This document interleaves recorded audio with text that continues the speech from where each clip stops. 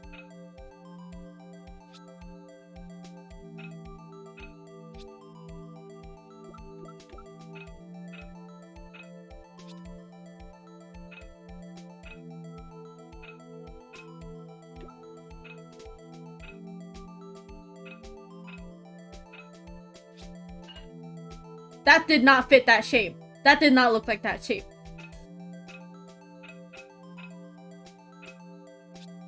Nope. There we go. Oh, it's missing a piece.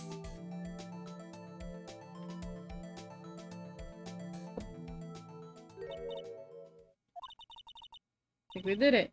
Some of the pieces are missing. I got that far for 2 minutes in. The problem was finishing it. Were some pieces stolen? But they were missing to begin with. Still, doesn't look like the most stable kind of jar. I kind of understand how it got broken.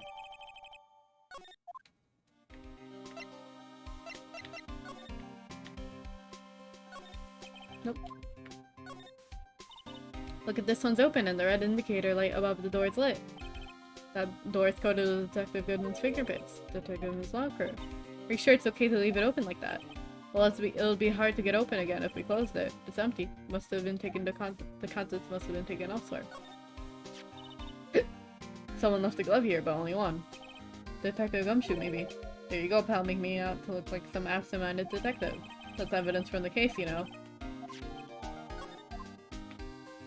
Paint? Why is there a saw and paint doing here? Since the dawn of time, true art has always been a war against oppression. True art.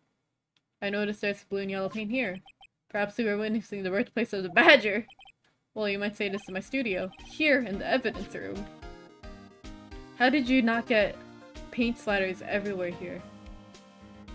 What a clean painter. Anyway.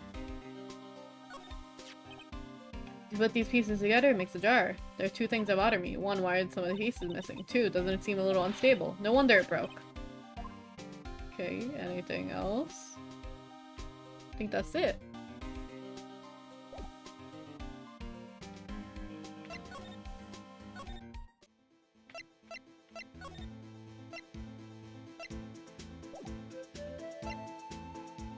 Thank you for stretch and hydrate. Hi, Rag.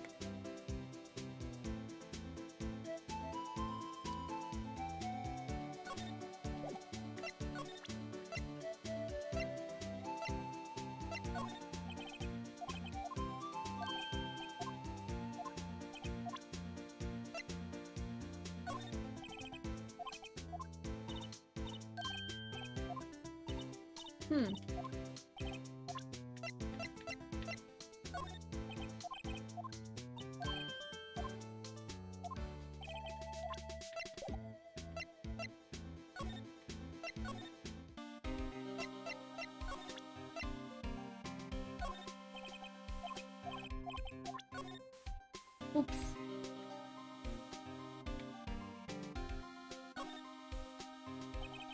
This is all 9. Okay.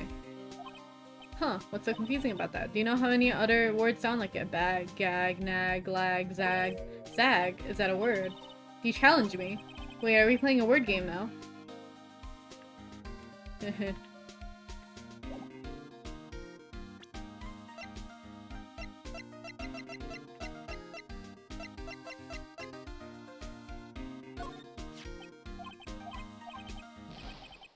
Wait, we already know that. We already know. Skip, skip, skip, skip, skip, skip, skip.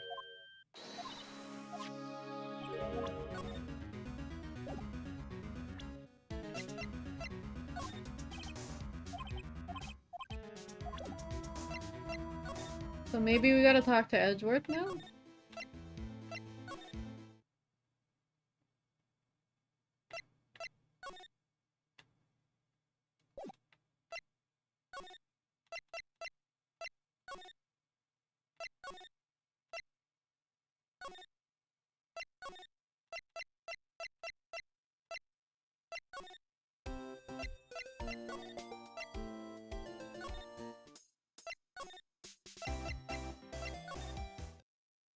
Nope.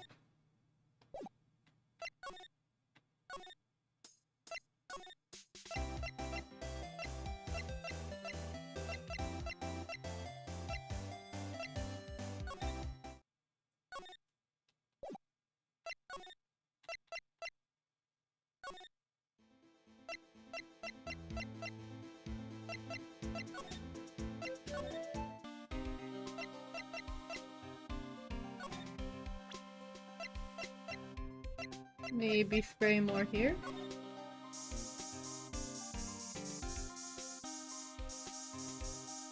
pew pew pew, pew pew pew, pew pew pew, pew pew. Nope. Oh, there you go. Now that was a bloody violent case. Violent, but was a murder. Serial killing. Serial killing. Maybe I don't want to get involved in this anyway. But the killer made a mistake and Edgeworth built his case around that to nab him. And this was 2 years ago. That put Mr. Edgeworth right in the spotlight and started the rumor hill. Rumors about forged evidence. It was supposed to be all cleaned up with the transferal the other day. It was the last job he ever did. Detective Goodman, that is. Huh? What do you mean? Detective Goodman was the detective in charge of the SL9 incident, you see? So the switchblade knife. The victim took the knife out of the evidence locker himself.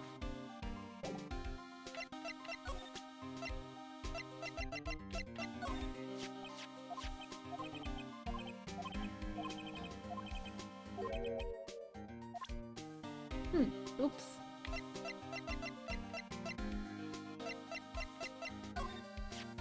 It's my crowning achievement, my masterpiece, might say. But art is always misunderstood, pal. Art. He was dancing proudly on the day of the award ceremony, but there were a lot of people coming and going after the ceremony, so they took the blue badger away for a while. Really? Why? Oh, they said it was shameful or something like that. Shameful? I toiled in night and day. I sympathize with Detective Gumshoe, but I can see why they moved it. Anything else? Maybe now a cutscene will happen after doing that interaction.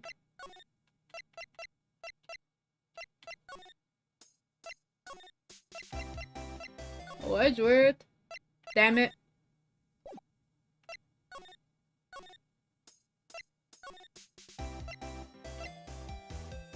Oh, maybe I can go to the detention center now.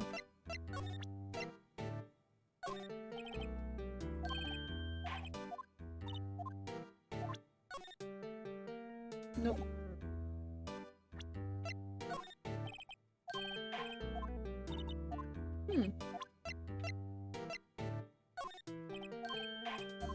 What do you mean? You were in there, but when you got knocked out and you don't know shit about this?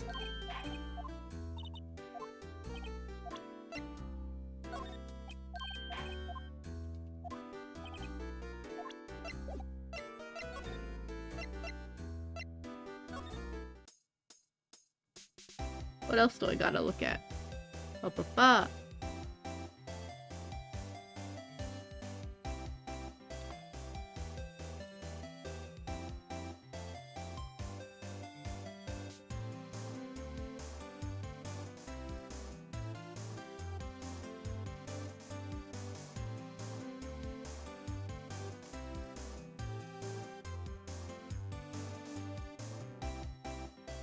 Oh. Okay, thank you, guide. Alright, let's go back. Whoops. Whoops! I opened something. There we go. Move. I missed the spot.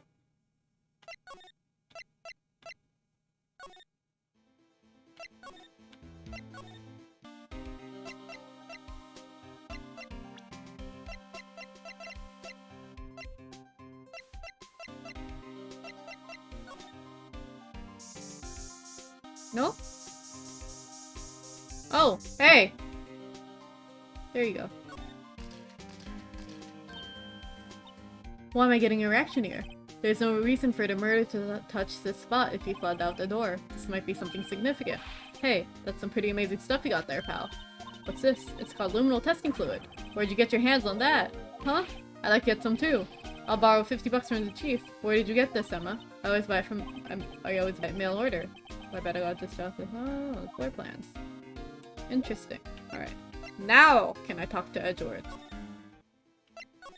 Wedgie boy! Where are you? Mr. Edgeworth!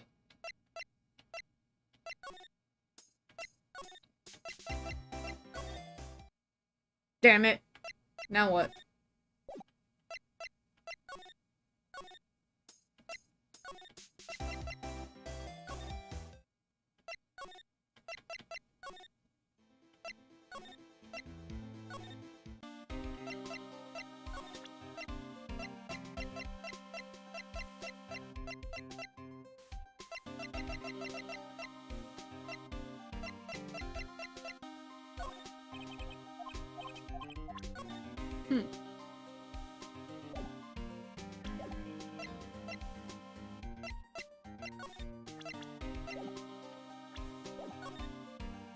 Did I miss the spot then?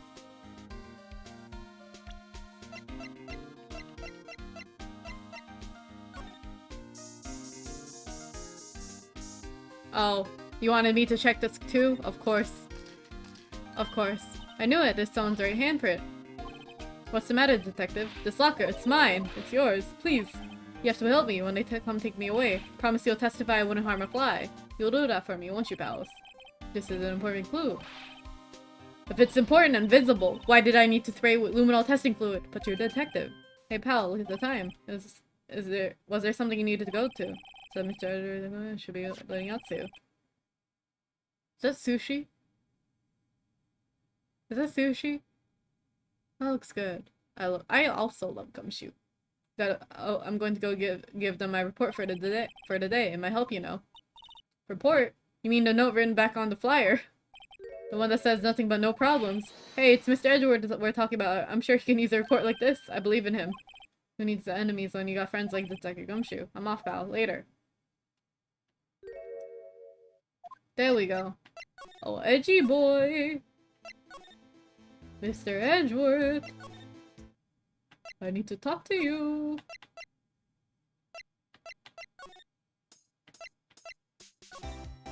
Nope. Nope. Move. There we go. Oh, you. Guess. My apologies. Oh, it's you. Have we met somewhere? Huh? Mr. Edward, I beg your leave, so long. Edward here. There he is, standing by the window, teacup in hand. Right. He has a hotel bring him tea service. Mr. Edward, you're back from the district prosecutor's office inquiry. I am. By the way, Detective Gumshoe was looking for you. Oh yes, he brought me the latest information, it seems. Really? Was it helpful? Apparently, a new French restaurant is opening near here. I think he was trying to console me somehow. Oh, that's sweet. The real info is on the other side, Edgeworth. Mr. Edgeworth, I think this whole thing is really taking a toll of him. Inquiry committee. So how do you think the inquiry committee go? How did the inquiry committee go? Actually, they decided to treat this as not a case of concealing evidence, but as a communication error during the investigation. Concealing evidence. Yes, apparently there are some who believe that I concealed evidence. They gave me a warning, you were lucky this time. Again. Again. I've heard them say that so many times, ever since that case 2 years ago. Tomorrow's trial. Are you okay with the trial tomorrow? Well, I'm still presiding and the prosecuting attorney, however. Something happened. They gave control of the investigation over to the police department. Police department? Yes, any further investigation for this case will be directed by the chief of Professor Grant. I can do nothing but wait for its results. I see. Well, I ask you why. All along, I've only done what I believe is right. I have nothing to be ashamed of. But still, I've seen him with this. Alright. May I ask why you're here?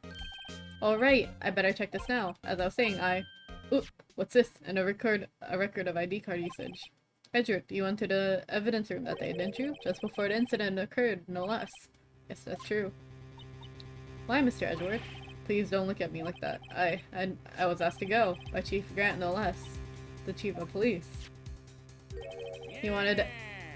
Hi, Luzora! Welcome to the S-Space today. Thank you for the follow. Hope you're doing well. I knew he'd join. He wanted evidence for a case that wrapped up half a year ago. He told me he wanted to keep it here in the prosecutor's office. But it was solved, right? It would have to be if the evidence was already filed. The chief has never wanted to explain himself. In any case, on the day of these stabbings, I brought this back here and asked what kind of case it was. I can't say. It really has nothing to do with the current case. Now I'm curious about this other case, I better make a note of it. Stubborn as always, I told you this case has nothing to do with the current case.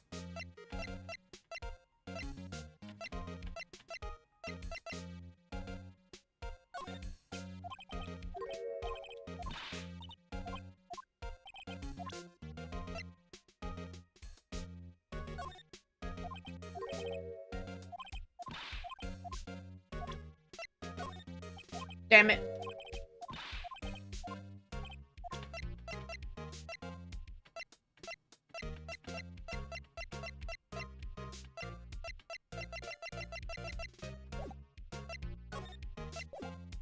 Now what?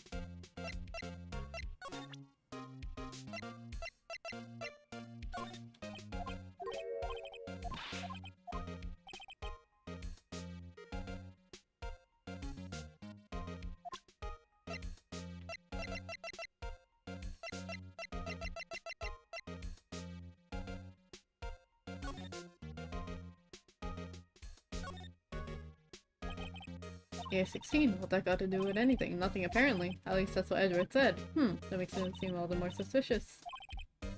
Okay.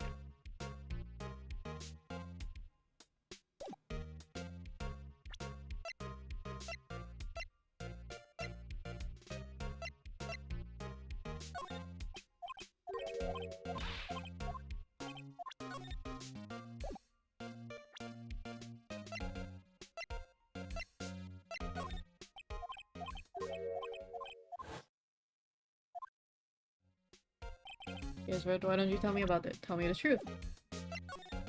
Allegations of forgery. The SL9 incident was a heinous serial killing case. The head of the investigation was the deputy chief of police at the time, Damon Gant. That wacky old coot was involved in the case 2 years ago then. He was a top officer and it was my first time working with him. I was nervous. Wow, you get nervous too, Mr. Edward. What I want to know is why was the deputy chief of police on the investigation? In truth, I use slightly more extreme methods than normal. We're dealing with a vicious murder. If I let him go, the blood would be on my hands. We won our guilty verdict and the killer was executed. But you didn't. Of course not. I didn't touch the evidence. Yes, I'll do anything in my power to win a trial. However, I do have a code and I follow it faithfully. By the way, Emma, the chief prosecutor wanted you to know something. My sister. What? If you were still studying forensic science. Huh? Yes, of course. Why, just today, Mr. I were using this. Aluminal testing fluid. Well done. You might have a use for this. Aluminum powder for taking fingerprints. It's been chemically treated for better adhesion. For me? Are you sure? We are the enemy, you know? I have no say in today's investigation. Do what you will. Edgeworth, no need to thank me. Here, take your powder and these fingerprint files for everyone involved. Thanks! How about giving these to Detective Gumshoe as well? Right. I guess that's just a him for it somewhere. Alright. Ba ba ba. Ba ba ba. Ba ba ba.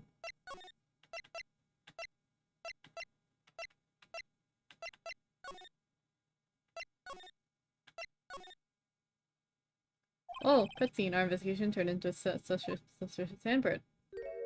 Here, in this blood on the detective's evidence locker, let's use the secret weapon we just borrowed.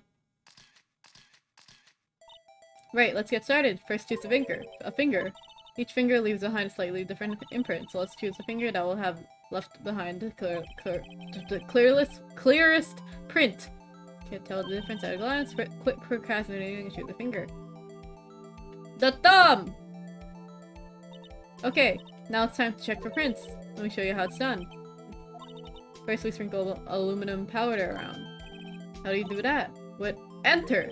Ah. Once the powder is all spread, just blow away the excess. Huh? How do I do that? Wait. I don't know what E is.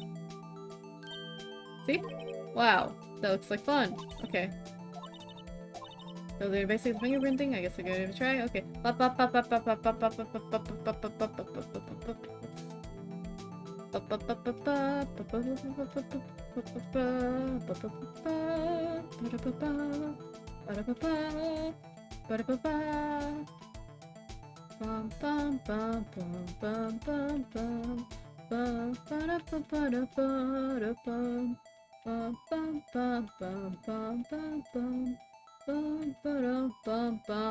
Blow. Aha, you did it! You found one, but it looks like this looks nothing like a fingerprint. Now you mention it, I guess it doesn't. What does it mean? I think it means we're out of luck. Out of luck? The person who left his fingerprint must have worn gloves. Don't tell me you've been wasting our time here. Hey, calm down. That's just the way it goes sometimes with scientific investigations. But it does seem a shame. While we're at it, why don't we look for other prints? Other prints? Looking at the locker door again closely. It seems like there are fingerprints outside the bloody handprint as well. Let's see if we can get a clear print. Like this one?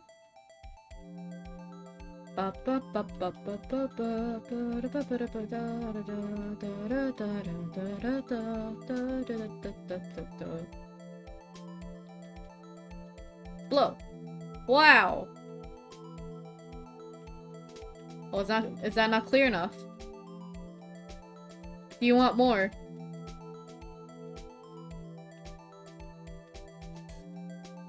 There we go. Yeah, print so clear it's dazzling. Dazzling. Anyway, the print took a lot of effort to find. Let's match it up right away. So we're not done yet. This is quite a process. Well, there's no point in finding a fingerprint and not knowing who the owner is, right? I guess she's right. Look at the fingerprint data we got from Mr. Edgeworth, and point out the person you think left these prints. Huh, how am I supposed to know who it is? I can make a pretty good guess. Is that a cocaine joke? Lamel? The bloody handprint and the fingerprints are in different places, right? That means the prints probably don't have anything to do with our case. So whose fingerprints would we most likely find on this evidence locker?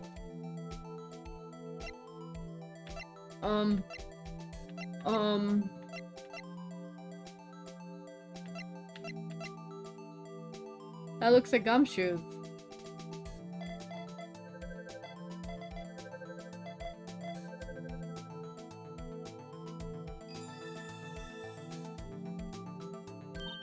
Aha! So these prints belong to Detective Gumshoe. Something wrong, Mr. Wright. You gave me this so what look. I guess that's probably because I was thinking so what. Okay, so we came up with nothing this time, but there's always next time. Sometimes we gotta hit, sometimes we miss. You gotta roll with the punches, Mr. Wright. Thanks for the sympathy. Wait, if I remember correctly. There's one other handprint in this room. Let's check it out. Sure thing. Nope.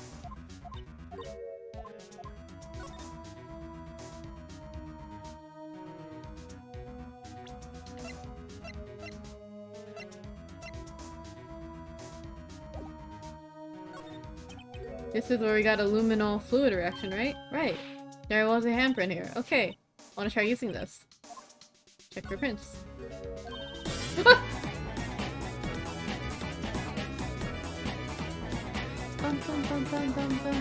Hi guys! Hello Raiders! I'm Esper. Let's see. Okay, let me say hi guys! What were you playing? Shut up.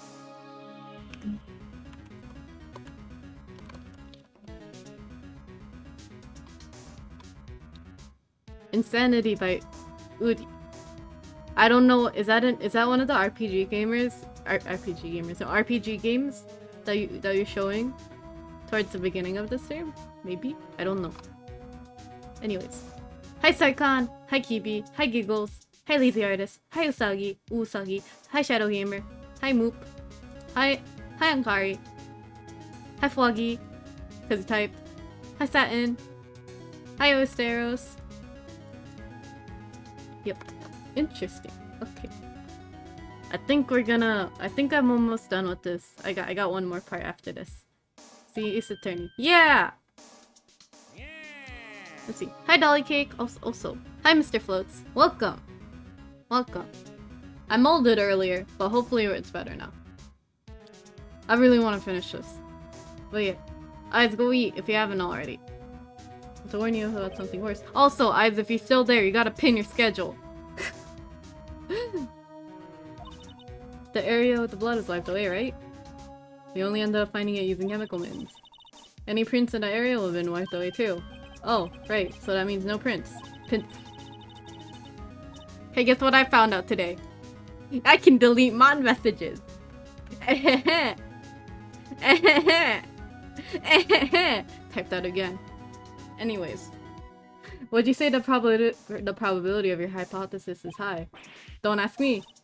Anyway, we must try to find prints that we haven't wiped away. Prints other than the ones left by the bloody hand.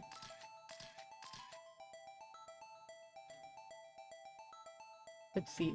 Let's do the middle finger. No. Huh? Oh. Hello? Oh, there we- Huh? Okay. bum bum bum bum bum bum bum bum ba-da ba ba-da ba ba-dum bum bum bum bum bum bum bum bum ba-dum bum bum bum. There we— what is that? I gave it my best shot. Take that. That kind of result won't be any good for matching points, will it? But it doesn't look like we'll get a clear result from this print. Let's try a different finger done. This one. This one.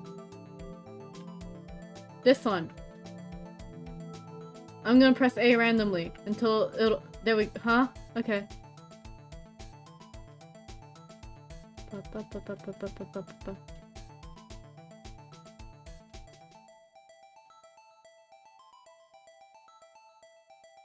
Oh! Okay.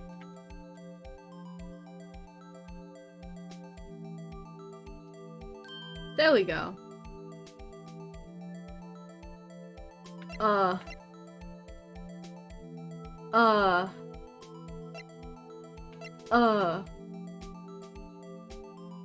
You?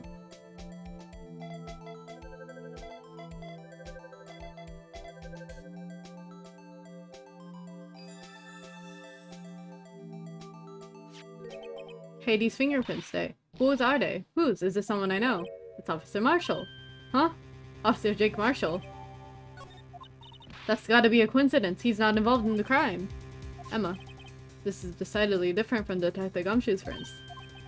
The luminol reaction. The blood and the fingerprints are in the same place. Oh. Oh! So we have Jake Marshall's fingerprints on a white bloodstain. But why would Officer Marshall? It looks like our investigation is finally turning up the results. I guess this is what you call decisive evidence. I don't believe it. To the courtroom we go! Aha! Almost done, almost done, almost done, almost done, almost done. Yeah. Day 3.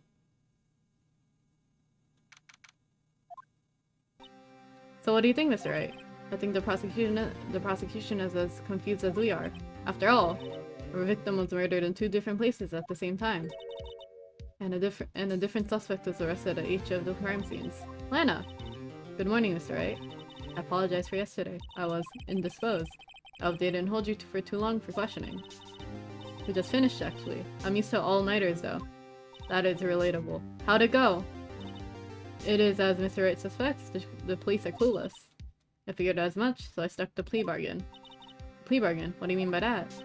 We agreed that if I told them the truth behind a simultaneous murder, they wouldn't seek capital punishment. That's what I mean, Emma. But Lana, don't tell me you. Much to my regret, I'm as much as in the dark about this as they are. The sky. We found trace evidence of a certain person in police department's evidence room.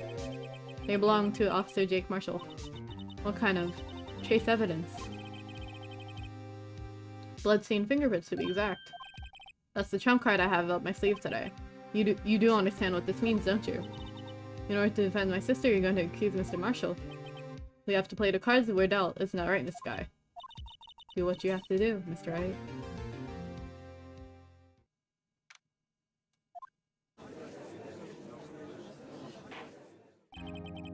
Court is now in session for the trial of Miss Lana Sky. Those offenses ready, Your Honor. The prosecution is... I'm afraid you have to clarify. It takes 30 minutes by car to reach the police department from the prosecutor's office. Yet the victim, Bruce Goodman, was slain by the boot at both places at the same time. But that's not physically possible, is it? What's more, I hear the victim from the evidence room just disappeared. Yes, and the body eventually reappeared in the trunk of Mr. Edgeworth's car. Wow, this is one messed up trial. One of my duties as prosecutor is to present impartial evidence. Today I will present evidence relating to the murder of the police department. In doing so, I believe the way in which we should proceed will reveal itself. Now that's what sets Edgeworth apart. He sounds so on top of things, even though he doesn't know what's going on himself. And that's supposed to be an admirable trait. But very well, let's let the trial resume. On the day of the crime, what exactly transpired at the police department? Mr. Edgeworth, you may call your first witness of the day to the stand. For its first witness, the prosecution calls the suspect of the murder that occurred at the police department. The suspect? You mean the so-called murderer? Ooh boy. Things are getting wild from the get-go.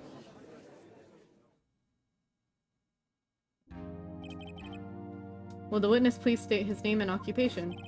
Yes, sir. I'm Officer Mike Meekin, sir. My occupation is, that would be murderer, sir. So you're telling us you're a professional killer? Sir, it was me, sir. I'm the one who did it. I'll never kill anyone again, sir. You gotta believe me, sir. Actually, what we'd like to hear from you is, sir, I'm what you call a part of the younger generation, sir. I'm a zoomer, sir. A person whose action adults can't possibly comprehend. Please, Mr. Edgeworth, sir, please help me. Officer Meekins. Yes, sir. Give us your report of the crime. Consider that in order. Yes, sir, as you wish. After all, I'm a part of the generation that must be told what to do, sir. You can't fault him for a lack of enthusiasm. Crime report, sir. Although it's not my normal duty, I was assigned to guard the evidence room that day. I spotted a suspicious man on the security scan and rushed to the room.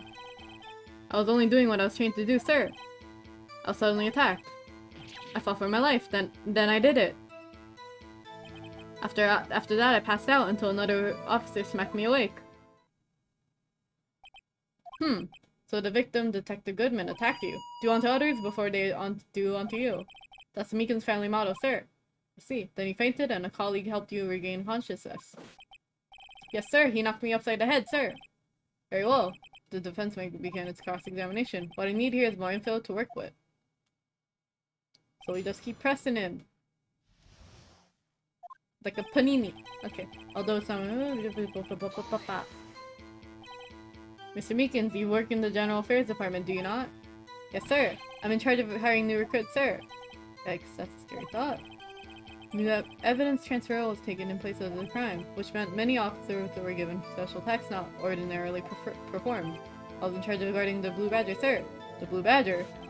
Yes, sir. The lovely police mascot created by the Chief of Detectives, sir.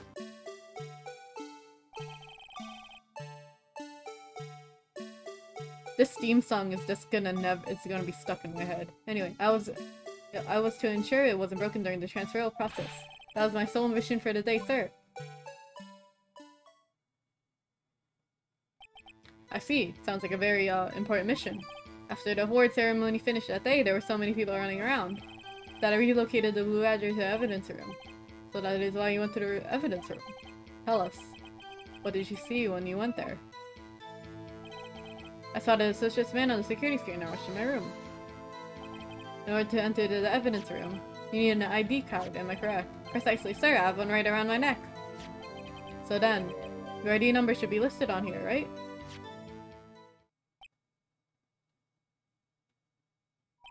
There it is! I found it! This is the one right here. Could you please read us the number? Yes, sir. It is 4989596. That is my number, sir. I see. Huh. But the number. It's shown being used twice. Please explain, witness.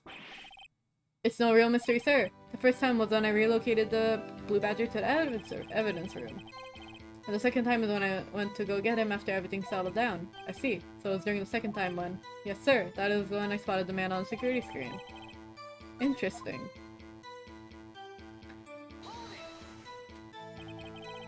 So you're attacked. Can you please tell us exactly what happened to you? It was a knife, sir. A knife. Well, the knife on you. What happened then? Well, with me charging in on him like that, he looked as surprised as I was. You weren't exactly the kind of person someone would want to run into. That's when I reacted, sir. I swung my arms like an octopus, struggling to detain him. That's how I got this gash on my hand. Maybe if you just kept your cool, your hand wouldn't be. When I saw the blood trickling down my arm, I panicked. I grabbed the man by his collar. What exactly do you mean when you did it? I don't know. I know I don't look the type, but I'm really into kung fu films, sir. The man let his guard down for an instant, so I snatched his knife from him. You took his knife. I spun him around and performed a disarming maneuver. I made sure to close my eyes like a man. See, he must have been desperate. The next thing I knew, His white coat was drenched in a sea of my blood, and then the next thing I knew, yes, he punched me right in my face, sir! After that, I passed out until another officer smacked me away. Ooh, go back! No!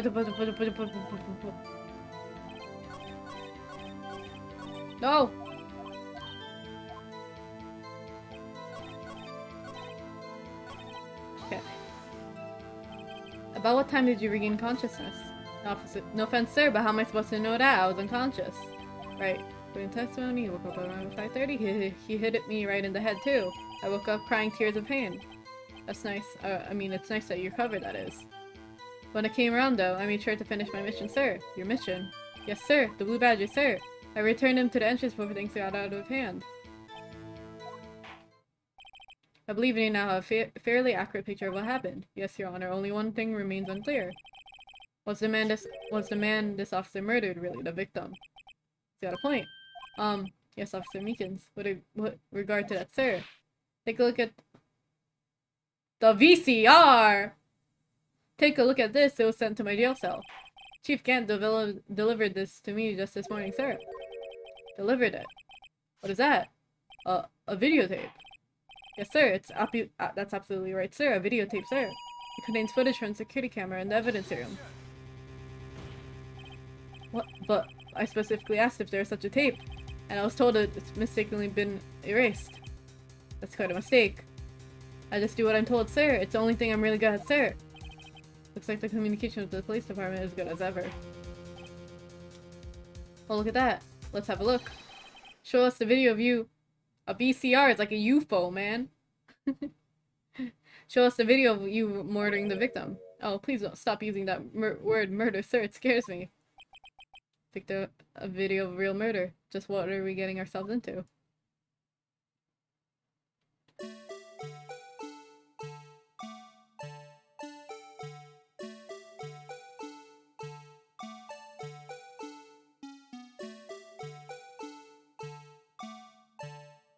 No. No. No! You are not body blocking that! No! No, no, no, no, no, no, no, no, no, no, no. No, no, no, no, no, no, no, no.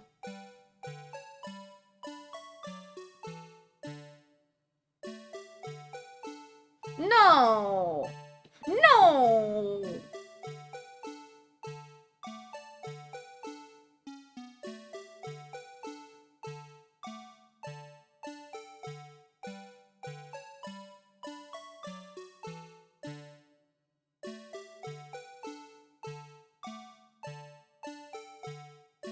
Right? What a cock block. Bro.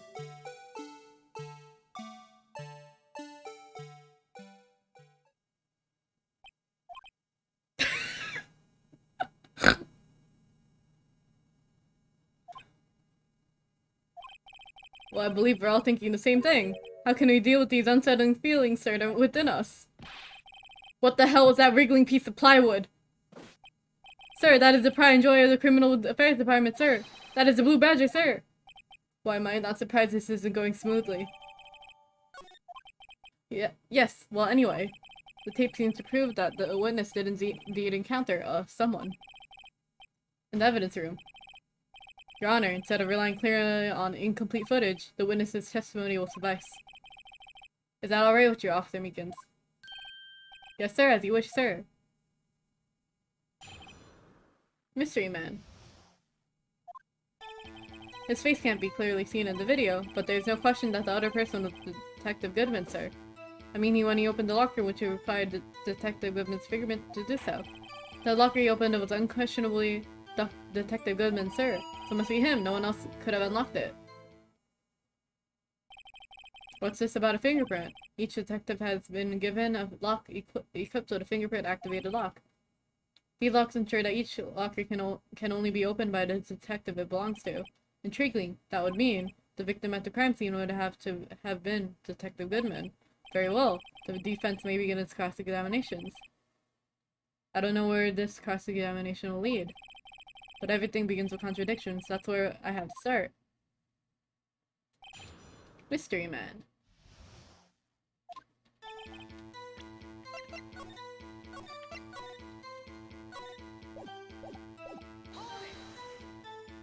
Tell me, were you able to get a good look at him? At the face of the man who attacked you with a knife. Sir, if you must label him as having seen or not seen the man's face, I believe I would be classified as the latter. The latter? But you were standing right in front of him, were you not? More to the point, you are the person who fought him, aren't you? Yes, sir, but I didn't get a clear look at his face, sir. I'm not the kind of guy who looks directly at people and talking with them, see? Yeah, that's a good trait for a police officer. Still, I'm sure it was him. I bet my badge on it. But there's no question that the other person is Detective Goodman, sir. I mean, he opened the locker, which required to press. Keep forgetting to press. But you didn't know that for sure, do you? You never actually saw Detective Goodman's face. Well, I suppose you might say that. That is, if you must label people as have seen or not seen it. And since the face cannot be done by the video, only you can verify it. Why is everyone looking at me? If I had to label your stares as disturbing or Meekins, eek! Having been shown a questionable video at best, we are not in the best of moods. Now please be more certain when you testify. Yes, sir. You claimed the man brandished a knife on you was Bruce Goodman. Tell us why you're positive it was him. About these lockers, is there no other way to open them? No, sir, I tried myself all kinds of methods in the past. They only respond to registered fingerprints, sir. What kind of methods you tried? If the man opened the lockers which only responds to its registered fingerprints, then he must be the person the locker was assigned to. Exactly my point, sir, and this too. How did you know this information? I've heard rumors, sir, from the people in the know, sir. People in the know. The workers in the department cafeteria, sir, they keep me informed. They also listen to my romantic troubles, sir.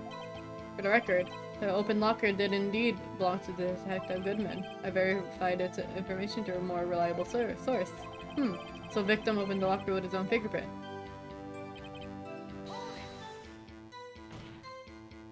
However, the most important detail is not shown in this video, the man's face.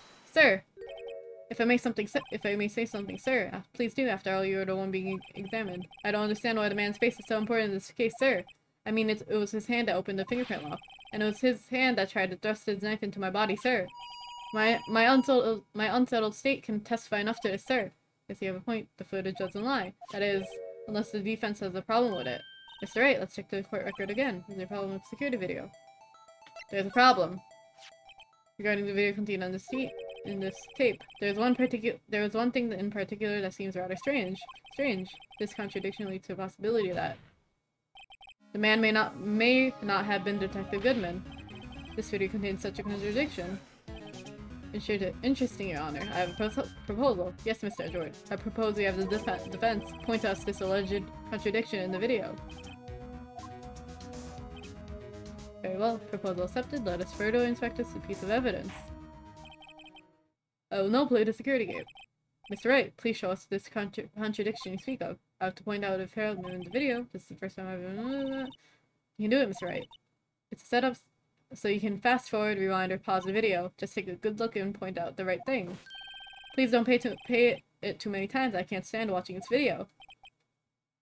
How did this guy ever become a police officer? Now then, Mr. Wright, please enlighten us. Where is the contradiction?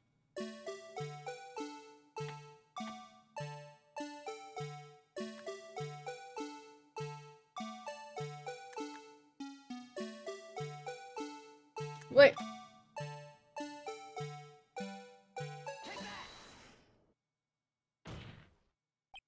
The thing that's strange about this video would have to be this. Hold on a second, I need my eye drops. Well, I don't get it. Fuck!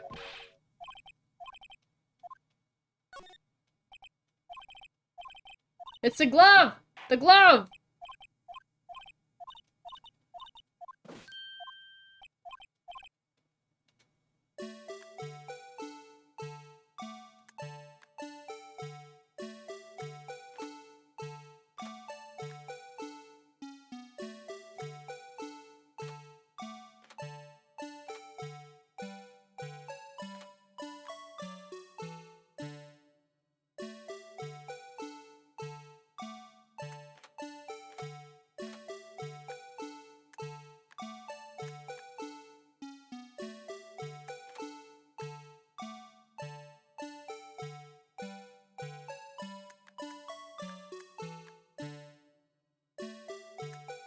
No! Fuck! Fuck! I didn't miss first. Ah!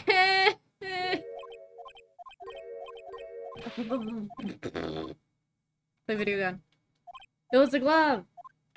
Do I have to do the view of his hand in the beginning? Is that it?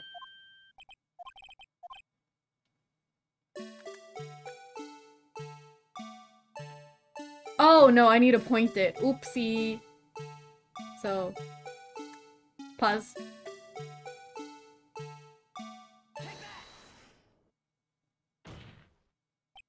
The thing that's so strange about this video has got to be this. Yes, that is strange. Something certainly seems unnatural about that. What could it mean? Sorry to interrupt, Mr. Wright, but you seem to have forgotten the point of this exercise. The point, what you're looking for, is one thing and one thing only. Something that indicates the man may or not be Detective Goodman. Oh yeah. Whew. Almost walked into the defensive trap. I'll place him under sir. Right, senior son. Well, if he says hi, what should I do? Oh, so okay. Wrong one. Darn it. All right.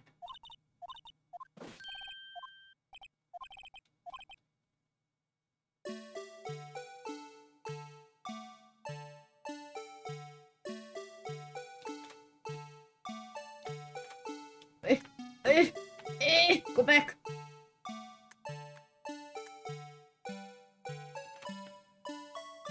Is it not that?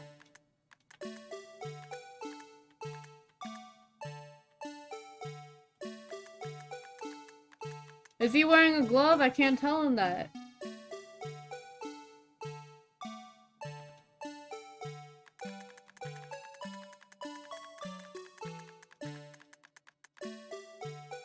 Oh, hey, he is.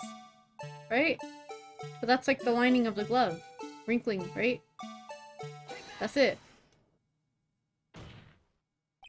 The thing. What?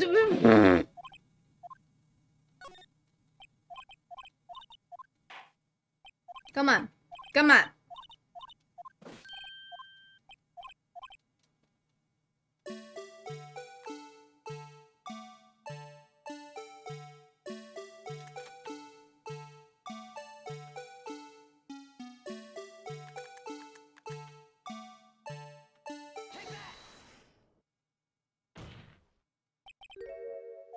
Come on, is it not the glove? Are you kidding me?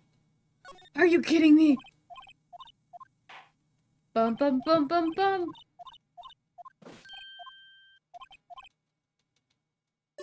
Ba-dum bum bum bum bum bum ba-dum bum.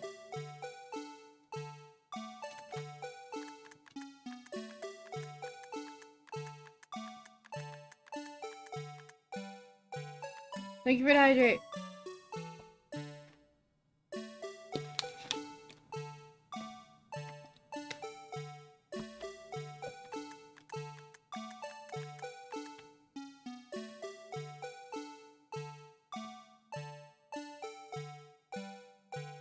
Is this?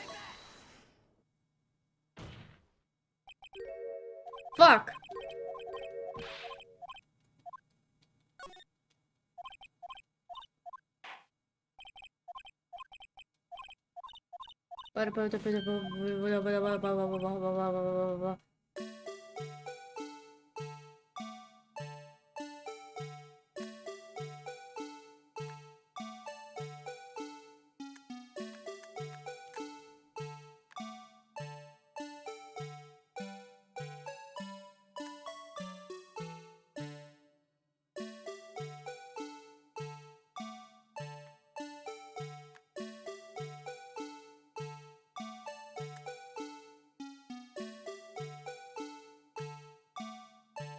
Is it the blood on his shoulder?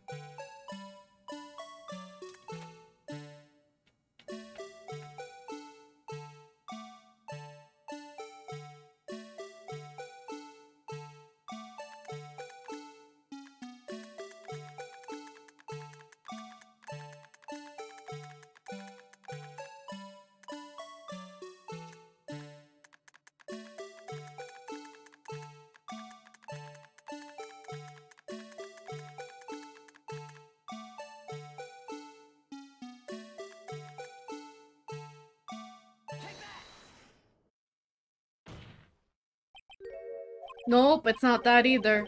Goodness.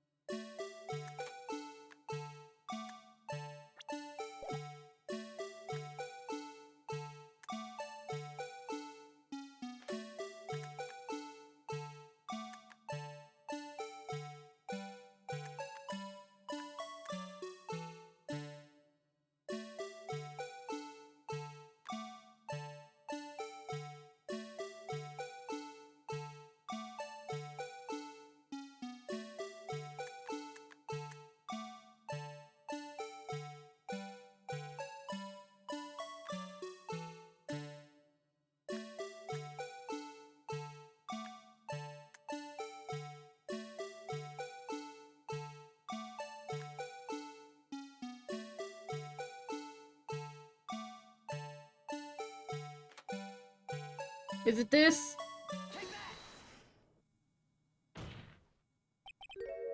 No! Okay, I'm gonna look at the guide. I give up.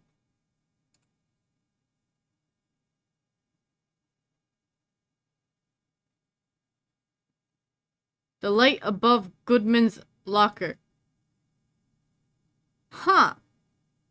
1432. Don't mind me cheating. Yeah. Hi, Gremlins! Welcome to the Birthday. Thank you for the follow. I knew you joined. Hope you're doing well. Okay.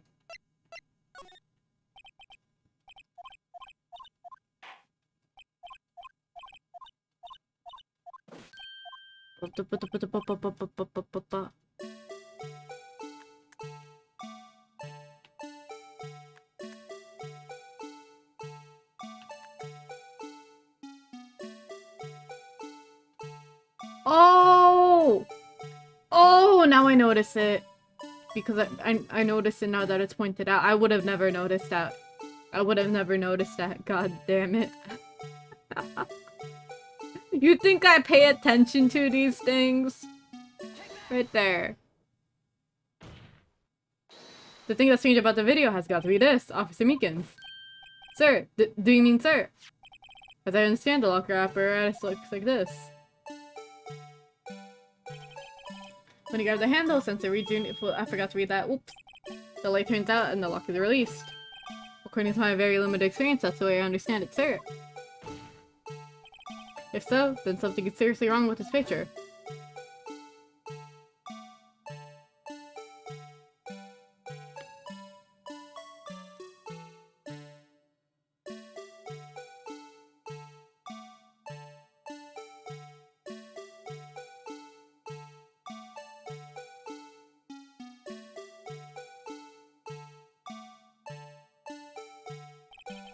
When the victim reaches for the handle to open the locker. Let's rewind that a little earlier.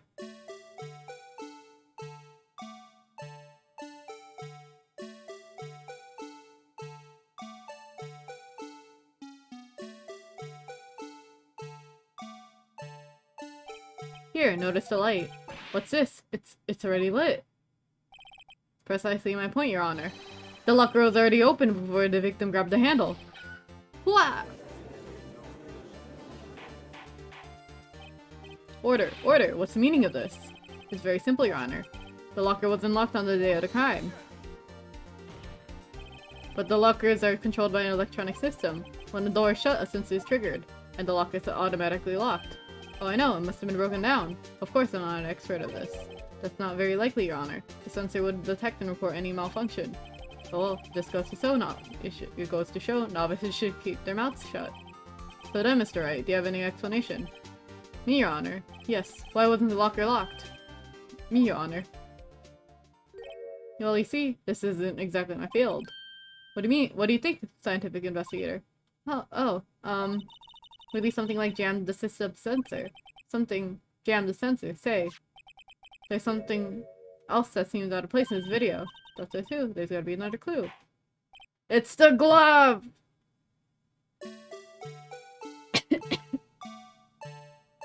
Ba-da-ba. What? Oh, go back.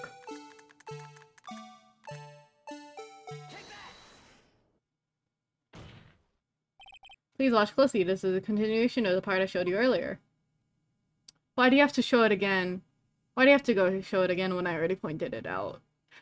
Come on.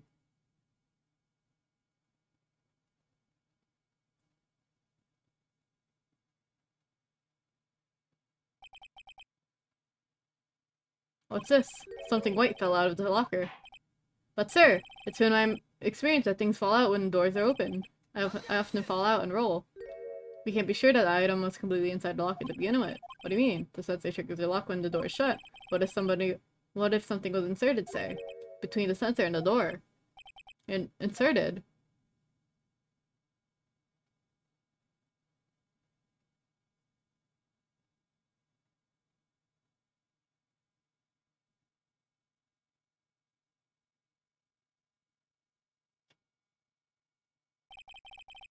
This white thing wasn't inside the locker. It was stuck between the door and the sensor. Well, I understand now, sir. It's just like my tie. 2 out of 3 times it gets stuck in the locker when I get stuck in the door when I get out my patrol vehicle, sir. Instead of the door closing, but I misclicked. Oops. Alright. But the object would have to be extremely thin to fit the door. Not only that, it would also have to block electrical currents. It would need an insulator.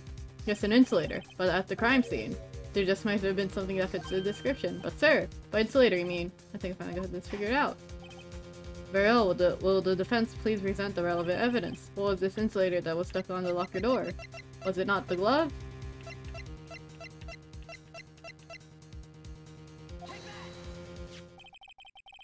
I found this near the locker, a thin rubber glove. But we cannot be sure that was the victim's locker, as the tag says SL9 incident. The video seems to depict the victim opening the locker. But that isn't the case, the lit lamps attest to this. On the day of the crime, even I could have opened that locker. If not so, is that not so, Officer Meekins? Sir, it would appear so, sir.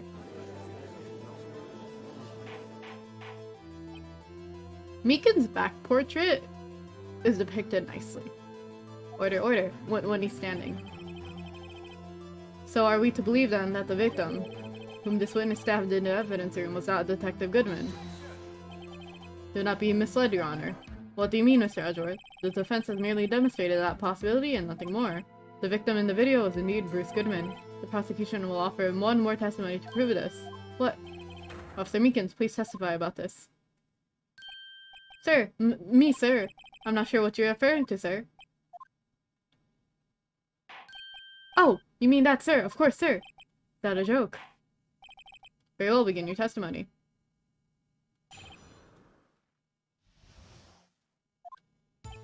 There was one other thing that proves that the man was Detective Goodman, sir. To enter the evidence room, one must use their ID card. When an ID card is used, there's a record of it. At the time of the crime, the defense had the detective had used this card. An ID record. An ID card record, I see. I have the ID card record right here, Your Honor. The ID used at 514 is that of the victim. That's before the crime. Yes, without doubt, this is the victim's ID. However, one thing does strike me as unusual. Several hundred cases should have been due for transferal. Why are there so few people using this room? This particular evidence room was used only for storing certain special cases. Extremely violent cases involving police staff. Just hearing that makes my hair stand on end. Me too, although it doesn't make much of a difference. There are only a few cases up for transferal there, and most were cleared up by noon. Right, I see. Now let us move on to the cross-examination.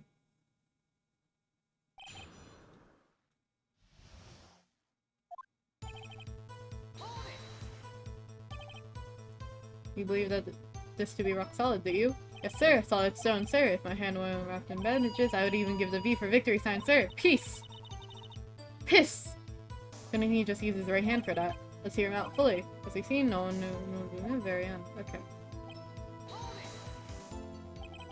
That card hanging from your neck, one of these ID cards. Yes, sir. This card right next to my cuff, sir.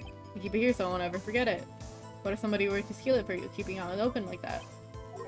Maybe I shouldn't wear it around my neck. I remember when I said 2 out of 3 times my tie gets stuck in when I get out my car. Well, the remaining time it's my ID card that gets stuck, instead of the door closing. Maybe we should just leave this one here. At any rate, each police officer only has one ID card. Both the police department and the prosecutor's office can attest to this. Please proceed with your testimony. When an ID card is used, there's a record of it. Yup. Let it be noted that this is the record the witness referred to. Let me see. Yes, that would be it, Detective Goodman. What's the matter? According to this, Mr. Edward, your name is on here. So it is, Your Honor. Not the prosecutor again. Hey, maybe he's behind all this, being a prosecutor. He could hide the evidence. Mommy, is that man in blue? Don't stare at me. Don't stare at him. You got the wrong color, kid. It would seem that the inquiry committee would want to speak to you again. I have nothing to be ashamed of regarding my actions or the consequences.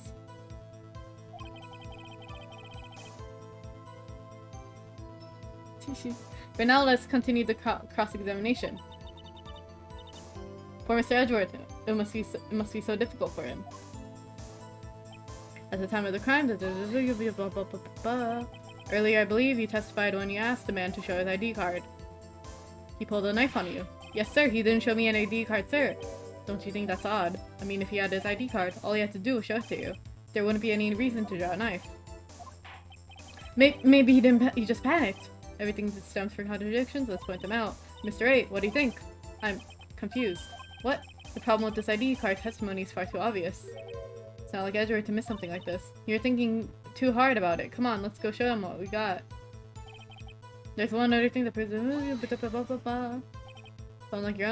unlike your earlier testimony, you believe this is rock solid?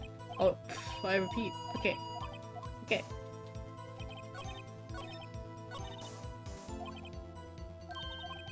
Oh, it's far too obvious.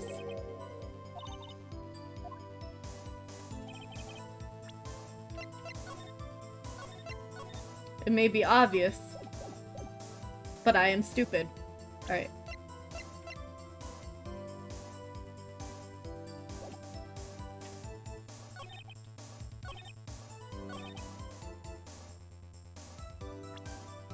No! I misclicked my badge! No! I want my HP back!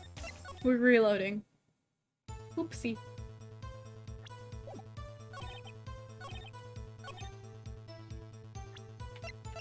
Is it just as good? Yep, there we go.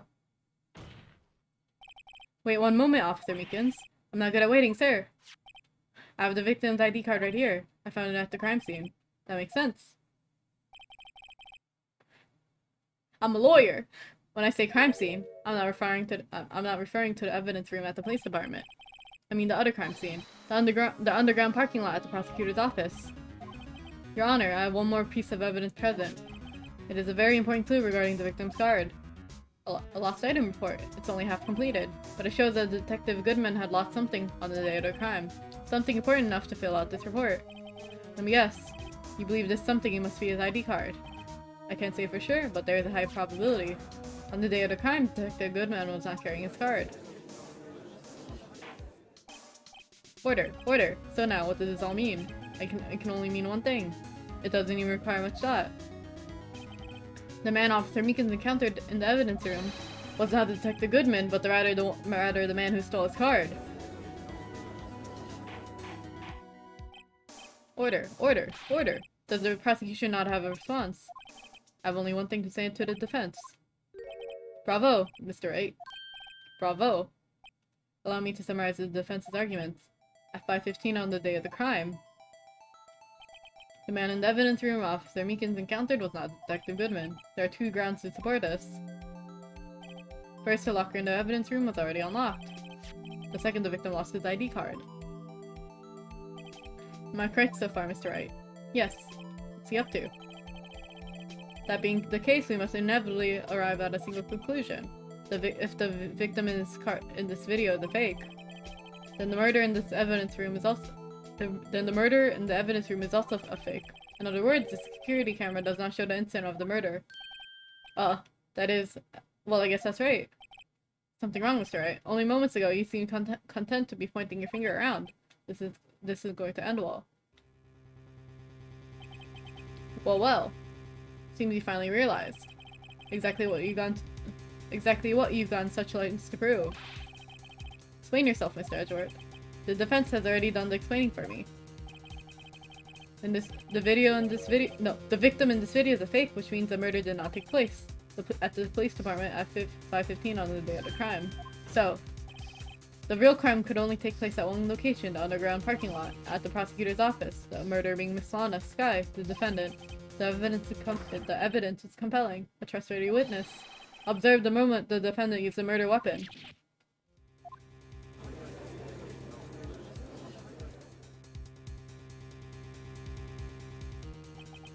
I knew that testimony was way too shabby. It was all a trap from the beginning. The activity in the evidence room still leaves many questions unanswered. Who exactly was the victim Officer Meekins announced? And where did this person disappear to? However, this trial's purpose is to examine only the murder of Detective Goodman. Just so, Your Honor. Mr. Wright, you have to do something, or else, Lana. What do I do? How am I supposed to get myself out of this? If the option is there, we object. One moment, Your Honor. What is it now, Mr. Wright? Don't tell me you are objecting to what you've just proven. Of course not. But I almost walked right into the prosecution's trap. What are you talking about? This cross-examination has proven one thing and one thing only. The security video did not show the actual murder.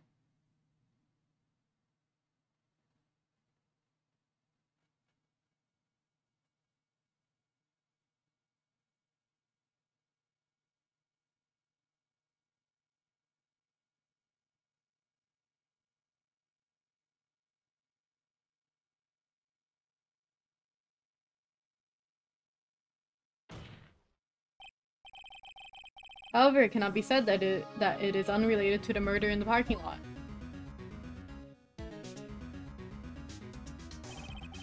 Specifically, a large amount of blood traces were found in the evidence room. The defense demands further examination into the truth of the matter. Mr. Edgeworth. Yes, Your Honor. If this court were to examine this further, other witnesses will be necessary. Is the prosecution prepared? I'm sorry, Your Honor. The prosecution considered the incident at the police department to be unrelated. We have not prepared any other witnesses to this incident. This just must be my chance. Time to call a certain Texas Ranger to the stand. Mr. Wright, do you mean? Your Honor, the defense would like to request a specific witness. Oh? Who do you have in mind? Someone we have reason to believe knows the truth behind the activities that took place in the evidence room. The prosecution requests to hear this person's name before deciding whether or not to comply. Very well then, Mr. Wright. This person whom you would have to testify. What is his or her name? Ba-ba-ba-da, ba-ba-ba-da. Ba-ba-ba-da. Officer Jake Marshall. Why him? Can't let Edgeworth know everything just yet. He's in charge of the evidence room. I feel we should hear what he has to say. The prosecution agrees to the defendant's request. Since he was responsible for guarding the room, we should hear his testimony. Fortunately, he works in the police department. We shouldn't need longer than 20 minutes to prepare. Very well. The court will take 30-minute recess while the witness is supponated. Will the prosecution please prepare for the witness during this time?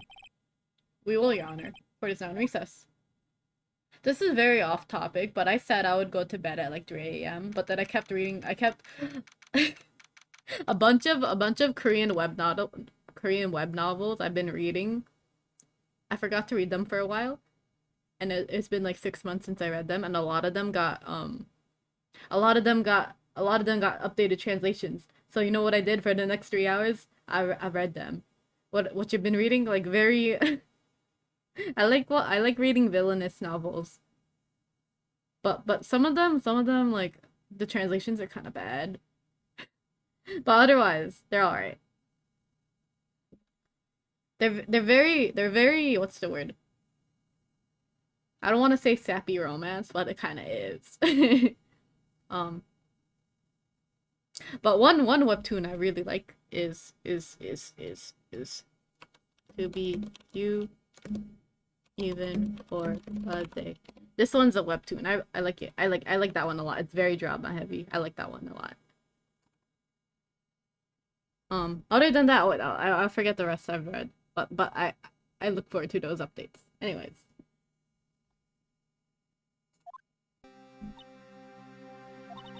There's no stopping you, is there, Mr. Wright? Huh, what do you mean? You called for Jake Marshall. It seems he figured everything out. I haven't figured anything out. Lana, you're the one who knows everything. Emma. You always know everything, why don't you just tell us? Mr. Wright is trying his hardest to protect you. I don't recall ever asking for his protection. How can you be so cold? Don't you trust us? Don't you trust me? Hope I'm not interrupting anything, pals. I love you, Gumshoe. Oh, guess I am. I'll come back later. Wait, Detective Gumshoe, what is it? You've got a lot of nerve, pal, making a detective run around while on duty. On top of it off, you call me here. I've seen happier people at funerals. Sorry, Detective. You better be- oh, hey! I didn't see you there, Chief Prosecutor Sky. That's okay, so, have you brought what I asked? Oh, ho, ho, ho, ho, ho, ho, ho, ho, ho, ho, ho, ho. You mean this? My apologies, Detective. Due to my present circumstances, I was forced to use Mr. Wright's name when making my request. My name? Never in a million years would I have thought it was you who asked me. Could I bother you to bring me the SL9 incident files? I needed them by noon. Talk about crazy. The SL9 incident. But Lana, that's... I thought Mr. Wright might need them, so I had them brought here. Here, you might do well to read them. I can't believe you, the chief prosecutor, was a witness in that case. This guy was a witness. Interesting. Take it from me, you don't want anything to do with the serial murders. Oh what? Now that I brought you your stuff, you're gonna ignore me. Emma, but why? Why is your name in here? What? My name is in there? I don't know. Unless... It couldn't be. Lana, the SL9 incident, That's the classification number the police filed it under. 2 years ago. The rest of the world knew it as... the Joe Dark killings. Joe? Mama? Okay. The Joe Dark. No. Lana.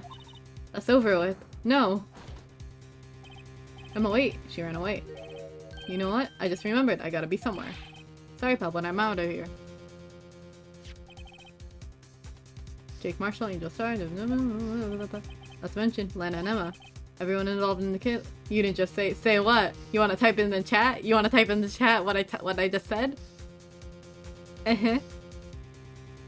Say what? Exactly. What I say. Everyone involved in this case is connected to those killings 2 years ago. This can't be just a coincidence. Knowing you might be able to figure it out. You know, time to get back to the trial, Mr. Wright. Best of luck, Mama.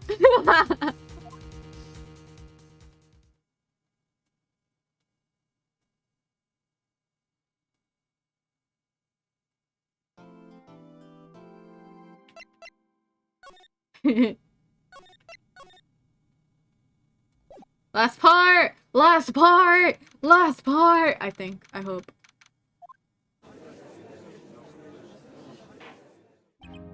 The court will now reconvene for the trial of Miss Lana Sky. Emma didn't come back. Allow me to call the next witness to the stand. The officer in charge of guarding the evidence room on the day of the crime. Glug glug glug glug glug glug glug. Witness, please state your name and occupation. You know, it looks like he's vaping. It looks like he's vaping here. Me, partner. Oh, I'm just a man, same as you, wandering around the trails of civilization. Occasionally helping the elderly cross intersections when needed. Yes, we get it. Oh, I know, you're a patrolman. As for my name, if you listen to hard enough, you can hear the howling wind call it out. To be exact, it's Jake Marshall, Your Honor. Howling wind. I never heard Edward described that way before. Now, Mr. Marshall, let me ask you something. You were in charge of guarding the evidence room on the day the crime took place. Is this correct? According to the papers, partner. What do you mean? A desperado soul is as boundless as its hands. No paper can sum it up. Maybe it's best we get on this quickly. Please share with us your testimony on the day of the crime. In plain old English.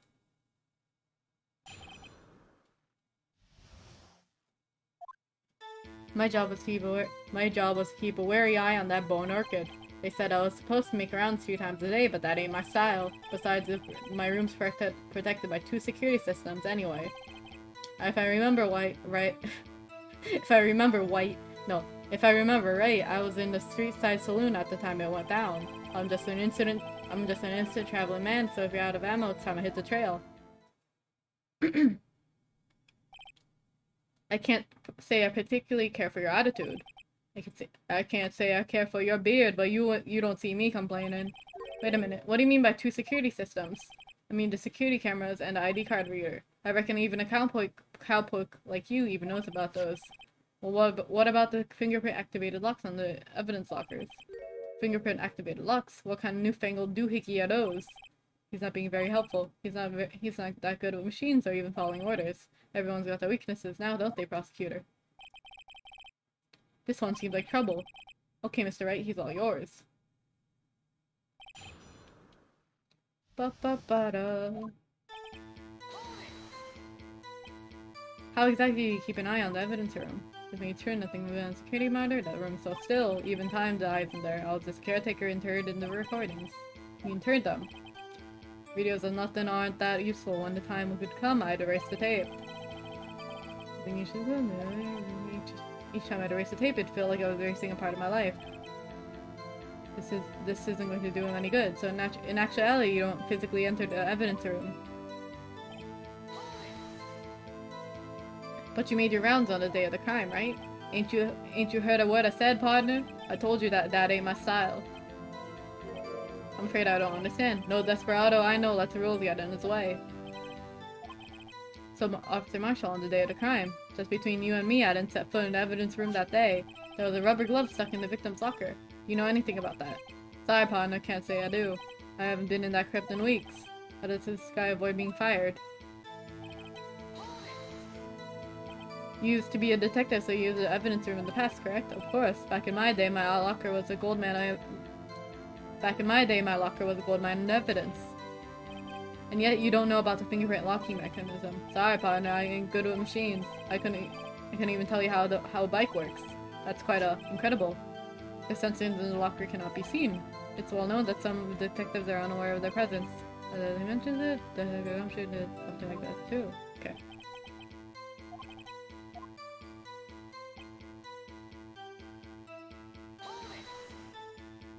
What were you doing in a place like that? I was eating spaghetti.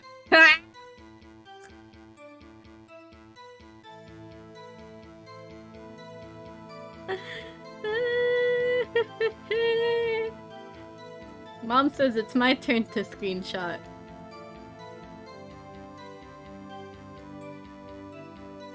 I was eating spaghetti. Vomit on my— Excuse me? What do you— Oh.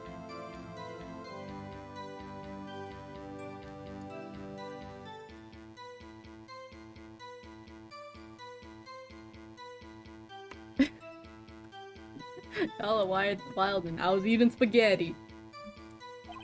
Not even Angel steak lunches can beat that Paolo's Vongola sepia pasta. Do you mean to tell us you abandoned your police duties to eat some noodles? Not at all. Not all desperados eat tacos, partner. That's not what I meant. I hope I hope this at least taught you a lesson. That's strange. This is usually where Edward says. Did you not want to raise this year? I'm just an instant out of ammo, Officer Marshall. That's right, partner, or as you'd call it, evidence. If you plan to pin me to this crime, you better draw. Otherwise, you're just wasting my time. My steel horse is waiting to carry me back into the sunset. One thing seems clear, despite being responsible for guarding the evidence room. The witness doesn't appear to have said anything. Texans don't take orders from anyone, everybody knows that. Apparently your superiors don't. Okay, I have a trump card on my sleeve, so I best use my pull. Before I use it though, I better up the ante.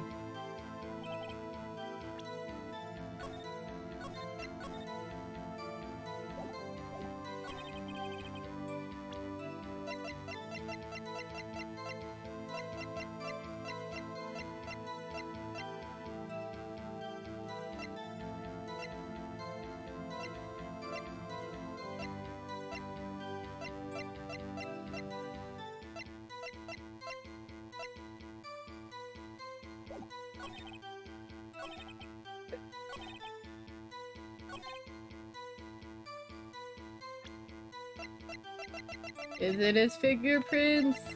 Can it be that simple? Can it just be this one? There we go.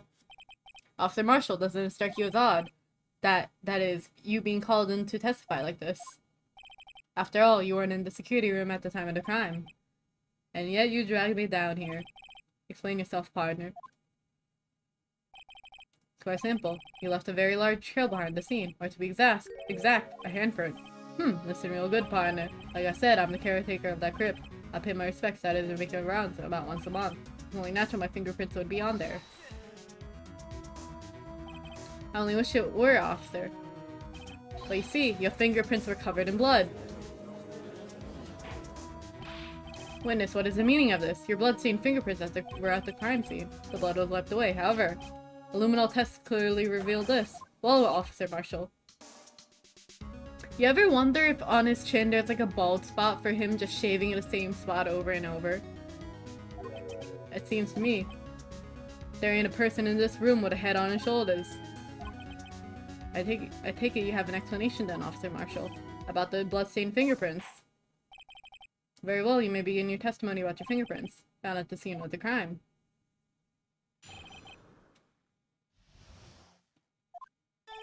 Like I said, it's only natural for my fingerprints to be in that evidence room. One of them just happened to be at the same place as the blood-stained handprint. The murderer touched the locker when my fingerprint was by chance.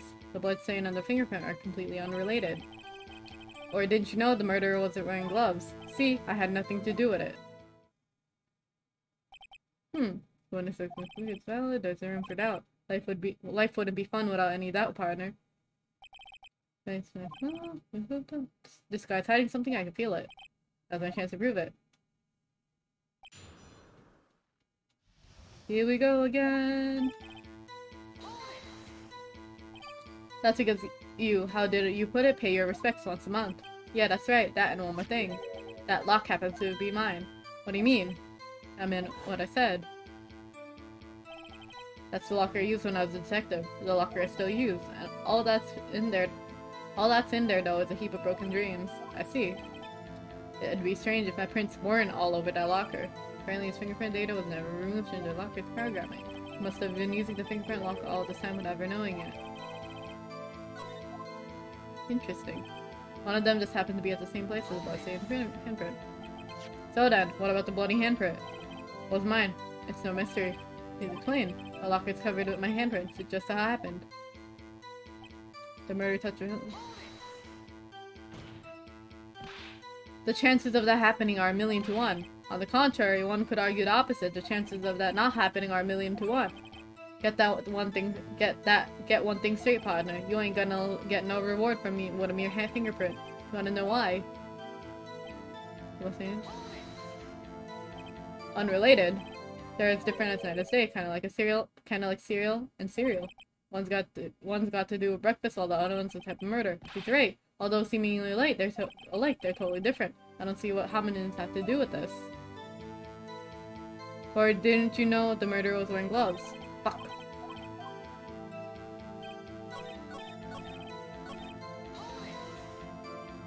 How do you know that?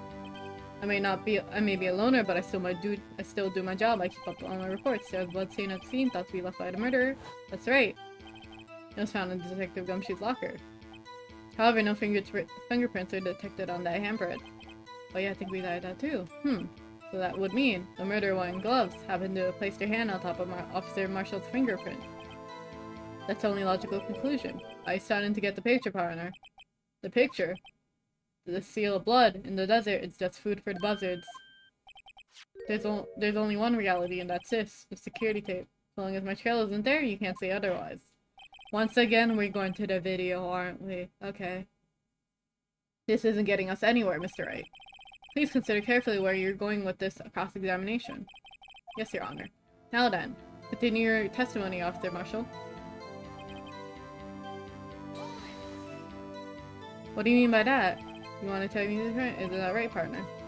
So, let's put that... That video is next to useless. It's full of blind spots. Blind spots? Places you can't see. The camera's panning back and forth. The floor isn't shown. If someone was familiar with the camera's position, they could have left that room without being caught on tape. We don't have time for your speculations, Mr. Wright. Well, Mr. Wright, if you can show us evidence in this video that contains Mr. Officer... Oh, fine. Okay. Tread carefully, Mr. Wright, or you might wind up being the one making the mistake. Now let's have another look at the video. Can I save? Can I save? Can I save? Fuck. Cannot.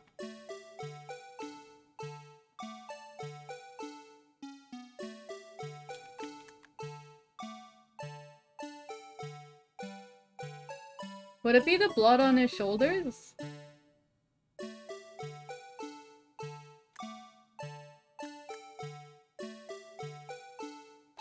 Oh, fuck! Fuck! I misclicked.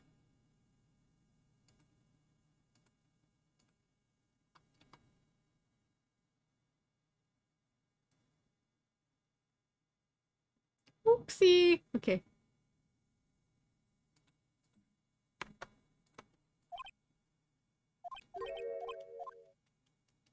Go back!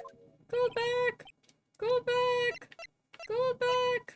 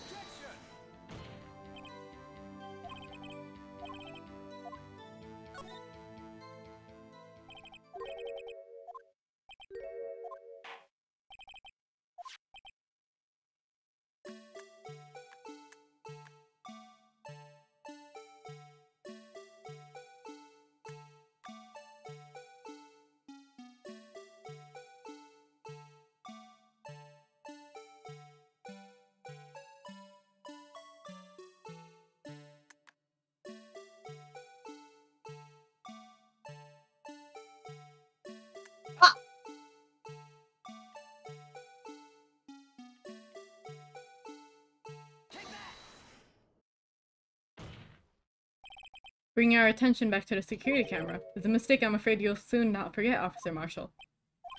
The days are short in Texas, and so are our tempers. Could you sum up what you have to say into 8 words or less? Very well. You can clearly be seen in this video. Exactly 8 words, not bad, partner. The key lies in a certain locker shown in the video.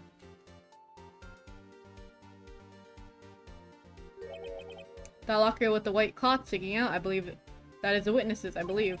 Now then, let's rewind the video a bit.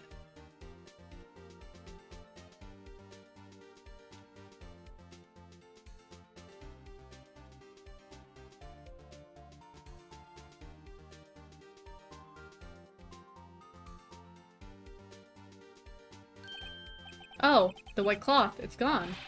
What is the meaning of this, Officer Marshall? When the crime took place, the white cloth wasn't there. Then it suddenly appeared. There's only one explanation. Officer Marshall, you were in the evidence room at the time of the crime. What's more, you opened your locker when the camera was turned away.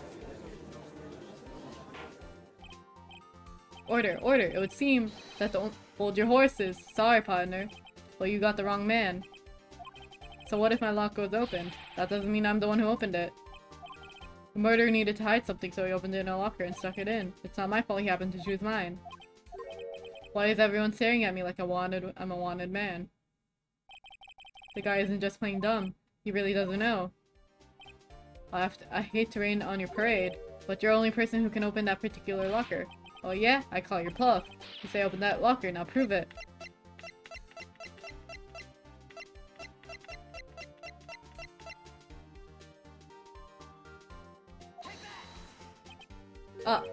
A fingerprint sensor. We talked about this earlier today. The lockers can only be opened by the detectives they belong to. What kind of crazy talk is this? Well, Detective Gumshoe did mention something about this. In any case, the locks aren't that obvious. There are even some on the force that don't know about the fingerprint locks. So, Sheriff, what do you have to say in 8 words or less? Are you eating jerky? I only got 1 word for you, partner. No!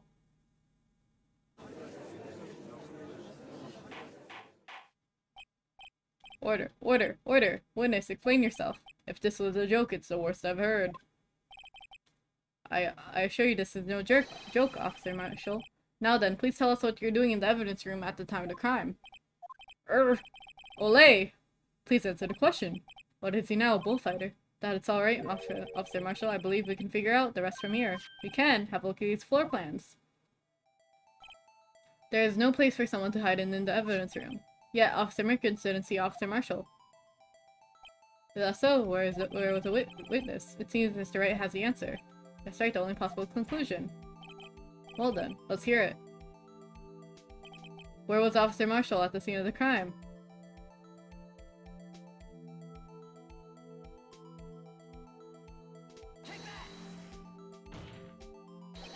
Officer Marshall was standing right here. So Officer Meekins didn't notice him standing there. That's almost as credible as Meekins' warp theory. Your chambers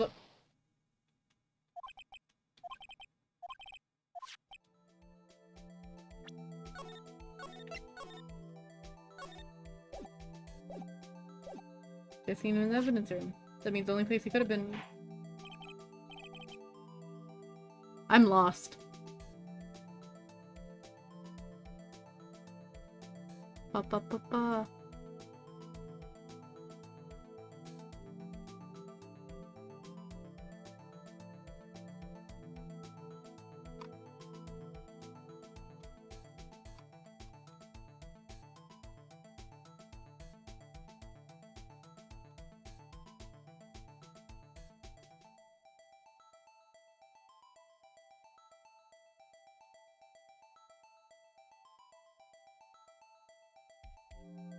Oh! I see now. Okay.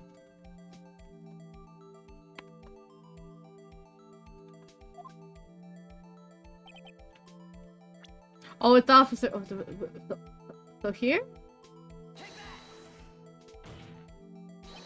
Officer Marshall was standing right here.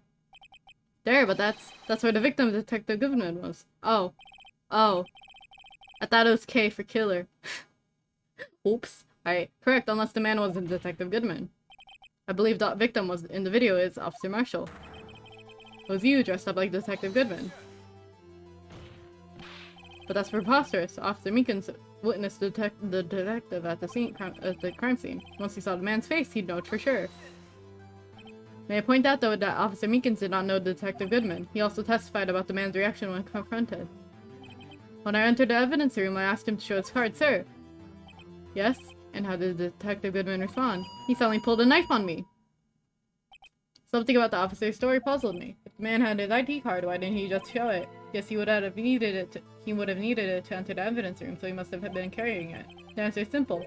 He couldn't show it. As you can see, Detective Goodman's picture's on his ID card. Well, I get it. If he showed that, his cover would have been blown. Officer Meekins would have realized the man wasn't Detective Goodman. Do you have anything to say to this, Officer Marshall? You got quite an imagination, partner. I got a term for that. It's called circumstantial evidence. Circumstantial evidence? He's still denying it. You're gonna have to do better than that to break a detective. Unless you have a hard evidence proving I dressed up as a victim. I can say I practically care for your uncooperative deposition. I can say I care for your beard, but you don't hear me complaining. Well, Mr. Wright, do you have any evidence proving beyond the shadow of a doubt that Officer Marshall dressed up as a victim? Well, who am I kidding? I don't have anything like that. I can see the fear in your eyes, partner. Seems you're the one who couldn't take the desert heat. Ugh, this can't be happening. It's obvious he's the one. What can I do? It looks like your lack of experience has finally been exposed. I'll pass on to you what someone has told me when I was starting out. When you run into a wall with no place to go, return to basics. The basics. For me, that would be what Mia used to tell me. Phoenix, try thinking outside the box. I shouldn't look for proof that Officer Marshall was in disguise. But rather, I should look for the evidence that came out because he was in disguise. Why do you think this locker was opened in the first place? What do you mean? There was no reason for Officer Marshall to open his locker at the time of the crime. Yet he did, despite the chance it might be discovered later as it has been. Which means he didn't originally plan to open the locker. According to the defense's argument, Officer Jake Marshall dressed up as a Detective Goodman at the scene of the crime. Then after the crime was committed, he opened his locker for some unknown reason. The fact that a white cloth was sticking out the locker seems to indicate that he opened it in order to put the cloth inside. So, what exactly was this piece of cloth? Perhaps the video is key to our unanswered questions. I don't have any evidence, so this video is my only shot. Very well. Let's take another look at the security tape. Fuck. After committing the crime, the witness opened the locker and put away the white cloth. Please show us the witness what had to open. Is it because he was injured? It's gotta be, right?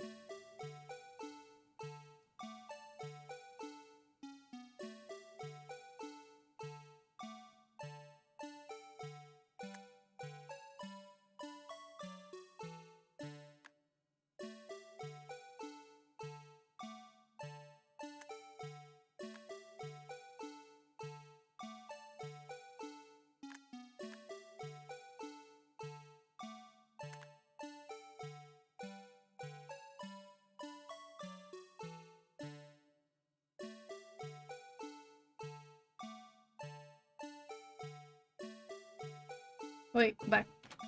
Ba-ba-ba-da-ba-ba-ba-da.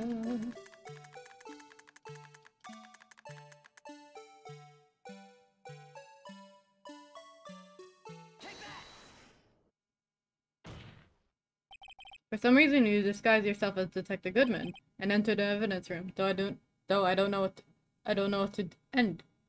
No, and enter the evidence room. Though I don't know to what end yet. However, something unexpected happened.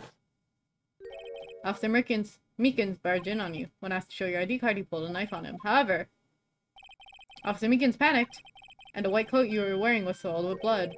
The bloody white coat. You couldn't just walk out like that, so you hid the coat in your locker. Not bad, partner.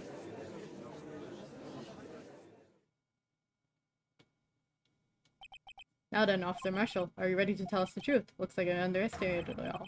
I hope you're happy now, Mr. Edgeworth. 2 years ago, if you were only half as persistent then as you are today, we all wouldn't have to be here now, wouldn't we? Officer Marshall told the court what you did, all of it. Alright, it seems the time has come.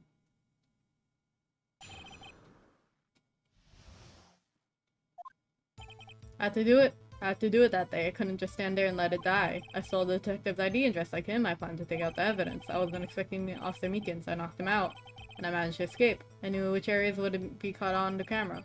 There wasn't any murder in the evidence room at 5:15. So the supposed victim was really you. But then there's one thing I don't understand. Traces of a large quantity of blood were found on the floor in the evidence room. If no one was murdered, how could that be? Officer Meekins managed to cut his own hand. My guess is he's the donor. It was way too much blood for such a small donation.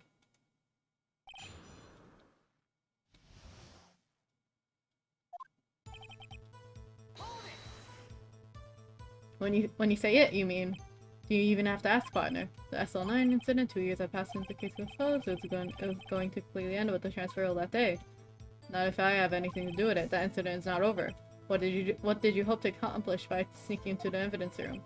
When a case is closed, only that case's lead case's lead detective can go look through the evidence. I wanted to have a look at it myself and one more time, no matter the cost. I don't care what anyone says, partner. That case is mine. I'm in charge of that investigation. Why does he care so much about it? That day was my last chance. That's why I... So, why did you disguise yourself as Detective Goodman? If I didn't make it look like Detective Goodman was carrying out the evidence transfer, I'll be arrested for stealing evidence, which wouldn't get me anywhere. So you did it to fool the security camera. I saw that in the morning of the incident. So I was really... I returned his ID card. I left it on the floor of the prosecutor's parking lot. So essentially, you managed to succeed despite your lack of foresight. What do you mean, partner? I mean, the fingerprint activated lock, of course. No matter how well you disguise yourself, you can't change your fingerprints. Under normal circumstances, you wouldn't have been able to open that locker yourself. But he could just because the rubber glove happened to get stuck on the door. But that means that Detective Goodman must have opened the locker before Officer Marshall. You pulled a knife on Officer Meekins to try to drive him off. Let's just say I was a little surprised. I only planned on being in the evidence room for no more than 5 minutes. I didn't think anyone would actually come in during that short time. Officer Meekins certainly is a one-in-a-million type of person, mistaking a detective for an intruder and demanding to show his ID. I'll have to think a little more about his raise this year.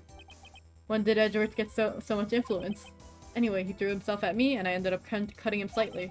I'm sorry it had to turn out that way. With me knocking him out and everything.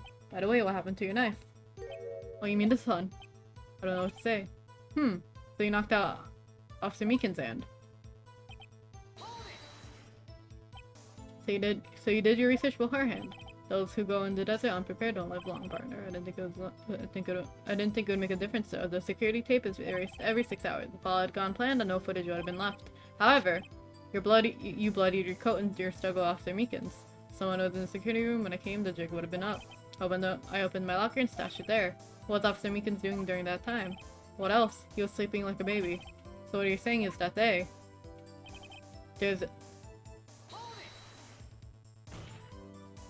But the blood found at the scene certainly indicates a crime took place. What are you, blind? The victim showed on the partner's meeting, so he stole evidence from the locker. Actually, no, I didn't. Why not? When I opened the locker, the evidence was already gone. Mr. Edgeworth, where's that evidence? It's still missing, Your Honor. Already empty. Someone else stole evidence. Officer Marshall, may I ask you one thing?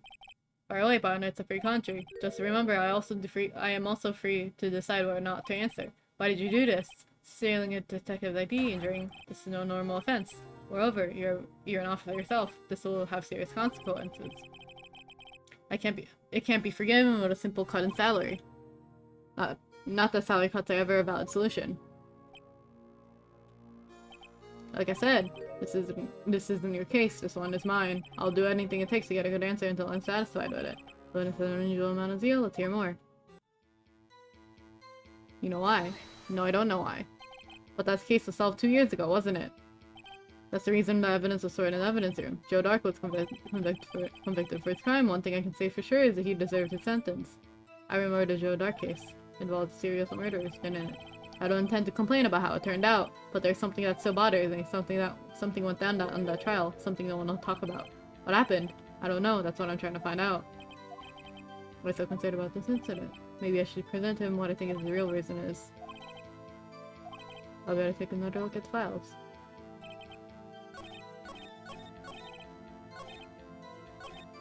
Oops.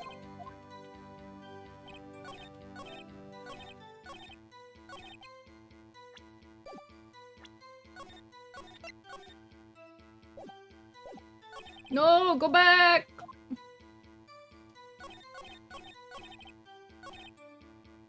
Let's see.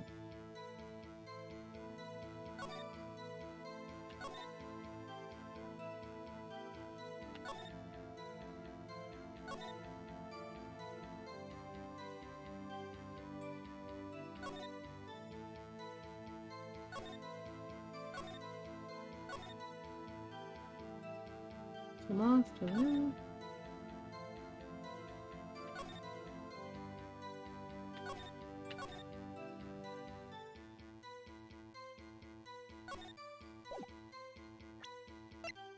Does it have to do with this? Interesting. Officer Marshall, I think I understand. I think I know why you care so much about the SL9 incident. Sounds like you've been sleeping too much cactus this juice, partner. I have the SL9 incident file here. The name, Marshall, is mentioned here. In a list of murder victims. Neil Marshall, are you related to this man? Neil Marshall?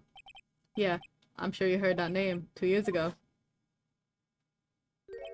He received the same lousy prosecutor award you got. What? A prosecutor? You must be talking about the King of Prosecutors Award. I remember Prosecutor Neil Marshall. He handled the SL9 case before I did. That's right, he was killed. The case fell into your hands. But what's his relation to you? He was my brother. He was investigating the murders in the Demon Gant, then Deputy Chief of Police. The group of detectives I was a part of worked under them. We were desperate to prosecute the killer.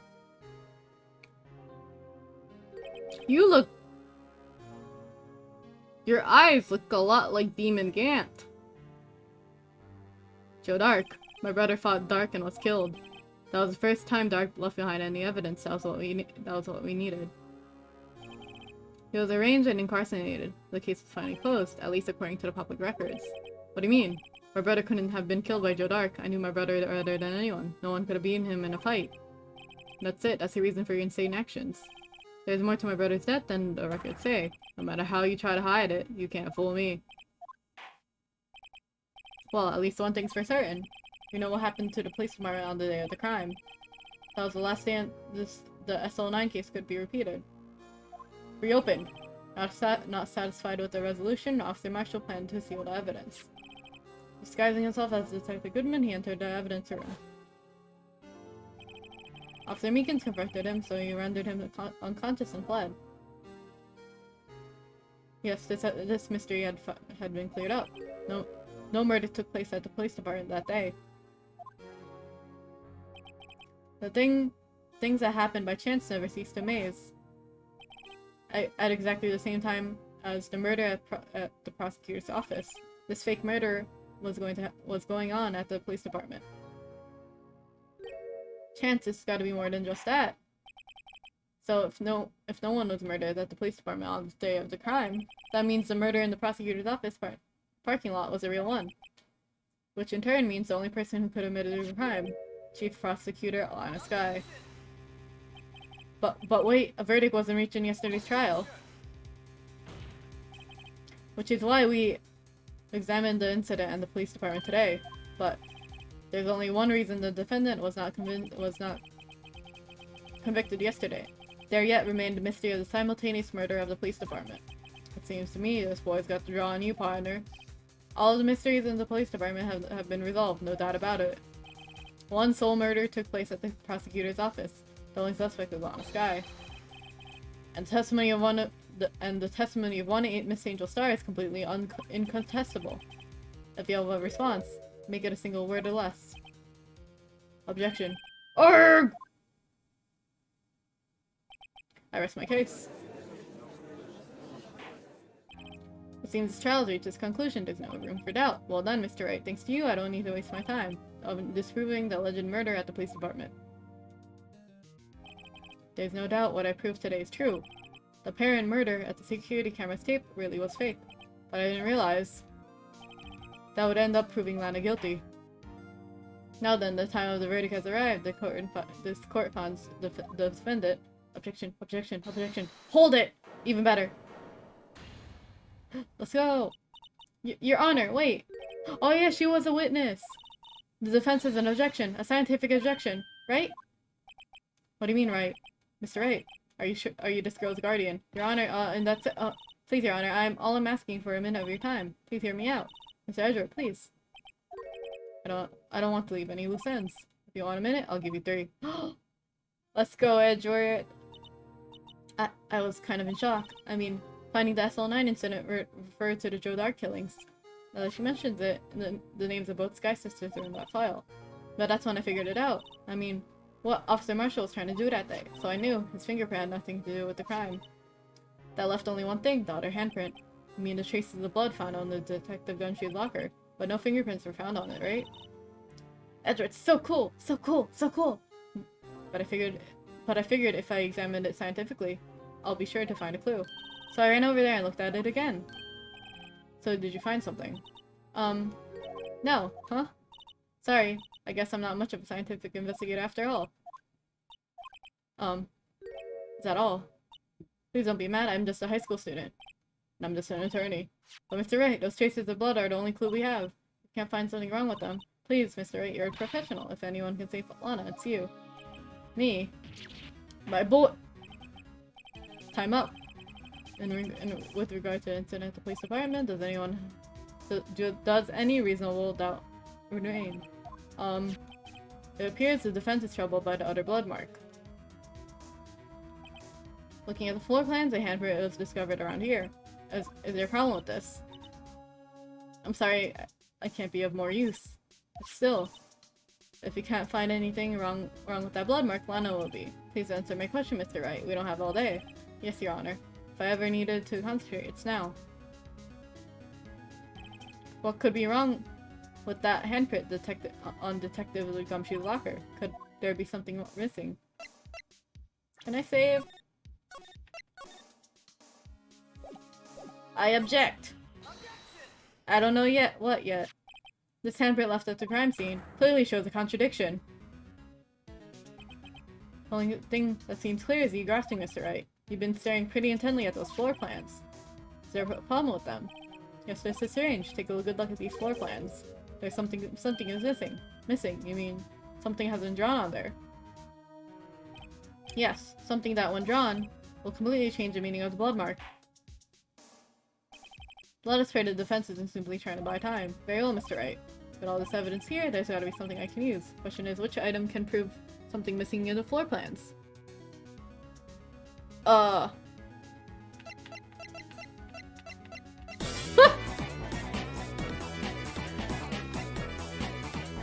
Hi, Eve!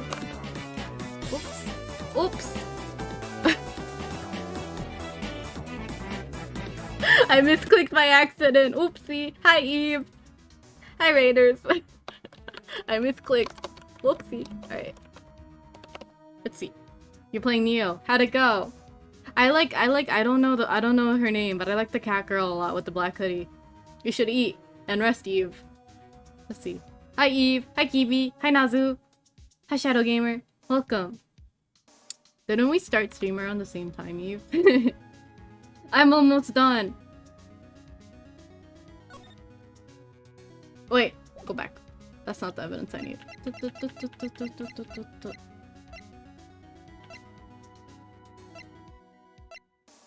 Hi, Shadow Gamer. Let's see, is it updated floor plans? Yeah. Yeah. Check Discord.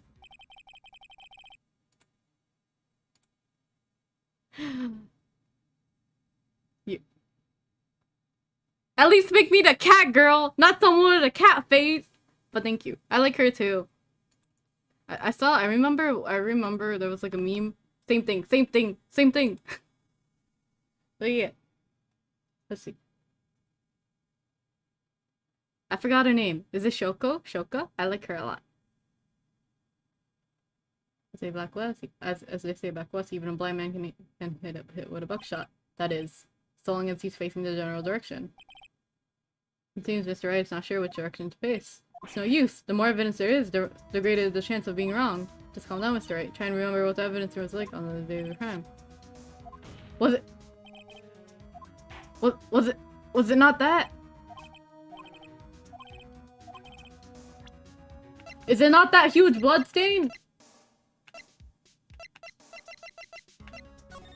Hello? Is it not that? Come on! That's bullshit. Alright.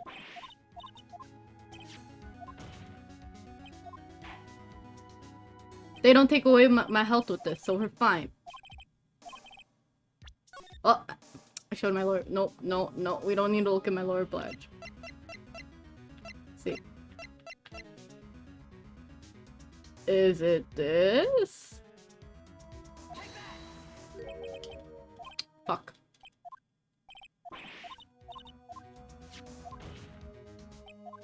I wanna finish this! I wanna finish this!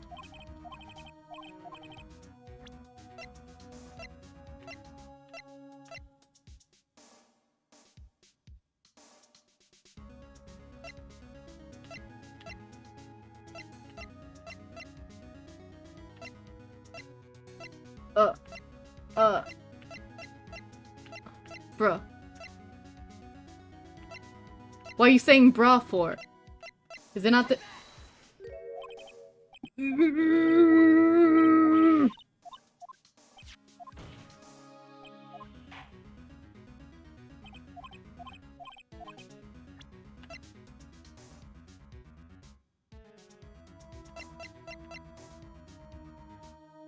I know, but yeah, let me guess it. It's not this, is it? Nope, it's not that.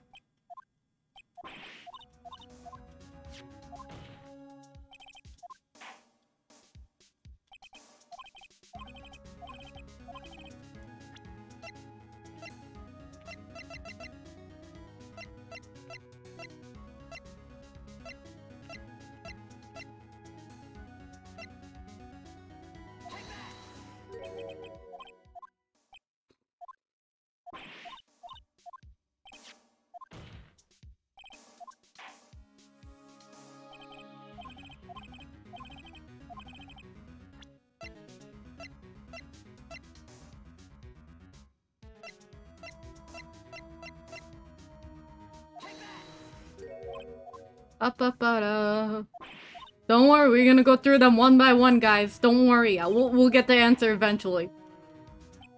Don't you fucking worry. Let's see. Ba ba ba ba ba.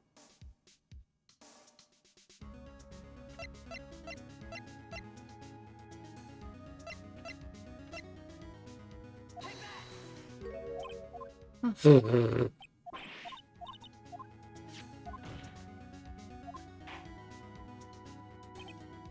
This is great. No, shut up. Fuck! I don't mean to press my badge. Leave me alone.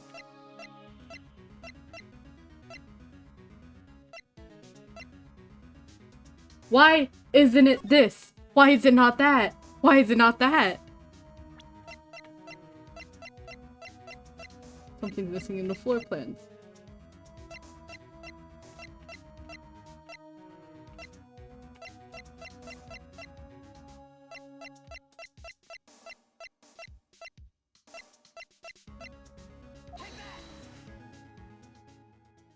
It's...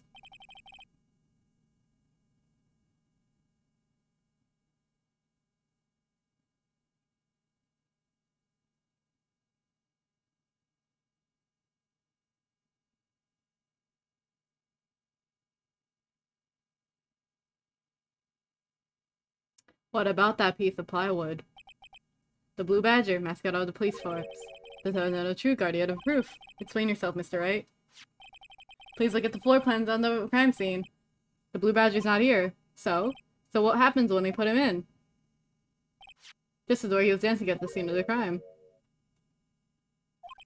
Well, what? That's right, as long as the Blue Badger is dancing there. It would be impossible to place a handprint on at the spot of the locker. What?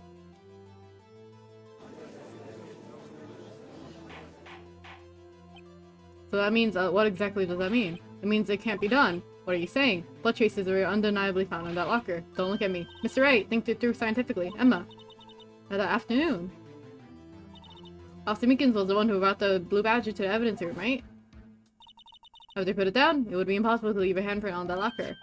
So that means this was marked was left there before the Blue Badger was brought in. Just one moment. I will not allow such far-fetched balderdash on my courtroom. You may sound far-fetched, Your Honor.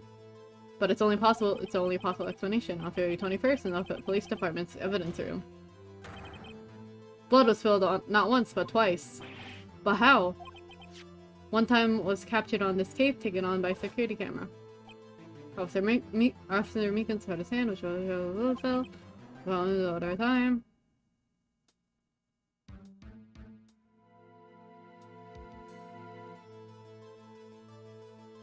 I like the harpsichord music in this a lot. Someone bled prior to the struggle shown on this tape had to have been Detective Goodman when he was really murdered. That's ridiculous. I refuse to accept your absurd claim. The murder portrayed in the security tape has been proven to be fake. However, that does not explain the blood mark found on the locker. So then, assuming this murder you purport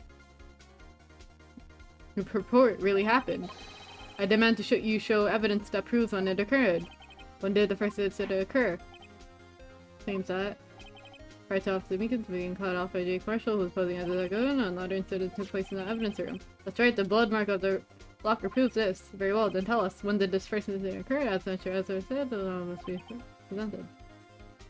Proof that shows when the murder took place. There's only one piece of evidence that can show that. Now then. Can I save first? No! It's gotta be the time card, right?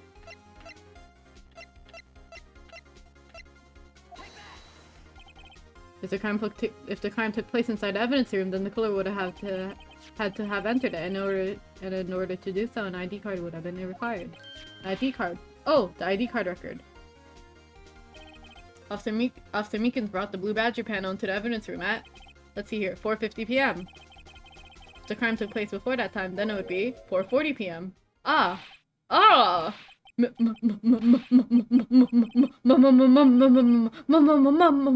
Miles Edgeworth, what have you done? I never figured you had the nerve, boy. Drop the axe, witness. It does not take a lot of thought to figure out it couldn't have been me. Nope, I ain't getting it. I'm afraid I don't understand either. It's clear from the luminal test that the blood was there. However, when the second crime took place, both Officer Meekins and Officer Marshall failed to notice the blood. That means the blood from the first crime was wiped away by the real murderer. Would have just been 10 minutes to murder the victim, carry his body away, and clean up the blood. Unfortunately, that's physically impossible. That would mean the crime must have been taken place before Jordan entered the evidence room. You can try it again. There's only one thing. The 7777. Talk about a lucky number. But wait, that doesn't make sense. How could Detective Goodman have entered the evidence room? Since there was no record of his card being used beforehand, he must have entered along with the real murderer. That's the only plausible explanation. He went in with 77777. Mr. Edgeworth, please look into this ASAP. Find out whose ID number is 7777777. That's 1 7 too many, Your Honor. Unfortunately, I'm unable to look up the owner of the ID card, at least at present. Hi, Soul Food! Welcome to First Date. Thank you for the follow. I knew you joined. I can't wait to eat food after this, too. Explain yourself, son. ID number 777, Captain High, someone so-called executive officer. We don't have the authority to inquire into such a person's identity. But that's ridiculous. Just how? I'm not finished talking, Mr. Wright. There's one situation in which we can be granted such authority. If we need to do another chapter, we stuck for another hour. That's fine. That's fine. I have another hour. I have it in me. If an official charge filed against an executive is accepted, an official charge. You're all alike, aren't you? With your cover-ups and your forgeries. That's how the prosecutor office operates. I take pride in my work, Officer Marshall. I would appreciate it if you keep your slander to yourself. Slander, is it? Okay. Let me ask you a question. Yes? No, not to you. To her, the defendant sitting over there. Your own little executive. Lana. Don't be stupid, she's been charged with murder. Of course, we look up her ID number and it's 777. Don't leave me for a fool, partner. That's not what I want to ask. All I want to know is one thing about that incident. That SL9 incident. Answer me this, Chief Prosecutor. In that trial 2 years ago, did you really only use legitimate evidence?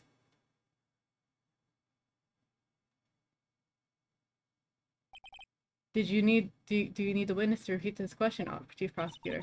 I heard him fine, Mr. Edgeworth. 2 years ago, I was in charge of the prosecution for that trial. At the time, occasionally, we felt the powerlessness of the law. At least, I did. Lana, I became a prosecutor in order to suppress crime with the law. And before I realized it, we were the only ones being suppressed by the law.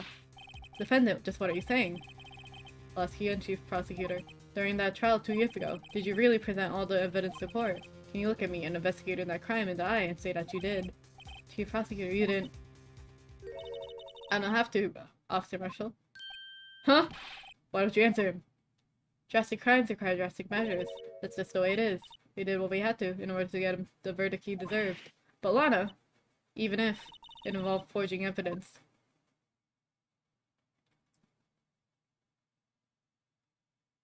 Hmm.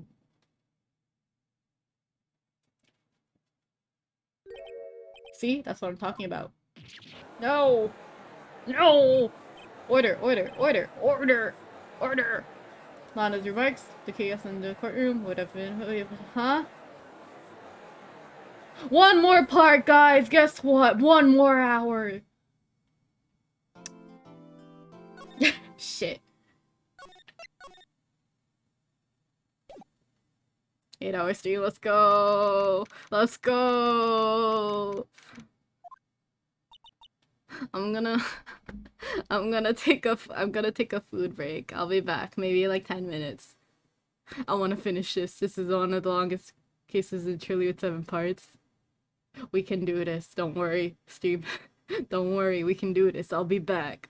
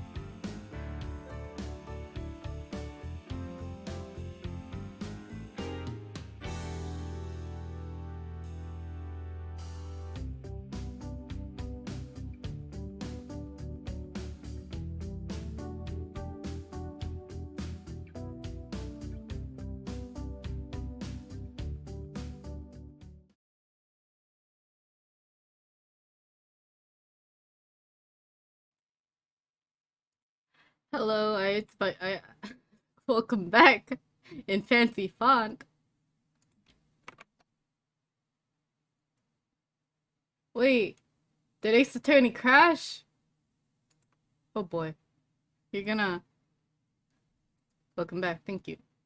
I have to reconnect my controller. So you're gonna hear a Windows sound effect.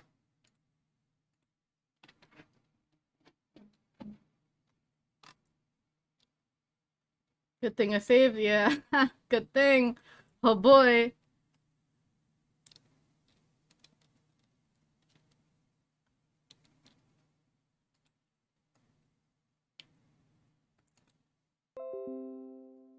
I ate spicy food.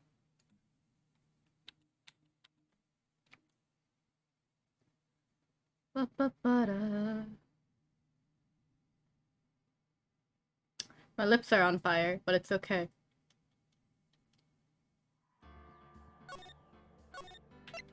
Wow. Hi, Rai Kiri. Welcome back, thank you. I'm so sorry, Mr. 8. I'm so sorry for what my sister said. I kinda regret... My lips are on fire, it's gonna be hard to talk. Shit, it's okay. Drastic crimes require drastic measures. That's just the way it is.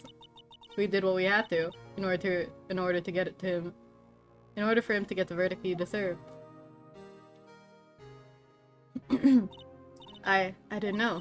I never knew that the SL9 incident was just another name for the Joe Dark killings. Sounds like everyone's heard about these killings but me. If it's too spicy, you can always drink milk.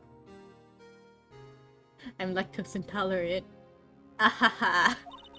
That's why she used me. That's why she used what happened to me. What do you mean, what happened to you? It's all in there in the file. Joe Dark's last victim was prosecutor Neil Marshall. Then he murdered Officer Marshall's brother. He left behind an incriminating piece of evidence. But what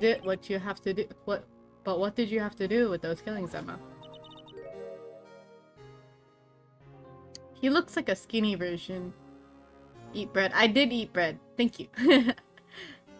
I had avocado toast with hot sauce. It was good. On the night prosecutor Neil Marshall was murdered, Joe Dark tried to kill me. What? He tried to kill you? Officer Marshall's brother, Neil, was only trying to save me. So that means you. Yes. I was a witness in the Joe Dark trial. Didn't see that one coming.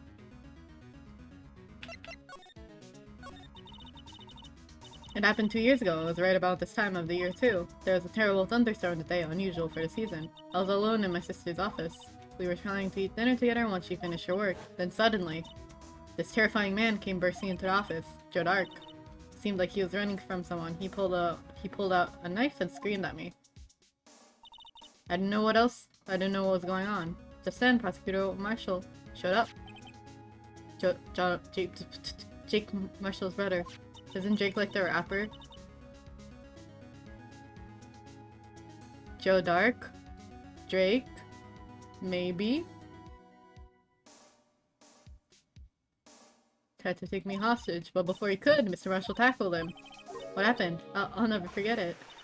Lightning struck and the lights went out suddenly.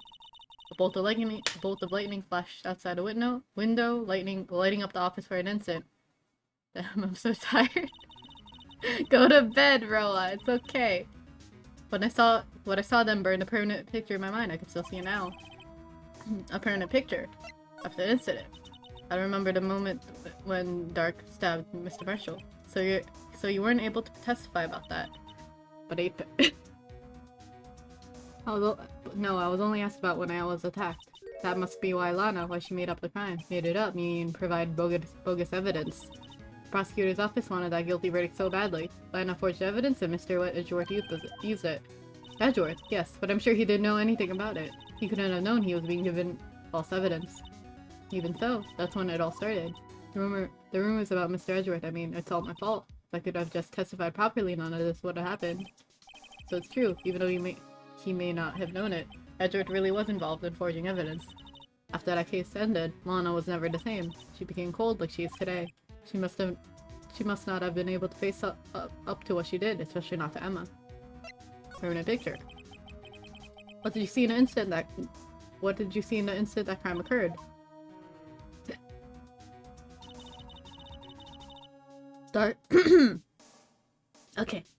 Dark knocked down Mr. Marshall and raised his knife. Neil Marshall was stabbed right in the front of this poor girl. I don't remember what happened after that. Apparently I passed out.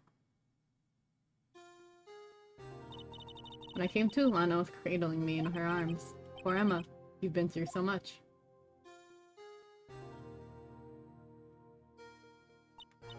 I couldn't bring myself to testify about that incident. I tried, but the words wouldn't come out. I drew a picture, but it wasn't any good. 2 years ago, you must have been 14. That's understandable. Once it was all over, I've made up my mind. I decided that when I grew up, I'd become a scientific investigator.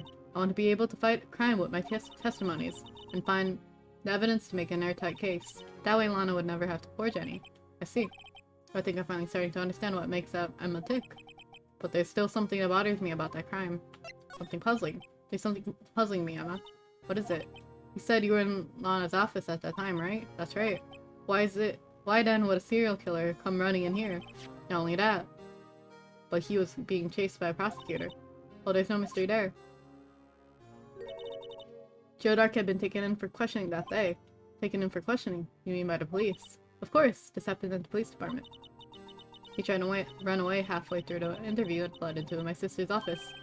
But why did he run all the way over to your sister's office? Because the detective offices and the questioning room are right across the elevator. Across from the elevator? But Lana was a chief prosecutor, wasn't she? No, silly.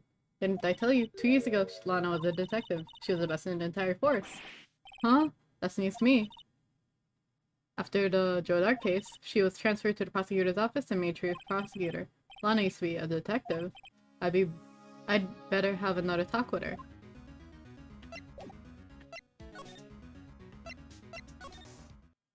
You in here? Hey! Lana. Mr. Wright, it seems I keep causing you trouble, falsifying evidence. I didn't think you were the type. Criminals don't mind playing foul, why should we? But Lana, if you're wrong, an innocent person might be found guilty. Believe me, I understand the risks. Lana, Emma told me about you. Oh? About how you were a detective 2 years ago, and how that SL9 incident was the reason for your transfer to the prosecutor's office. That's right. Could you fill me in on the details, especially about that unusual change of jobs? I suppose you have a right to know, Mr. Wright. It's true. I was a member of the police force 2 years ago. She was amazing. Ooh, ooh, ooh, ooh, ooh, ooh, ooh, ooh, ooh. Nice. Nice angle. Very pretty. Wow. Lipstick. Wow. They still talk about all the cases she and Chief Gang cracked together. Chief Grant. He was the deputy chief of the police back then, but he still worked the crime scenes. Even Gant. Damon Gant, he was everything I aspired to be. They're the best team ever. They solved crimes before the reports could even be filed. No really idolizes her big sister. But now you're the chief prosecutor. What happened? I always planned on becoming a prosecutor. The reason I became a detective was to gain experience in investigating crime scenes so you can use that experience in court, right? Gant's help in the SL9 case was crucial to its resolution. After that, he became the chief of the police and arranged my transfer to the prosecutor's office. Maybe you should ask more about the investigation of theirs 2 years ago. A lot of revelations are uncovered in the trial today, if not which... Okay, sorry.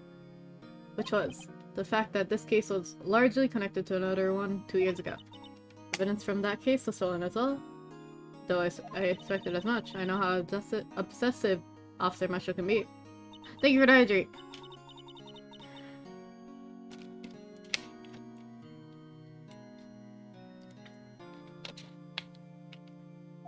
Oops.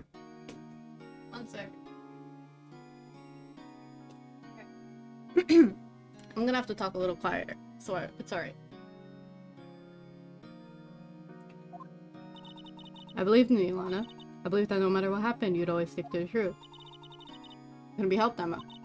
After the trial 2 years ago, I sold my soul. Well, all drama aside, the fact of the matter is, at 5:15, there was no murder at the police department. Tell me it's not true, Lana, what the witness, Miss Starr, said. About you stabbing Mr. Goodman with a knife. Lana, I don't understand. Why won't you tell us? Emma, this doesn't involve just me.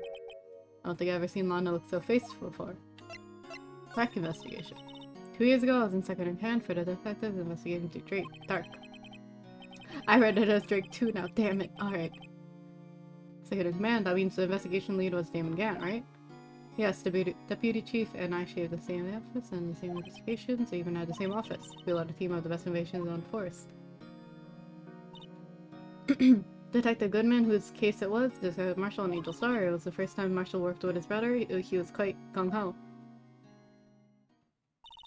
Without a doubt, Joe Dark was a serial killer. We asked him to come in for questioning. We were desperate for evidence. That was when his final murder took place, when he tried to murder Emma. Prosecutor Marshall was trying to save me from Dark. You see, the first person who happened upon the scene of the crime was me. Now you tell us. First one at the scene.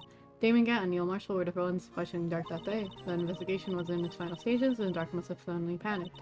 So he waited until Gant and Marshall let their guards down, then fled the room. From there, he ran straight to the office shared by Deputy Chief Gant and myself. That's where he found me. So you were the first person to run into the scene, Lana. It appears so. I was filing some papers while Gant and Marshall were questioning Dark. Damn. Damn! When I returned to my office, I saw 3 bodies on the floor and smelled blood. 3 bodies. Prosecutor Marshall, the victim Emma, who had passed out, and the suspect, Joe Dark. During the struggle, it seems Mr. Marshall struck a final blow before he died. Okay. Joe Dark had incurred a minor concussion and laid unconscious. What did you do? To be honest, I panicked. I picked up Emma, carried her out of the room, and just held her. Can't blame her, after all, her sister must have gone through. After that, I placed Dark under immediate arrest. Let me get this straight. You were all involved in the SL9 incident. That's right. Quite a coincidence.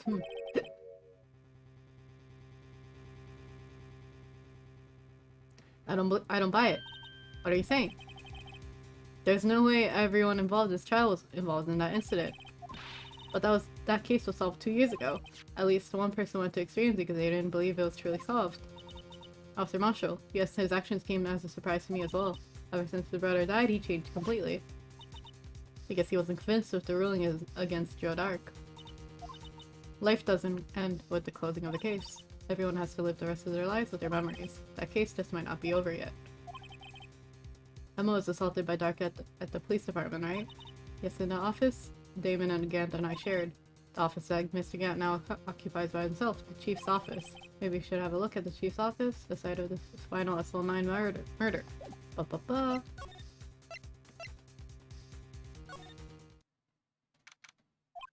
I don't see Detective Gumshoe anywhere. Things seem kind of quiet around here today. You're right, the chief of detectives seems the same though. Why don't we go look for some other people to talk to? Right, we can come back here later.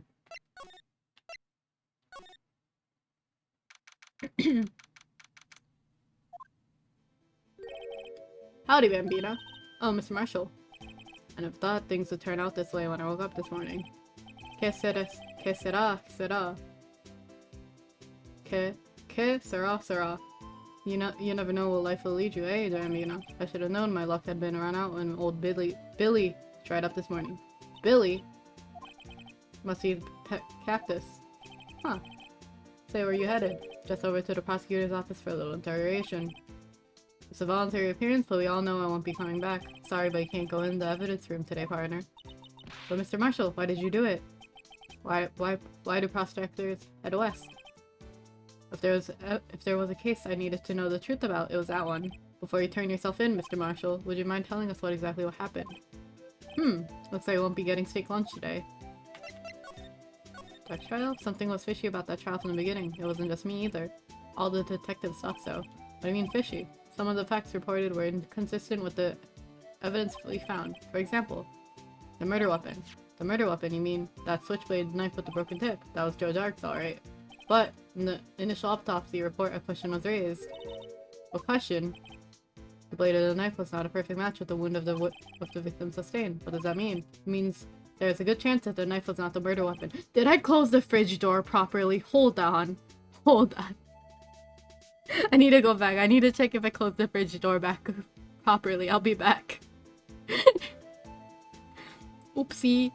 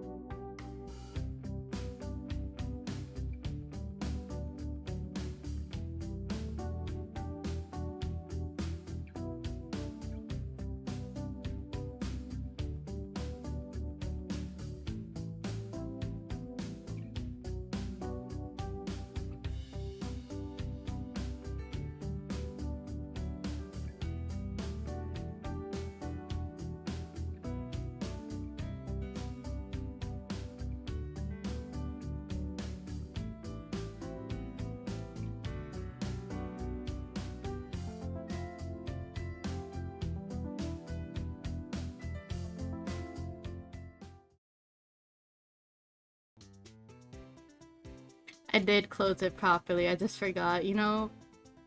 Like, sometimes you never know, and then you leave it on for a couple hours with the light on, and waste energy. Welcome back, thank you. However, in the report that was finally submitted, the police possibility had been erased, because the facts had been concealed with the forged evidence. That case still left behind scars on all of us. Scars that left behind SL9. Okay. I got the looks, but he got the brains. He was one of the best prosecutors around. I just made the detective when I went down. That story is interesting. I agree. It was the first case together. How old was he, your brother? He was 27 at the time. He was awarded the highest honor that very day. The highest honor? You mean the king of prosecutors? I knew it. What are you looking at me like that for? It's an honor for a prosecutor. Mr. Marshall must have really been close with his brother. The day that it was the same day as... That's right, it was the day of the evidence transferal. Interesting. It was drizzling that morning, and by nightfall, there was thunder. I couldn't believe 2 years have gone by already. I tried to steal all the evidence so the case wouldn't die. Apparently, someone tried to stop you. Mr. Goodman was murdered, and the evidence locker was empty. Scars!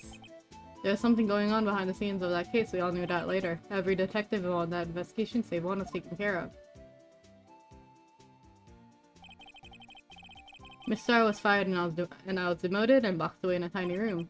What about Detective Goodman? If they did something to him too, the commissioners would get suspicious. No, they were careful enough not to be too obvious. They? Who are you talking about? Don't be upset, Bambina. I mean, Damon Gatt and Lionel Sky. Lionel Sky, the investigation team. Gatt and his second command, Lionel Sky. There was one person on the force who hadn't heard of that duo. In that case was the biggest step in both their careers. After the case ended, London transferred to the prosecutor's office, right? Yeah, Damon Gant, the new chief of police, arranged for that to happen. She's never been the same since she's left. Everyone who knew her said so. Chief Prosecutor Sky was totally different when she was the detective. Now that he mentioned it, Emma said something like that too. Tell me, what happened to my sister? Sorry, Bambina, but our secret is too well guarded. I never found out. My secret, it all started 2 years ago. So there you have it. That's my story. Did you hear it, partner? Well, certainly. Enlightening. There's one thing for sure I found out in the court today. That boy Edgeworth isn't my enemy. He was the one who used falsified evidence to get a guilty verdict, but someone else was the one who gave him that evidence and planned everything. That someone is Damon Gant. Don't believe me? Well, I don't believe you. I won't even be a patrolman after today. Too bad I won't be around to work with you when you become a real scientific investigator. Adios, Bambina.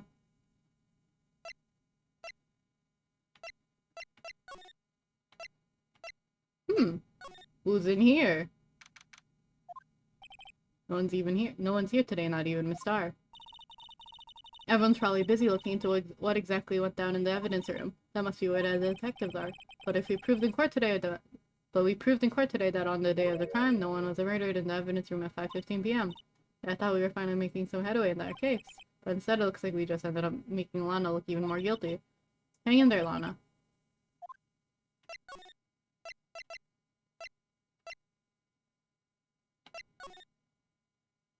Oh, Edgeworth! Mr. Edgeworth isn't here. Fuck. Maybe he's being questioned by inquiry committee. The real beating in the court today? Yeah, would Lana meeting final solidifying evidence 2 years ago. We'll just have to come back later.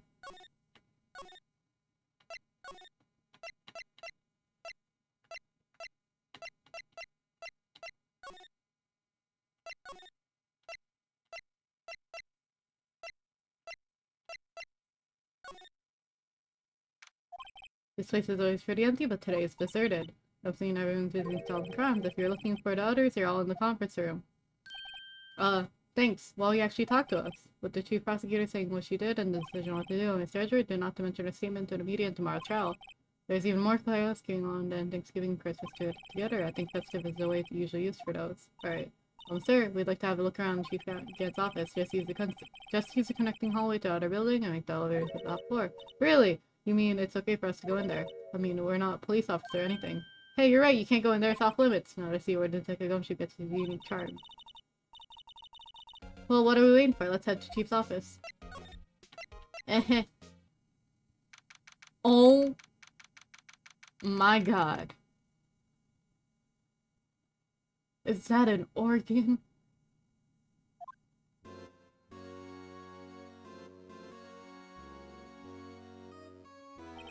Whoa, where am I? The cathedral? In the chief's office, silly. At least that's what it said on the door. Let's check the pipe organ. That's real, isn't it? It's the time to play one-winged angel on it.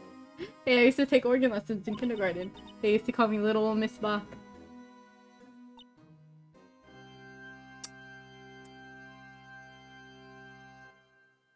I never could remember where C was. Oh, it's you two. Chief can't. He put that paper where he was reading on his desk. So Righto, have you been swimming lately? No, I've been kind of busy lately. I can appreciate that. I had my hands full too with Mr. Marshall's misconduct and Lana's provocative statement. Provocative statement? Oh, you mean about the forged evidence? 2 years have passed by since that incident. Damn. My, how time flies. See that big picture on the wall over there? That's a picture of Lana, Neil, and me. So this is Mr. Marshall's brother, Prosecutor Neil Marshall. We took it to commemorate our work today. Wait, that's the vase! That's the vase! That's the vase!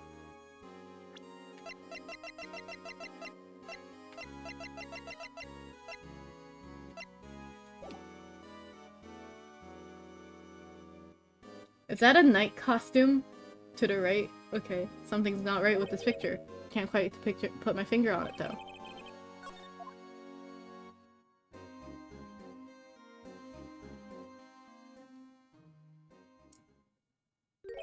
Anyway, I'd like to reminisce. I'd like to reminisce all day, but there's matters that need my attention. I'm going to lock up here, so let's go out together. Oh, but this office. It was a crime 2 years ago, wasn't it? That case has long since been over. There's no need to investigate anymore. At the same time, we'd still like to take a look around. Perhaps you didn't hear me. I said there's no need to investigate it anymore. Maybe you didn't. Oh, probably. Yeah. Now hurry up and get out. I have a meeting to attend. Looks like we aren't welcome. It seems our case isn't over with yet, after all. What do you mean? Chief can't deny their request to search the crime scene. That means there must be a reason you didn't want us looking around in there. You mean like a clue? There's gotta be a way we can get inside Chief's office. Hey, another cutscene. Hey pal, Detective Gumshoe, aren't you supposed to be in a meeting? I'm, just taking a breather. My feet hurt from sitting so long. Actually, I'm serving everyone coffee. Sounds like a Detective Gumshoe's still out of the loop. Say, have either of you guys seen Edward? Edward? No, why do you ask? He's under fire from both the police department and the prosecutor's office. It's almost like the battles between you two in court. That sounds so serious. Is it because of what my sister said? That's basically what it all boils down to, that falsified evidence 2 years ago. Now that Edward has a whole world after his blood. Yikes. Why would Edward be lying? It's not like he knew that the evidence was forged. Lana Sky's the guilty party here, isn't she? Regardless, the prosecutors are responsible for the evidence they present in court. Not only that, because you know there's been a lot of rumors going on about Mr. Edward. His amazing talent as a prosecutor kept him safe from those who didn't like him. But now with this, are there really so many people who hate him? In our world, only those with talent rise to the top. Mr. Edward not only has that, but he's young. There's no better recipe I know of making enemies. Hey Dick, keep up the good work. Yes sir, let's go out for lunch again sometime, I treat. Yes sir, you gotta take me back to that joint somewhere, okay Dick? Yes sir, seems like you don't have any problems with enemies. Yeah, well, I'm careful not to stick out. Anyway, I'm a bit worried about him. Under all this pressure, I'm afraid Mr. Edward just might crack. So 9 in the Senate. Actually, I took a look at a file earlier while the coffee was brewing. Seems generally concerned for Edward. Well, did you find out about anything? Which part is this one? I don't know. I think the last one. I think the last part. His final attack, you mean? When he killed Prosecutor Marshall, who was trying to protect some girl. Me. Seems Detective Gumshoe never realized Emma was a girl. That's when he left the most incriminating evidence of all. Well, what was it? Oh, well, let's see. I think he had something to do with the murder weapon. Oh, I forgot. Look, it's all written in here. So, okay? His power of recollection never fails to impress. You should show him the murder weapon. It might jog his memory. Dark's crimes. Dark was 42 at the time of the crime. He was just a run-of-the-mill businessman. A businessman. What made him take to serial killing? One day on his way home from work, he hit someone up with his car. So, it was an accident. An accident, yes, but it transformed him into an animal. An animal. He killed a man that witnessed the accident. Then he killed him too. Then when he was buying a jogger came up at the scene and killed as well. Finally turned himself in.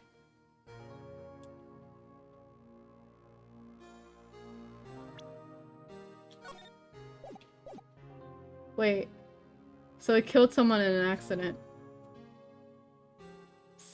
There were like, what, 2 witnesses? He killed them. Jogger turned himself in. Seems like he was a pretty careless animal. Of course, this is all in conjecture. There wasn't a single shred of evidence, so he turned himself in. Yes, but in the middle of the questioning, he fled and murdered his final victim, Prosecutor Marshall. That crime was witnessed by someone too, but luckily Dark was arrested on the spot. He killed all witnesses. Oh my goodness. So good that last witness wasn't killed. That last witness, aka Emma. So you want me to show you the murder weapon to jog your memory? Is that it? About this. Hey, is that? It has a tag attached to it with the label SL9 incident on it. I believe this would be the broken murder weapon you were speaking of. What are you doing with that? Ever since that case was closed, that knife's been locked away in a locker. On that day, Detective Goodnight was murdered, suddenly disappeared from the locker, and was found in Edward's car muffler. That's it! Now remember what that incriminating piece of evidence was. When you showed me that knife, it all came back to me. Well, what is it, Detective? Quick, before you forget again. Murder weapon. This knife was Joe Dark's, wasn't it? That's right, we traced it back to the store and he bought it at. Plus it had fingerprints on it too. But no one actually witnessed him using it to murder anyone, right? That's where his luck ran out. When you take a good look at the knife, you'll see it's broken. You don't have to take a good look to notice that. Yeah, well anyway. Take a guess where the broken tip of the knife was found. That's what did him in. Where was it? The victim, Neil Marshall, was carrying it inside his own body. It was found deep inside the stab wound. Didn't match Dark's knife. You bet. Down to the last fiber. That's pretty conclusive. Interesting. Well then, there you have it in a nutshell. That's all I know. Can I ask you one more thing? What is it? If it's money you need, you should ask Chief Gant. It's not money, but it does concern the chief. His office is a crime scene, right? It's where Prosecutor Neil Marshall was murdered. The chief's out now and his office is locked, but I'd like to have a look around if that's okay. Well, any detective's ID card can unlock the door. What? Really? But if I let a civilian in there, I'd be charged with breach of trust. Breach of trust? Simply put, I'd be canned. Oh, sorry pal. I don't plan on getting fired because of you. How about this ID card? If it was Detective Goodman's, that won't work either. The data was deleted the day he died. Oh. So in other words, Gumshoe is our only chance of getting into the office. Well, there's something we can show him that would make him change his mind. Is it this? Let me share a little advice with you, Detective. Come on! This?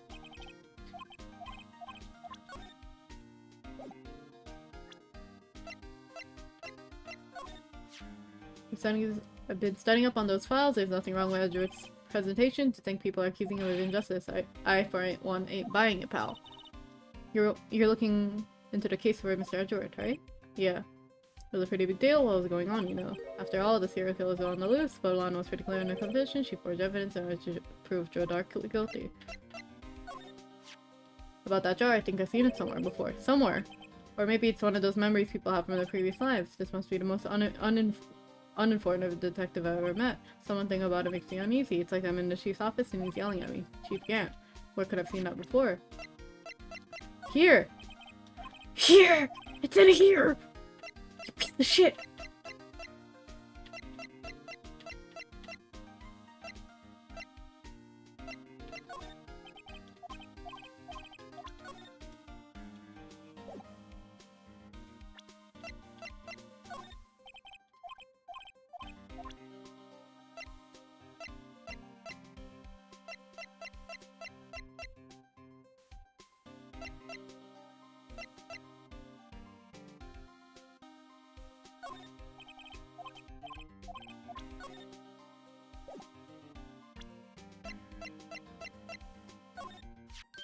Hey, that's it. That's the King of Prosecutors Award that Mr. Israel got the other day. Were you at this award center? Ah, congratulations.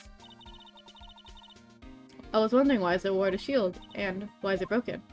Oh, there's a reason. I'll tell you what it is later. Apparently you've forgotten. Okay. We did that before.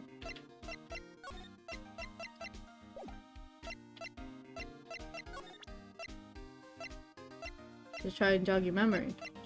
I don't think I have it.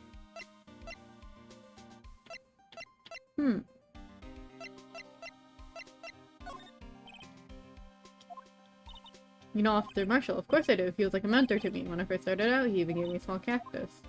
He said, Dick, she'll listen to all your troubles. Note itself, Detective should talk to a cactus. Hard to believe he's such a he's just a patrolman now. Somebody ought to trade places with him.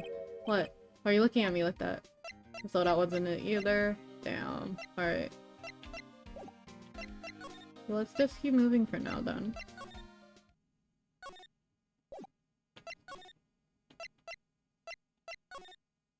Nope.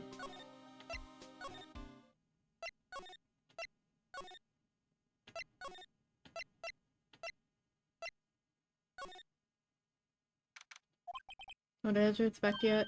There he is. It looks like he's writing something. What are you doing here? He was sure to throw that paper on the floor. Tough day in court, huh? I've had to live the past 2 years with rumors flying around. What's another allegation to me? Cheer up, Edgeworth. I'm rooting for you. That's Edgeworth for you. Always trying to hide his real feelings. What do you want? Unlike some people, I don't have all day. There's no excuse for what I've done. 2 years ago, I used false evidence to obtain a guilty verdict. That's what it breaks down to, and nothing I can do to erase that fact. But you didn't know, did you? I mean, the evidence was falsified. Police department and the prosecutor's office, once you're about the props, if that bond is broken, we stand to lose everything. Police department's hour is Meyer, and my responsibility as the prosecutor is in charge. That fact remains the same no matter what excuses I might have. Mr. Edgeworth, I take pride in my work. So tell me why. Why has it come to this? The Edgeworth can't keep this kind of emotion bottled up. Tomorrow's trial! Are you up for the trial tomorrow? First last year's trial, and now this one. It seems all you do is worry about me. To be honest, you're getting on my nerves. But Mr. Edgeworth, you can't just walk it out on the trial. Tomorrow's the last day. It's too late to change prosecutions. I bet that's what my superiors are banking on. I never thought that case would come back to haunt me like this. What do you mean? Most of the evidence seems too short. Most of the lists run twice as long. It's only half as long as most lists. That's odd. After Neil Marshall was murdered, I became prosecutor for that case. I will not be part of the investigation, but I know what I have to do. Use evidence that was given to prove the suspect guilty. That was the only thing on my mind at the time. Say we just saw a picture around at the time. The picture. Something seems strange about it. Day of the crime! Could you tell us again about what happened in that day? The day Detective Goodman was murdered. You were participating in a ceremony over at the station, right? I never cared for ceremonies, but I had to attend that one. Because you were awarded this? Those receiving awards can't exactly skip out on the ceremony. I finished up the office in the morning, then drove over to the police department. You finished up at the office? Yes, just odds and ends. Clerical stuff. I didn't plan on returning to the office that day. That is until I was asked to take something back. Take something back? This. Oh yeah, Chief Gann asked you to hold on to that, right? Yes, it was a piece of evidence like from a case that was closed half a year ago. He asked me to bring that back to the prosecutor's office. The story you heard yesterday. So you came back here to the prosecutor's office because the chief asked you to. That's right.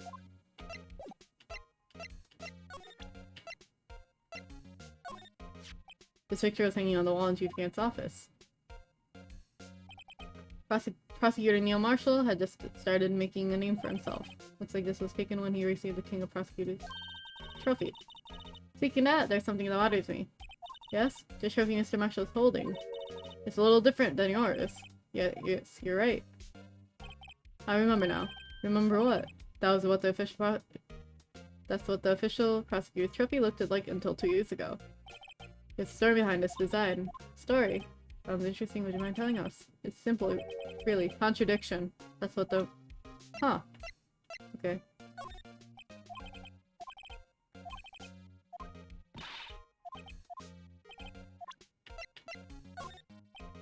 Nope.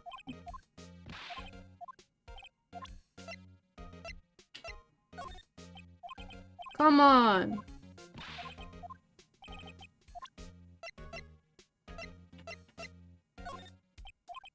Come on! Chief Ganda gave this to you the other day, didn't he? Asked you to bring on the... He asked to bring you here from the police department. This chief is a very competent man, but sometimes he does things that don't make any sense. At least it's better than being incompetent and doing things that don't make sense. Whoa, ho, ho. Okay.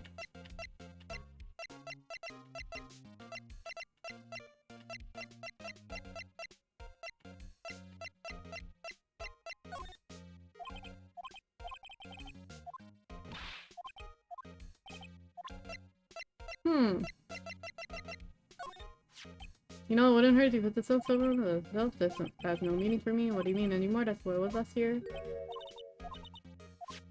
Look. Do you notice anything different? Different? Yeah, don't you remember the other shield in the court record?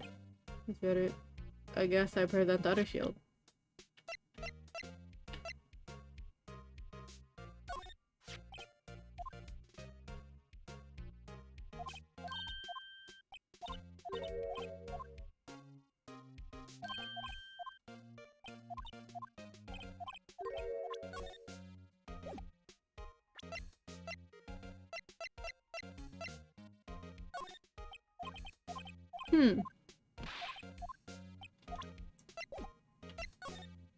Oh, King of Prosecutors Trophy. This award originates from the ancient Chinese tale.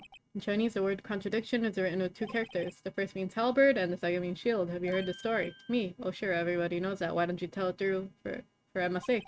Very well. Ooh! Ooh! Very ink brushy, I like it. Long ago in the Kingdom of Chu, there was an arms merchant. One day he presents the king two items. The first was a halberd he claimed, and he could slice through any shield or armor. The second was a shield he claimed could withstand any weapons. SP. Hi, Basil! I'm talking very quietly so I don't get walked in on. I love your hairdos. Did you get to finish the drawing for Kiari? I accidentally knocked out, or like my computer fell asleep while I had your stream on in the background. Those claims contradict each other. Very perceptive. But then again, you heard the story before, right? Anyway, as you mentioned, the very descriptions of these items discredit them both. When the king pointed it out, the merchant was left speechless. Thus, the Chinese word for contradiction was born. Not yet, but nearly. Nice! I look forward to seeing it finished. Oh, I see. So the chipped shield and broken knife symbolize. Precisely, they symbolize the merchant's items. The ancient tale ends with the merchant and the loss of words, but it's in our nature to pursue matters for their conclusion, even if it results in something as ugly as this. Wow, thanks, Mr. Edward. I learned something new today. That's funny. If that's so, why were you only given a shield? You have to ask Chief Gant. 2 years ago, he had the halberd part of the ward abolished. Chief Gant. Interesting.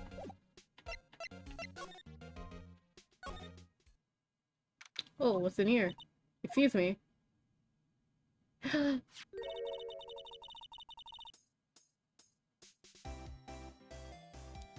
You know, have you guys watched Chowder and have you guys watched Chowder where it's like, what's the difference between pea soup and roast beef? You can roast beef, but you can't pea soup. But yeah, would either of you care for a quarter pound of roast beef? Miss Star, I guess she's out of lunches. You certainly have already a career sore, aren't you? So no, like the first person who sucked the cow's...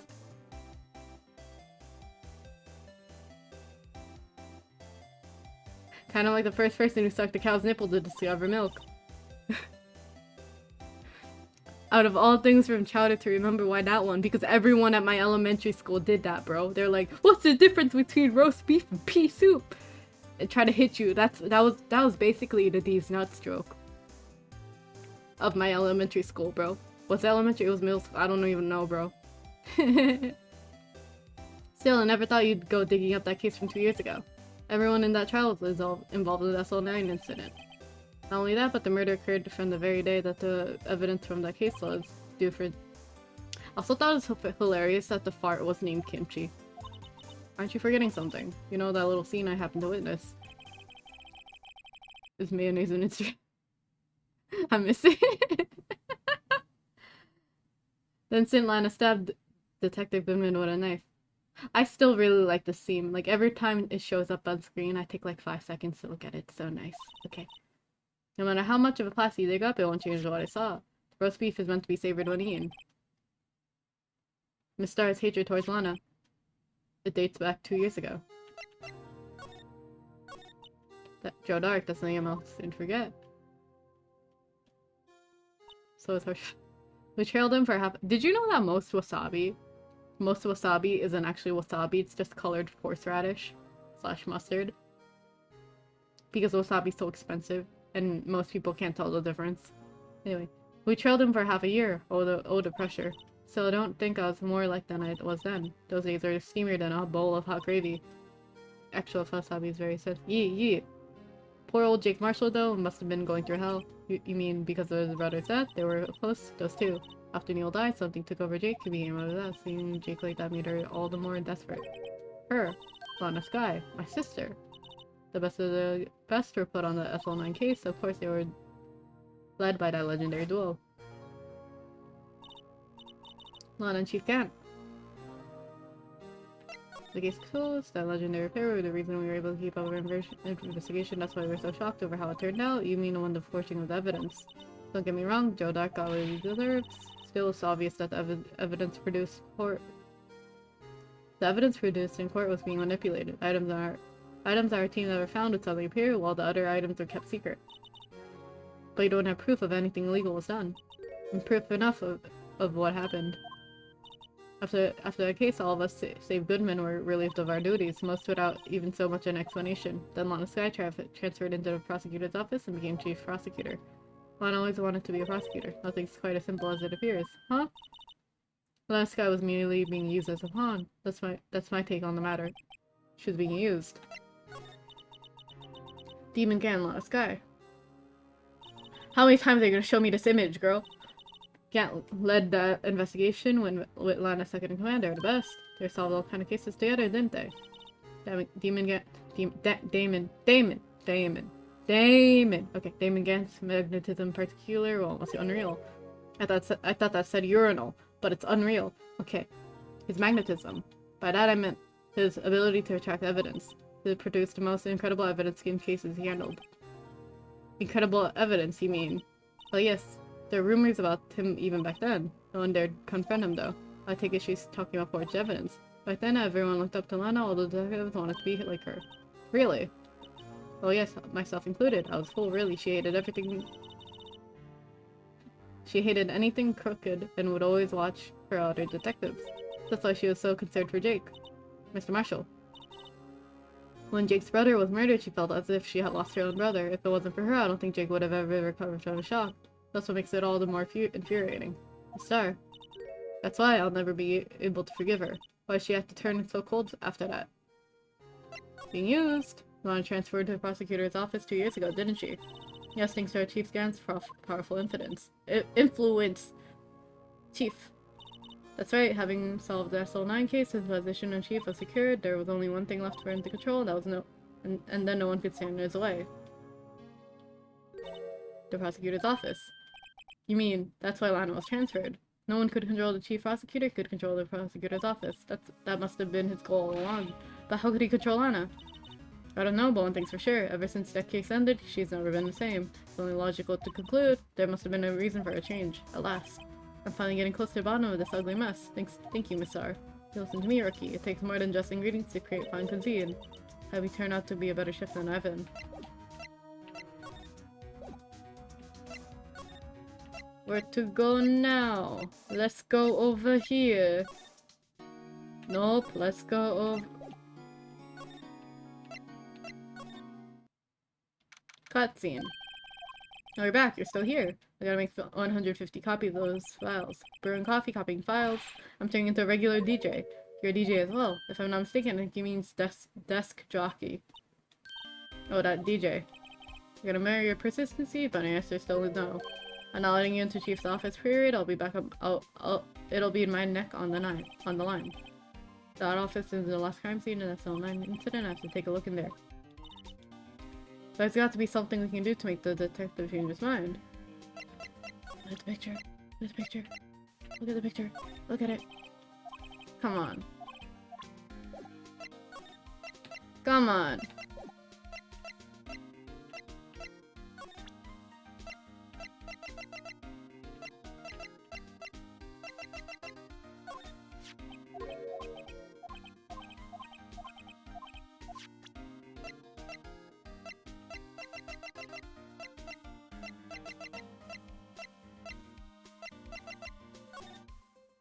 Nope.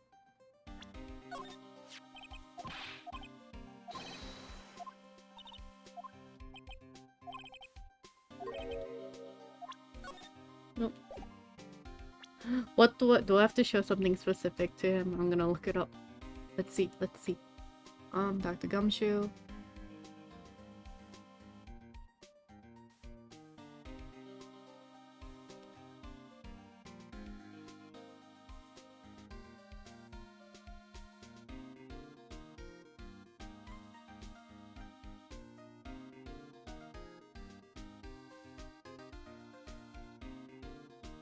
Huh.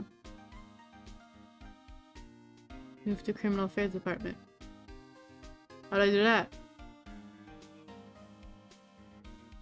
How'd I do that?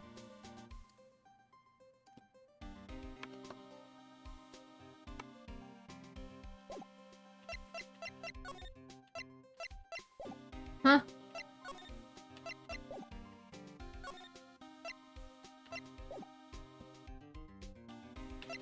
Can I talk to you?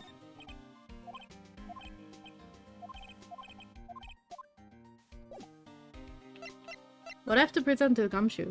Let's see.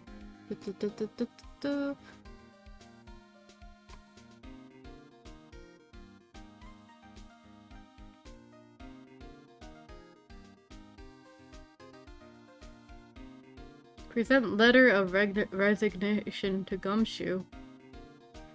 How do I get that? Wait. Oh! Oh! I'm dumb. I forgot to check the crumpled paper. I forgot to check the paper that he crumpled. Oopsie.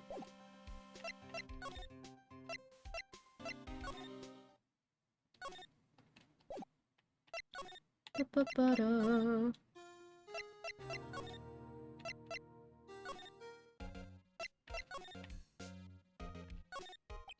Wonder if he was reading before. Come on, right? Let's take a look. Are you crazy? Edward's sitting right there. Just distract him. I'll check it out. Hey Edward. Hey Edward.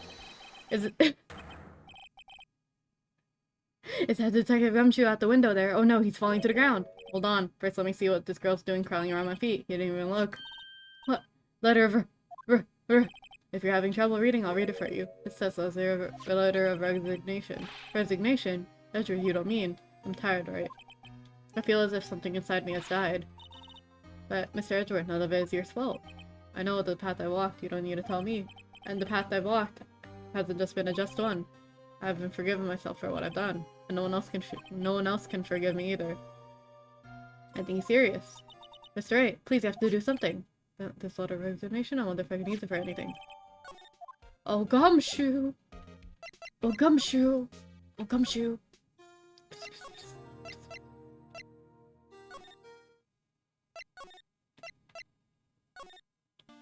Hey, check this shit out. Check this shit out, bro. What's this crumpled piece of paper? No way! Mr. Edward can't be serious. Is he ever not serious? I can't believe he pushed him this far. Mr. Edward feels really irresponsible. When I first met him, I thought he was cold as ice too, but now I know it's different now. Trusted us detectives to provide him with sound evidence, but we betrayed him. Detective. That's it, I made my mind. But, here, take my ID card. We can't do that if somebody found out. They wouldn't let you off the hook with another lost item report. Look at me, it's no secret I'm already out of the loop. After all, I'm friends with Edward. Depending on how this case turns out, I may be already good as terminated. So at least let me do this for Mr. Edward's sake. Alright, detective, thank you. Let's go! Let's go! Fuck you, Damon! Fuck you! Here goes Mr. Wright.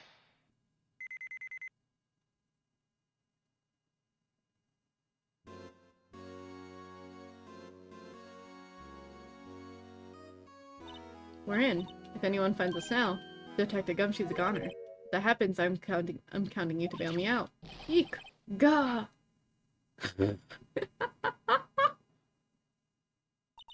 Sorry, I thought you were a ghost. I didn't even know you could stop a ghost. Ah, Detective Gumshoe. What are you doing sneaking up on us like that? I wasn't sneaking. I was just worried something might go wrong. So it came too. So if you're here, then what's the point of giving us your ID card? Why is it crushed and rendered? Unusable. Hey, don't do that to my card.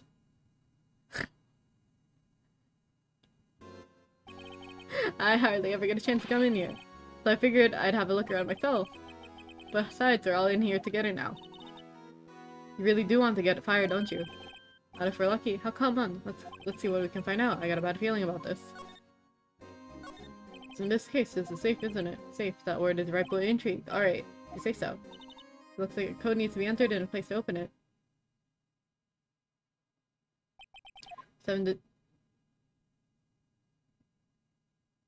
7s? Do you know what it is? I have a hunch. Oh, I know. You want to try my birthday? I have a better idea. Here goes nothing.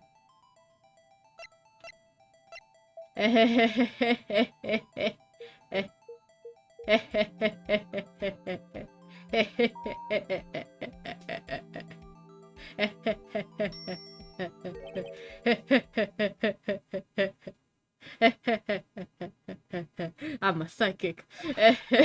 What number did you enter? Whose birthday was that, pal? 777. The final ID card on the record. What?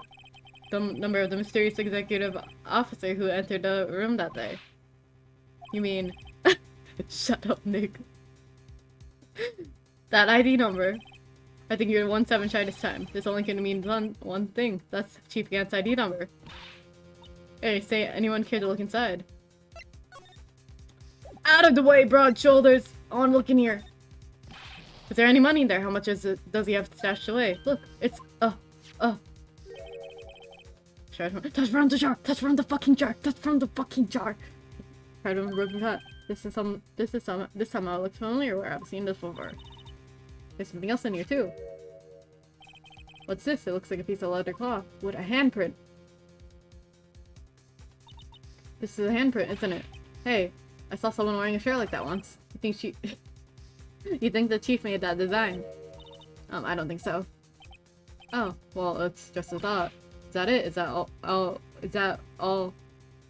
Is this all that was in the safe? Apparently so, it's empty now. It's a cloth with a handprint in it and a broken shard from a cup. They all look like pieces of evidence. Yeah, but unless you can prove they have something to do with this case, I'm afraid I just can't let you take it. It's part of the case! That's after all, my neck on the line here. Great, now I have to prove their relevancies. How are these two related? I got you. Gumshoe. Check this shit out.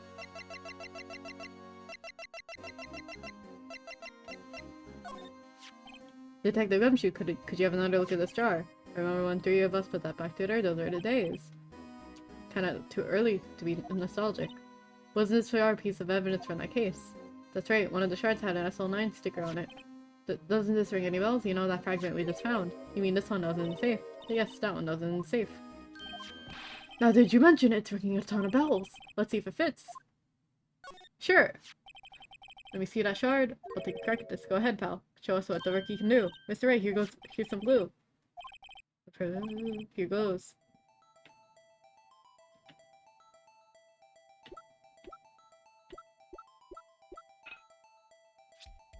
That was easy.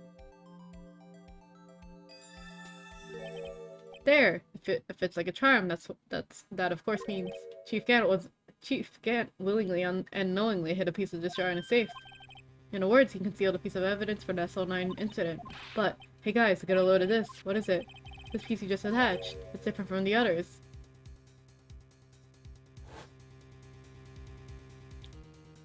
Oh, it says Emma. It says Emma. That says Emma. Don't pull a Danganronpa on me. There's a reddish line on it. That says Emma. A reddish line. That's blood. Why would Chief Gant hide this in a safe?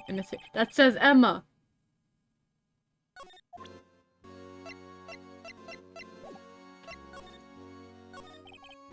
That desk on the other side of the room was at your sister's.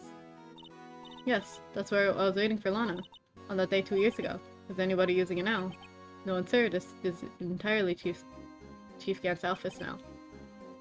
He practices a strict policy of preserving the crime scene. That's a strange reason to leave it there. He leaves that as a warning to everyone else who wants us to always be alert. He told us himself at a New Year's party. Of course, he was pretty intoxicated at the time. I see. So ever since Lana left, no one ever touches that desk.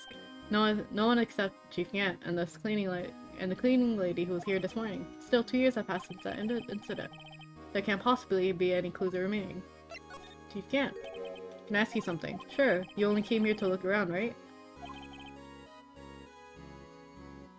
I mean, that's your only reason for coming here, isn't it? What do you ask? You don't think— Nah. You wanna be. No. No, there's no way. Never mind. Don't worry about it. Okay, now then, let's look around a bit more. Hey, hold on. Not so fast, buddy. Huh? What is it? When someone tells you don't worry about it, it's supposed to start bothering you, pal. You don't just let it go at that. Sorry, this guy's starting to get on my nerves. Okay, so what's bothering you? You two don't think Chief Gant might be a suspect, do you? Well, he's right, Mr. Wright. What do you think of him? He's sus as hell. So it's finally come to this. What do I think of it? Perhaps it's best I don't divulge my feelings yet. There you go, ignoring me again. Examine. This is the real deal, isn't it? The weapon and these weapons. The armor and these weapons. Sure, as pal, the chief doesn't care for limitations. First the pipe organ, now this armor. Do you know any attacks for your dollars? You mean we're paying for this? That's it. I'm not paying 1 cent of my taxes. You don't have any taxes to pay. You're 16. Be careful what you say. Who knows? Chief might be hiding in this armor as we speak. I don't think he'd fit in there. Even if he did, he'd never be able to hear us back out. The sword seems kind of short. I think it's a halberd, no? Cut it out, you guys don't know how scary that guy can be. That might be a halberd, because that was mentioned before. Anything else? Organ. The chief organ tries to sight to behold. Occasionally we hear him playing it from the criminal affairs department. It's on the 2nd floor. This is 15th floor from an entirely different building. That's loud as hell. When the detective screws up, Chief calls him to his office and makes them listen to the organ for hours. What's so bad about that? Music soothes the soul. After that, the detective can't hear anything for days except for the ringing in their ears, so it's an instrument of punishment, literally. But aren't the chief's ears affected? He never listens to anyone anyway. That's besides the point. What's this photo? These shelves are mostly empty. I like the harpsichord a lot. I remember in Rosen Maiden theme songs have a lot of harpsichord music. I like it. Milana must have cleaned them out when she transferred over to prosecutor's office. There's a small picture frame on the left shelf. Hey, this is where Lana and I went to the theme park. You're not gonna let me zoom in on that photo? This was taken on that day 2 years ago. That day Jerome Dark ran out of the questioning room and tried to kill Emma 2 years ago. After receiving his award trophy 2 years ago, Mr. Marshall took a picture here, then went along with Chief Gant to question Dark. I bet he never knew he'd be dead just a few hours later. Gee, you think? Anything else? Computer. This is on the desk, sure as Teddy. Lana says there's not even any dust on it. Looks like somebody's still keeping it clean. Does Lana ever come back here? No. Chief Gant must still keep it clean in memory of their partnership. They're the stuff legends are made of. Does he keep in memory of her or in memory of the crime? Anything else? Window. Look at that giant window. Makes you want to crash through it and jump outside. No, I was just saying. Saying what? Ever since making detective, always dreamed of doing something like that. No self-detecting gumshoe has a lot of dreams. As long as he doesn't go crashing through that window when he gets fired. Fired, don't say that. Do you have anything else to say?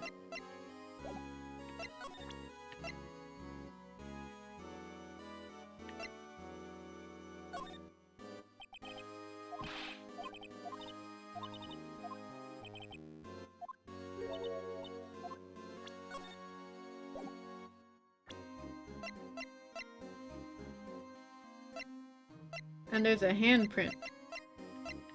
What does that hand have to do with anything? Who knows? Hey, that's it. That's the game.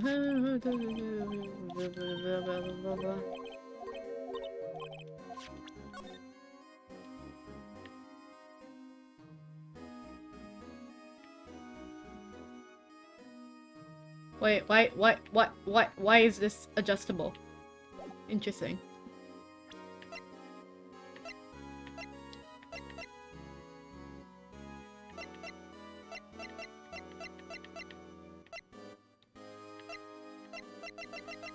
I'm not sure what to connect the handprint to. Isn't everything? Isn't everything what? I forgot what I said.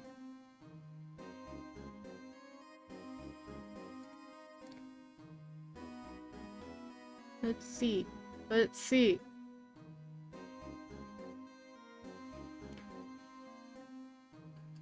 Adjustable. Probably. Thank you, guide. Alright.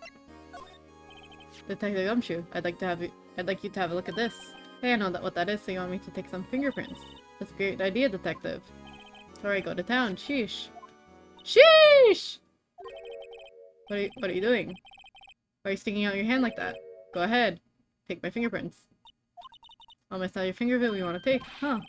Come on, this isn't time for jokes. We're talking about that cloth we found on the safe. I knew that. The one with the handprint on it, right? Sheesh, where... Sheesh! Where's he since... Basil, saw that clip you posted on Twitter when you're like... Bite slipped.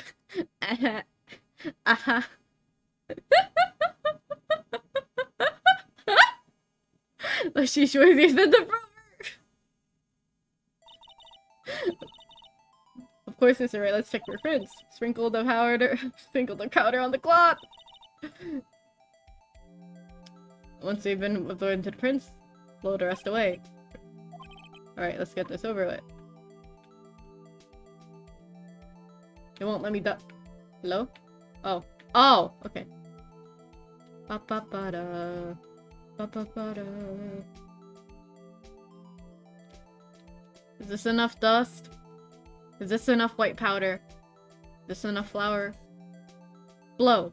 Hell yeah. No, it's not, JK. Gotta do more on the bottom and the top. No, a little more. Come on. There we go.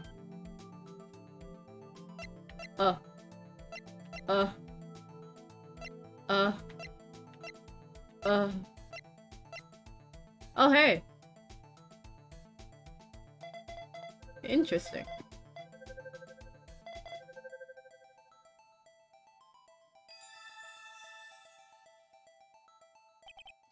No, how can this be? What are Emma's fingerprints doing here? Hey, found a match. Whose fingerprints are they? Huh? Oh, it seems the prints are too old. They aren't clear enough to get a match. Oh, that's too bad. I thought they'd be Dark's prints. Psst. Hey, you, over there. What's that going on there? What are those kids? What are that kid's prints doing inside Chief's safe? Don't ask me. Let's go back. Let's just keep this information from Emma for now. Here, maybe you should hold on to this. Thanks, Ro.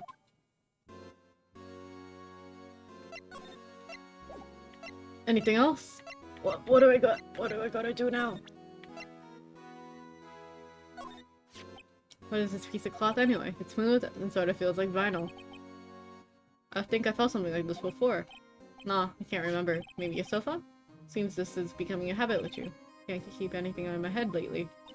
Note to self, Detective Gumshoe is going senile. What else do I gotta do? I'm gonna look at the guide again.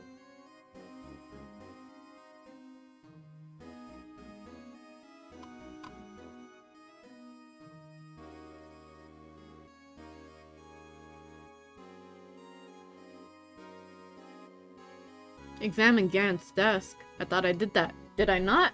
Did I not? Oh boy.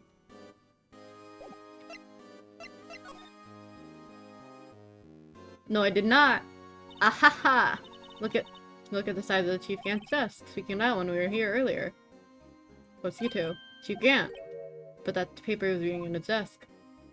What you got there? This looks like a list of evidence. A list of evidence. In most cases, the list runs twice as long as this, though. Hey, look at that case name. SL9 incident. I wonder what this is doing here. Hold on, detective. What did you just say? I said, I wonder what.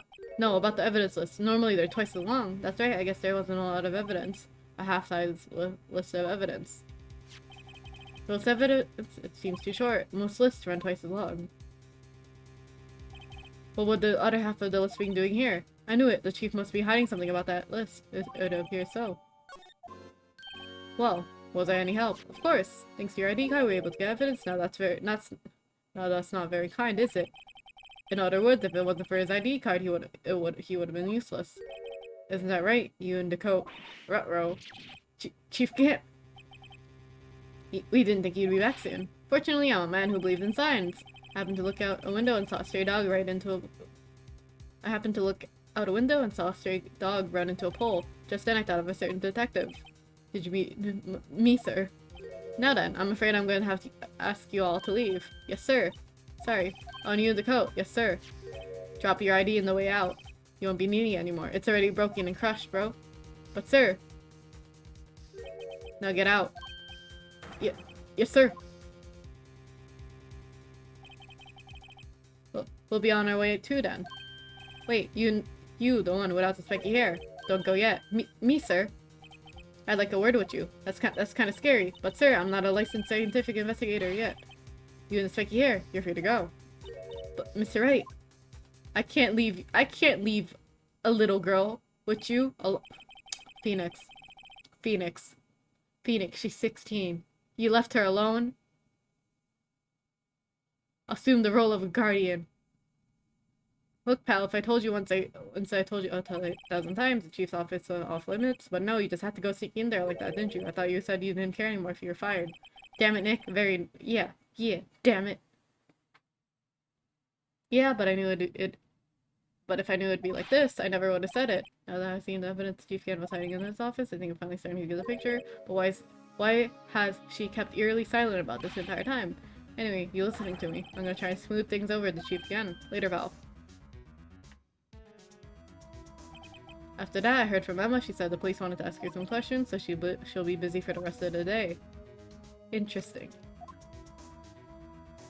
I see, so the chief asked Emma to come in for questioning. It's no use thinking about it. Tomorrow's the final day in the court. I'm committed to doing everything I can to defend you as I'm here, but I already told you all I can. What you told me is over these past couple of days is absolutely nothing. Not a single useful thing. Really. I believe I did mention something quite important. Something I told you right at the beginning. I said I was the one who stabbed Detective Goodman. You know, I think I finally figured it out. I know who it is that's lurking behind your words. Mia did a good job mentioning you. I'm rather jealous. Seems Edward was right. Edward. Once you're convinced you know something, no one can persuade you otherwise. Dick-headed is the term he used, I believe. That was my chance to get her to tell the rest of the story. Talk. Keeping quiet. I have to admit, I was more than a little perplexed at first. You insisted you did it, but there was no incriminating evidence. That's when it hit me. It's not that you're unwilling to tell the truth. It's that you're incapable of doing so because of a certain individual. What an intriguing notion. A certain individual, you say. So you think I'm protecting this person? Protecting, no. I think afraid of is more like it. If I'm not mistaken, the person in question may have persuaded you to silence. For argument's sake, Mr. Wright, who, may I ask, is this person you're speaking of? Who's this person's name? 65! Grandpa's got game! Well, Miss Guy. Mr. Wright, you are addressing the Chief Prosecutor. Do not forget your place. I think she's still not ready to spill the beans. My apologies. Could you please tell me a bit more about what you think you know? We were partners until 2 years ago. I respected him as a detective. Assuming he's respectable, then tell me something. Why would he try to hide his crimes? His crimes? Both you and Edgeworth will be brought before a board of inquiry for what you did. Specifically hiding and forging evidence. Of course there are serious offenses. Why is it though that Chief Gant's name was never mentioned? Chief Gant? Edgeworth didn't know the truth behind the forgery. The only person who could have possibly tampered with the evidence was me. I had access because I was second in command of that investigation. There's few, but one other, David Gant. If you intend to accuse Chief Gant, you need more than just words. Show me proof that Chief Gant falsified evidence in that case. Oh.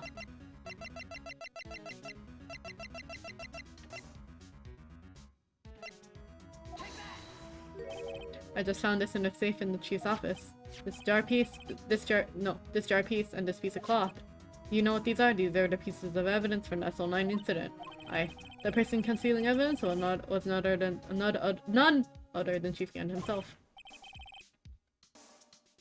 Now tell me, why are you taking all the blame for him? Touché, Mr. Wright. It's as if you surmise I cannot disobey the Chief's orders. Even if it means being found guilty for murder, why not? Come on now, Wright. You can't possibly expect me to to be able to tell you that. 3 days ago, I had no choice but to cooperate. The murder of Detective Goodman. Or perhaps I should say, follow orders. Yes, that is more accurate than cooperate. Orders. Although I cannot tell you the details, I can say that I was given an order that day. I need you to dispose of Bruce Goodman's body. You'll find it inside a trunk of Miles Edgeworth's car. Just as I suspected, despite what everyone believes, you were not the one who murdered Detective Goodman. Correct. I was trying to take the body out of Edgeworth's car. The trunk's lock was broken, and I discovered that murder weapon while inspecting the body. The murder weapon? You mean Edgeworth's knife? No, when I found the body, this knife was stuck in it. The knife from the SL9 incident, the serial killer Joe Dark's knife. I couldn't just leave that knife in him, so I took it and stabbed him with another knife. Huh? Huh? Huh? That'd be Edgeworth's knife. That's right, even though he was already dead, my hands are shaking at the thought of stabbing him. That's why I ended up cutting my hand. And that is the reason for the bandage on my right hand. Yes, it seems I got blood on the victim's shoes as well. And then she saw me just as I plunged a knife in. Miss Star, huh? Why did you need to hide Dark's knife so badly? Dark's knife. Took a lot of work to finally close the Dark's case 2 years ago. It was over with. I didn't ever want to be opened again. My intent was to prevent that by whatever means possible. So, you hid Dark's knife. The weapon used to stab the detective was evident in Dark's case. If word got out, which it would, the reporters would have a field day with that. So you wrapped the knife in the scarf and you hid it. In Edward's exhaust pipe. Right, then I called my sister. To tell her what happened and ask her to hide a knife that was inside my muffler. Yeah, you asked Emma. I didn't want anyone to know on the force to know about this. That would explain why Emma's so confident about Lana's innocence. Taking phone calls, I had a bad feeling about one of them that day. A bad feeling. The truth is, after I received those orders from Chief Gant, the first thing I did was make a phone call. A phone call to Patrolman Jake Marshall. To the Marshal? To Marshall? Why would you call him? The lead investigator for the SL9 incident had been murdered. I wanted that fact to be kept secret, and I needed help. He was the only other person I could trust, or at least I thought I could trust him at the time. However, it seems that after I spoke to him, he went off to an escapade on his own. Oh, you mean, not wanting the case to die, he decided to take things into his own hands. He disguised himself as Detective Goodman and tried to steal the evidence. He had already stolen the ID card, but it seemed he still had made up his mind to break into the evidence room. And after my phone call, any remaining doubts he had must have disappeared, so your phone call caused the incident in the evidence room.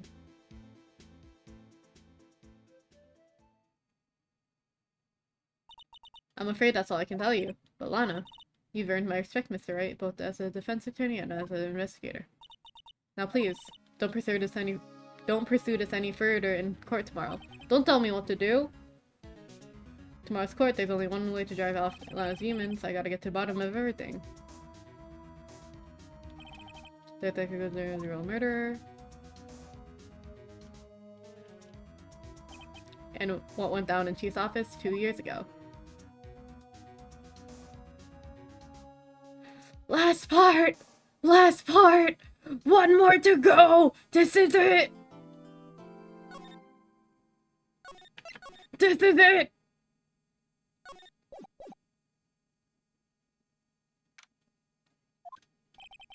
This is defendant lobby, alright, but there's no defendant. I've been trying to reach Lana all morning. Where she could be? Where could she be? And where's Emma for that matter? It almost seems as if something's been happening behind the scenes. Thank you for hydrate. 9 hours, 2 months, go!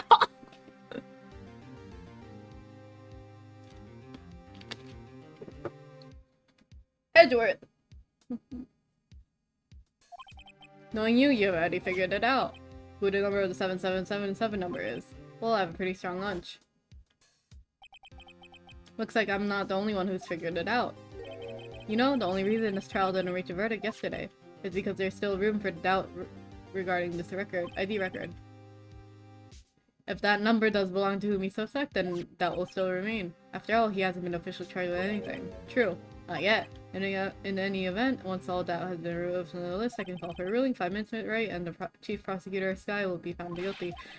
I figured you'd say as much. That's why I came here, to hear what you have to say. This is the first time he's ever done something like this. Lana's hiding something, and the only way you'll ever know the truth is to dry it out of her. The truth. Everything goes back to his SL9 incident. Don't be stupid, today's the last day of the trial. We don't have time to reminisce about the past. That depends on you. If she's found guilty, you'll lose your only chance to find out what really happened. I'll think about it. See you in court, right? This is it. If I'm ever gonna find out what Chief Gant has on her, it's now.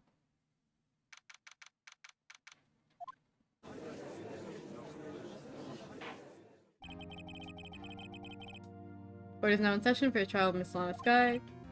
The defense is ready, Your Honor. The prosecution is ready, Your Honor. Normally, this is the case where the prosecution puts forward an opening statement, but before that, the police chief has a proposal to make. Chief Gant, you stinky boy! Stinky, stinky.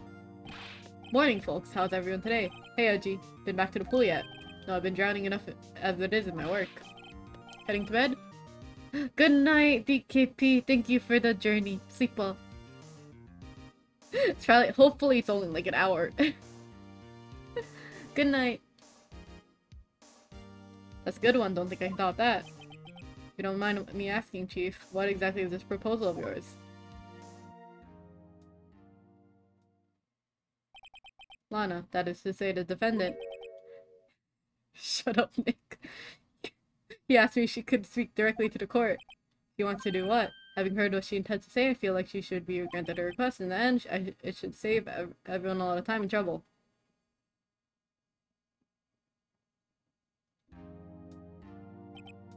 What's this all about, defendant?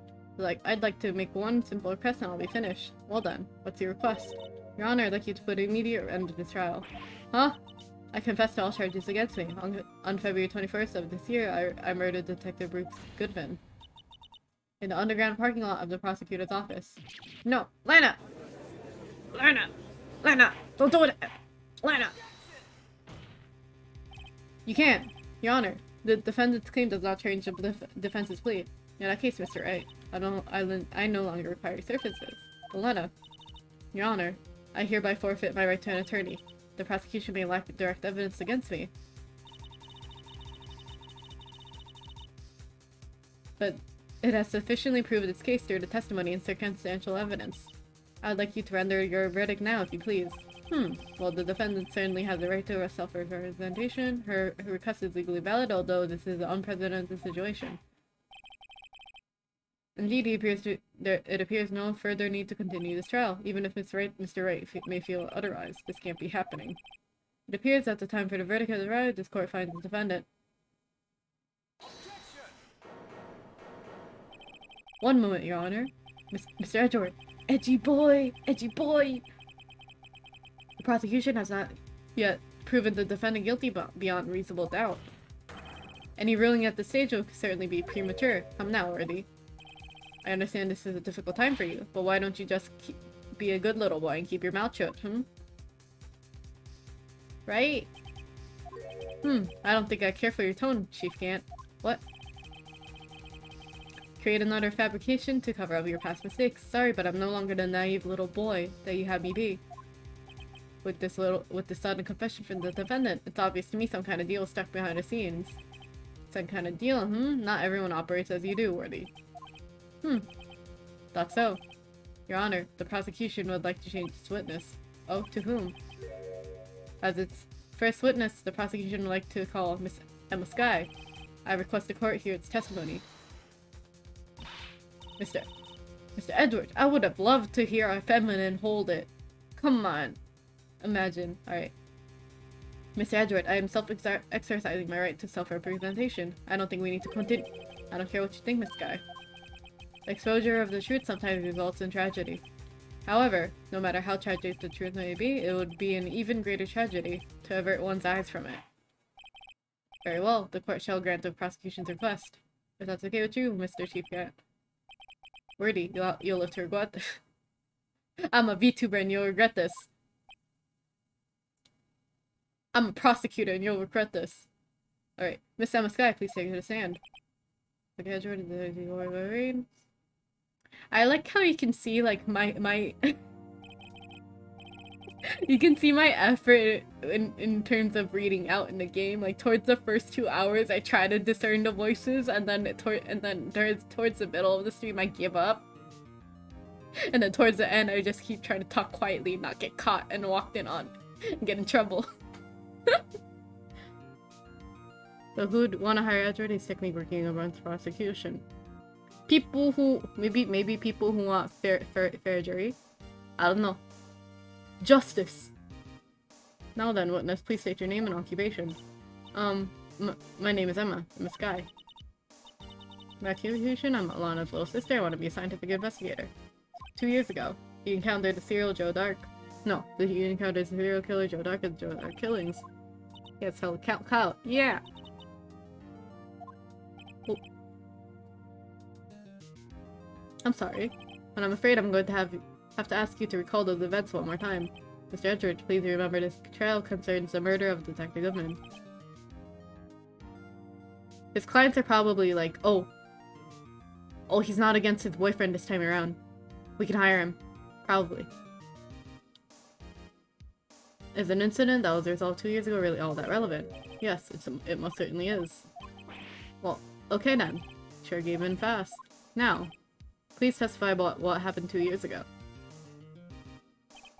The trip to yesteryear has finally begun. It's bound to lead to the truth behind this trial.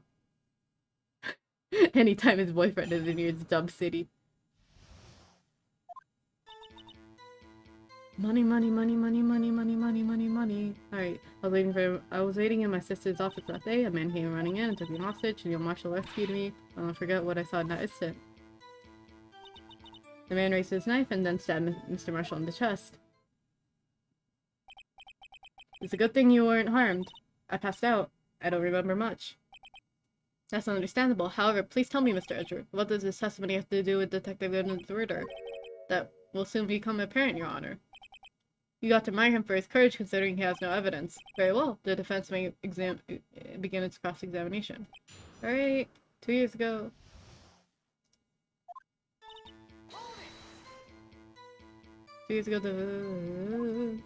Yes, she is the second in command. My sister, she was the best detective ever. I remember Deputy Chief Grant and Miss Skye used to be quite the pair. I believe they shared the same office. That's right. I'd always sit at my sister's desk, and dream about playing that organ. I wanted to play it that day too. The police department and the prosecutor's office had a ceremony that day. Lana promised to take me to dinner after she finished work. Man came in running. A man. Yes, Joe Dark. He was a serial killer. Joe Dark was brought in for questioning on the day of that ceremony. We were desperate to get anything on him that would lead to an arrest. When he saw his chance, he fled the room, right? Upon fleeing the room, Dark proceeded to take the elevator. He must have had a panic because the elevator was going up. Then he ran to Grant's office. There's a lot of noise coming from outside, so I opened the door to have a look. That's when I saw him. Neil Marshall rescued me. That day, there were two people present during Dark's questioning. Deputy Chief Demon Grant and Prosecutor Neil Marshall. Almost forgot about Grant. Neil Marshall had just received the King of Prosecutors Award. Young and dedicated, he went straight to the questioning room after the ceremony. I assumed that would also be why he was the first to run after Dark. When Dark grabbed me, I thought I was as good as dead. That's when Prosecutor Marshall came running in. I don't clearly remember what happened then, but I never forgot what I saw in that instant. Oh, press. What you see? Can you tell us about that? Mr. Marshall jumped on Dark and all the lights went out. The lights. It was just about this time of year. There was a terrible storm going on and the lightning struck nearby, so the electricity went out. Wait a minute. If it was pitch black in that room, you shouldn't have been able to see anything, right? But then lightning flashed out from outside. That sudden flash let an unforgettable image in the scene of my mind. I told the detective about what I saw then. The detective. Yes, Detective Goodman. He was in charge of the case. Detective Bruce Goodman. Hear more. Sure. So you spoke with Detective Goodman about this 2 years ago. Yes, that's what's so scary about this trial. And you told Detective Goodman about what you saw. Yes, but at the time, the words just wouldn't come out. That's why I drew a picture. A picture? Yes, I think she mentioned that before. Well, Mr. Ray, have you heard enough? Ask about the picture. This picture the witness drew. I believe it was a very important meaning. But those evidence I was given 2 years ago didn't contain a picture. Witness, would you mind if you added the statement to your testimony? Yes, Your Honor. You drew a picture of the scene you witnessed, right?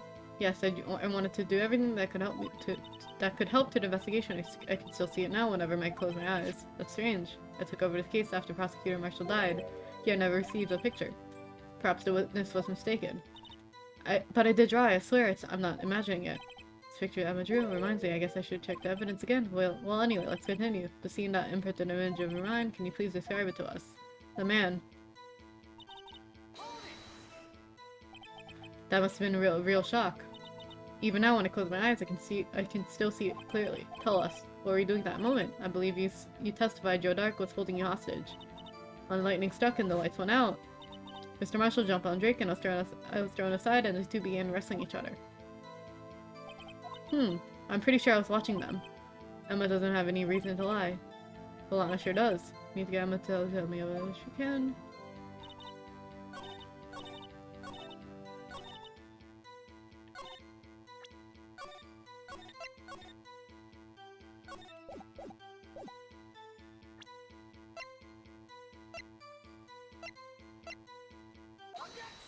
There we go. Mr. Edward, this little girl put all her heart into drawing that picture. And yet you would insist on denying its existence, huh?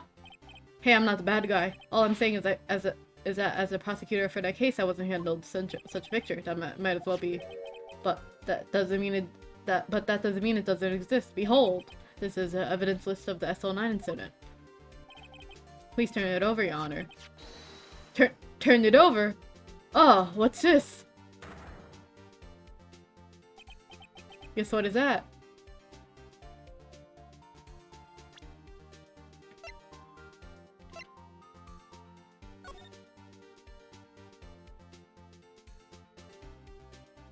I didn't know. I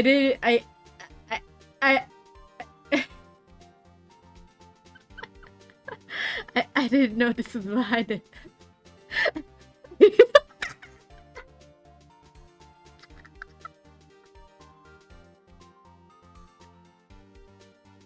I didn't know this was behind it. I didn't know, but I got it right.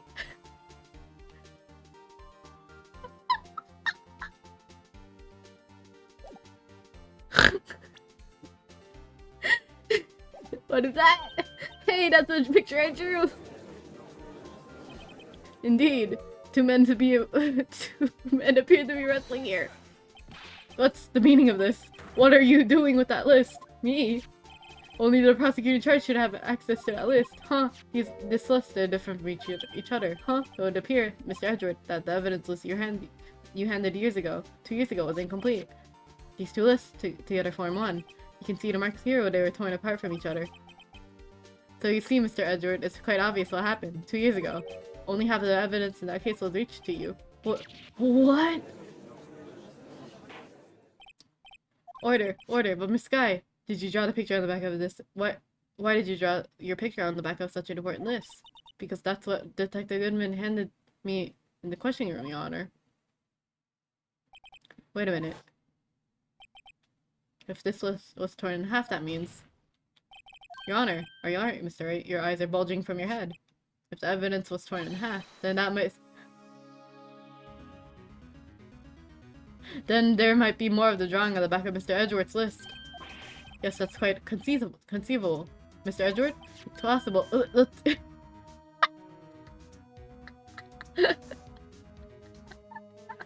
You know, one time on a test, it was a double-sided test, but I didn't see that there was the other side to it, so I turned it in with half of the test empty because I didn't flip the page over. So this is what it reminds me of. It's possible. Let's see. Something wrong. Do you even have to ask? I'm sorry, Your Honor. There is indeed something drawn in the back of my list. It's that thing. That thing. That thing was dancing in the evidence room. Clearly, the act of vandalism is the work of a certain chief of detectives. I guess he's out of scrap paper. Very well, witness. Will you please testify about this picture you drew years ago? Oh, yes, sir, Your Honor. What's wrong with Emma? She seems to be thinking about something when she was looking at the picture.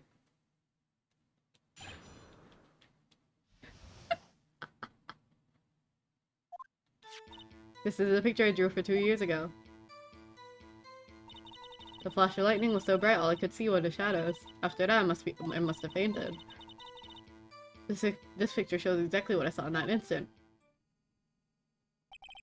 To think a flash of lightning could burn such an image in your mind. Thanks to that, though, she was able to show us exactly what she saw. Well, I don't see any contradictions here. This clearly shows Joe Dark about the murder prosecutor Neil Marshall. The defense may now begin its cross-examination.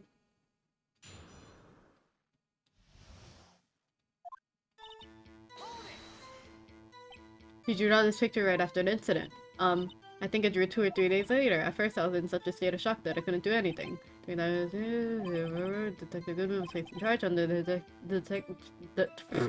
under the direction of Damon Grant and Lana Sky. 2 or 3 days later, the memory should have still been fresh in her mind. Excuse me, witness. But can you please tell us why this picture is painted all black? The flash lightning? Okay. I saw at the time you didn't even know it was Mr. Marshall who had come to your rescue. No, I couldn't see him clearly. The lightning was so bright and I was knocked to the floor. You were knocked to the floor? Dark had a tight grip on me, but when Mr. Marshall jumped on him, I was knocked away. I turned around. That's when the lightning flashed. Poor Emma. I'm just glad she wasn't hurt. What happened after the lightning flashed? After that, I must have fainted. This picture shows exactly what I saw in that instant. That's strange. She claims it is exactly the scene that was imprinted in her mind. And yet, there's clearly a contradiction here. Is there? Did you draw this picture right after the incident? Oh. This is a repeat!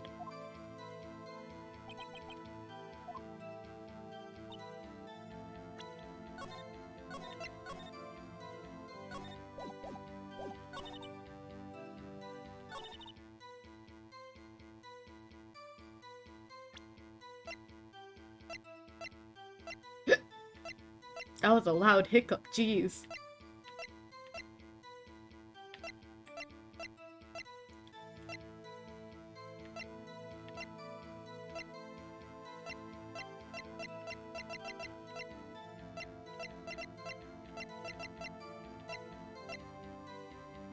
No, you do not get 2 hiccups.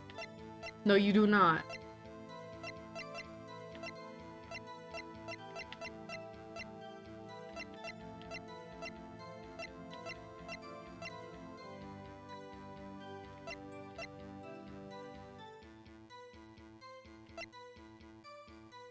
Hmm.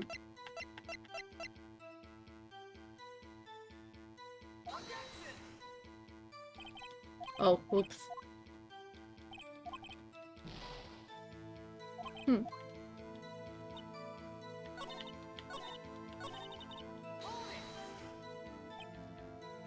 You didn't see the actual murder take place. No, I'm sorry. The fashion language, the trauma situation. Do you really need to torture this girl any further? Hey, I'm not the bad guy here. I knew this picture.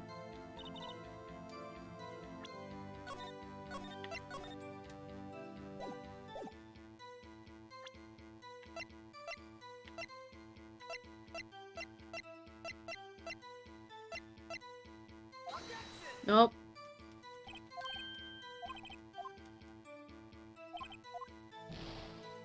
Ruh-roh.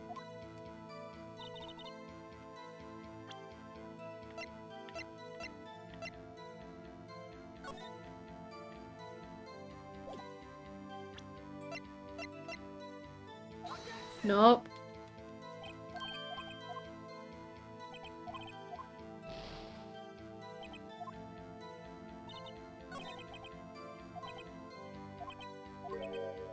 There's clearly a contradiction. Is there? Well,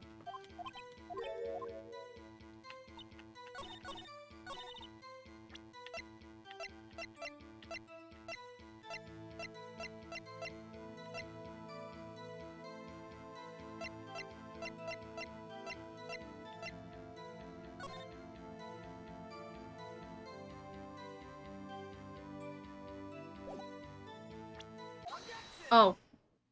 Wait, go back. I want my health points back. I want my health. No, I want my health points back. 1 second.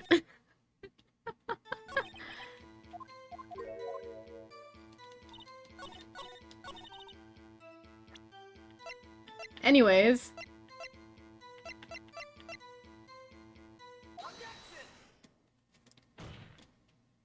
I have to be the bearer of bad news, but this picture to witness through contains a blatant contradiction. What? But I still remember it to this day like it was yesterday.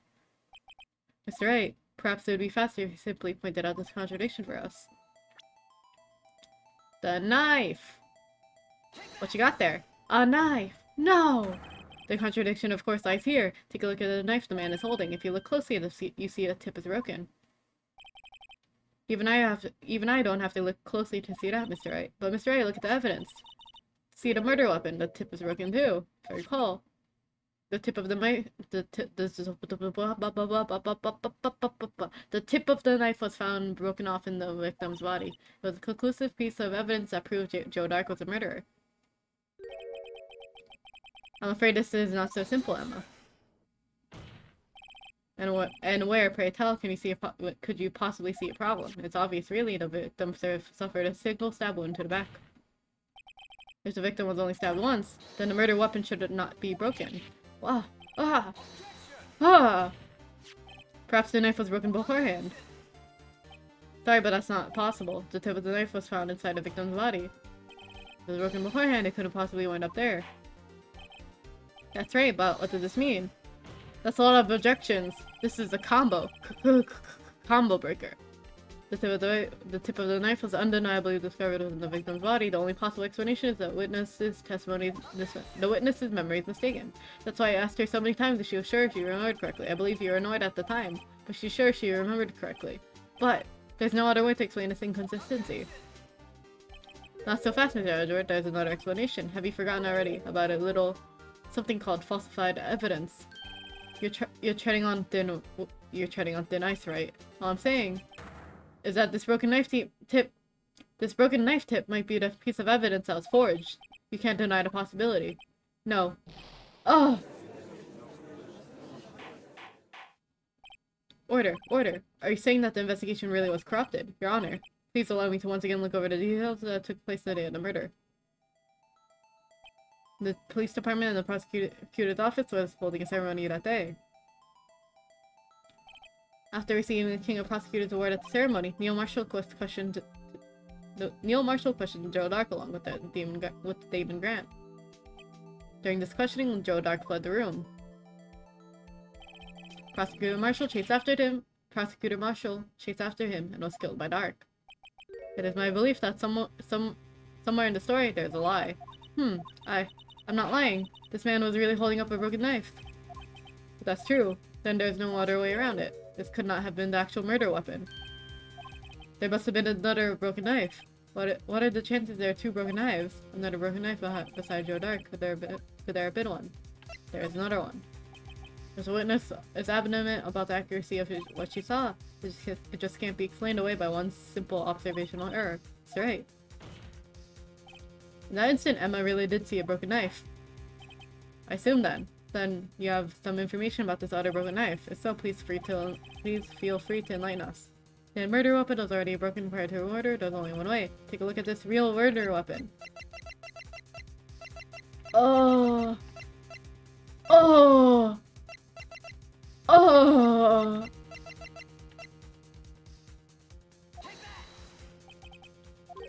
It's you. I'm broken. Huh? I'm sure this will be your... Sorry, Your Honor. Oh!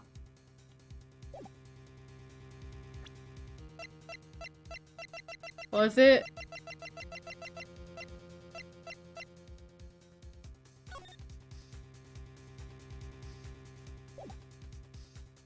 Wait. Is it? Is it? It?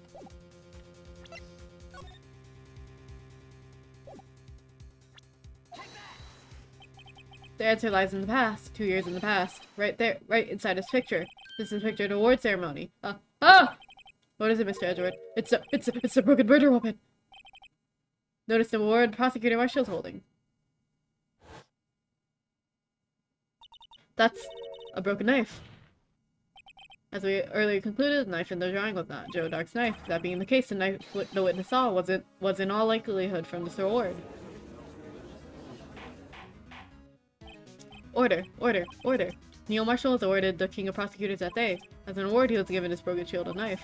When he chased after Joe Dark, he pulled out this knife. Being a prosecutor, he did not carry a pistol. This broken knife was the only weapon he had in a dangerous situation. But that can't be. Oh, and why not, Edward? Because if the King of Prosecutors' award knife was the murder weapon, then the murderer and the victim would be reversed. What do you mean? I mean, the man raising a knife would have been Prosecutor Neil Marshall. Oh. Oh! But the prosecutor was the one who actually died. That's true. What's going on here? It seems Mr. A has been too eager to jump to conclusions. Hold it. Wait. I remember now. I remember everything. Witness. Mr. Edgeworth. What is it? Could you... Please show me your evidence list again, please. His list. The one with the picture scribbled in the back.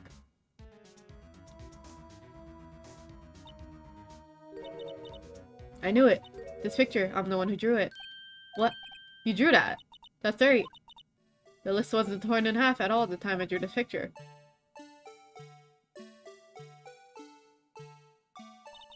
All this time I've been trying so hard to forget. I must have locked this part away deep inside me. Perhaps it would be less if you added this to the witness's testimony. Would you please tell us what you recalled, Miss Guy? Yes, Your Honor. First the knife mixed up and now the blue badger. This should be interesting.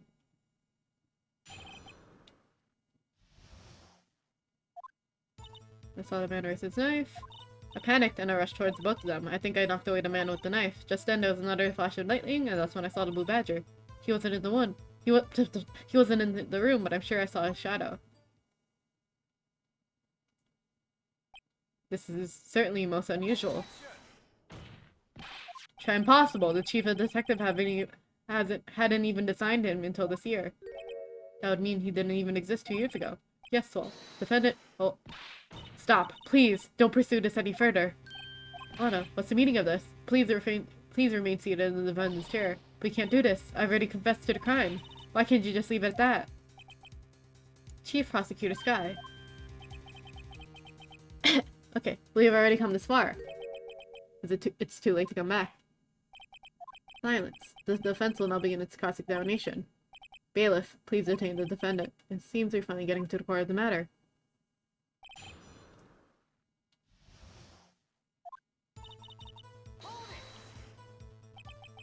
When you say that man, I assume you mean Joe Dark. Yes, I think it was him. You think? All I could see were shadows. The power outage that immediately preceded the incident, it's also documented in the so then you... Why would you do something so dangerous? What else could I have done? He was about to stab Mr. Marshall. She was so convinced. She seems convinced that Dark was the one holding the knife, but as we'd theorized, Mr. Marshall was the one holding that knife. Well, I didn't know at the time. When that Dark guy knocked me down, all I could think was, I gotta help that other person. What do you mean, you think? It happened so fast and I was in shock. I don't remember everything clearly. What I did, it was all kind of a blur. Miss Guy was almost killed before she was a witness to a murder about to take place, with so much happening in a matter of seconds. A little disorientation is only natural. I saw the man about to grab the other person, who I thought was Mr. Marshall. I knew I had to stop the man with the knife. What she said was the brave young girl. So then, what happened next? Just then was another flash of lightning. Are you sure about this? Of course. See, I even drew a picture of him here. But it was the chief of the. And I was just this year. The Blue Badger didn't exist until 2 years ago. No, it sounds strange, but I was surprised too when I saw him at the police department. I had this nagging feeling that I've seen him before, somewhere. Now I finally remembered. Oh bro, oh bro, oh bother, oh brother. Oh brother, just when you thought that thing had caused enough commotion, tell us where in the room did you see him dancing? His shadow. So you mean you didn't actually see his face with the winning smile and all? That's right, but I still remember he had 3 creepy horns. This is pointless. That thing couldn't have existed 2 years ago. The witness must be mistaken. That may well be, but what's important is that what caused her to think she saw what she did. Oh, and I assume you have an explanation. If so, by all means, please tell us what the shadow really was. What was it when Emma saw it? What the was it?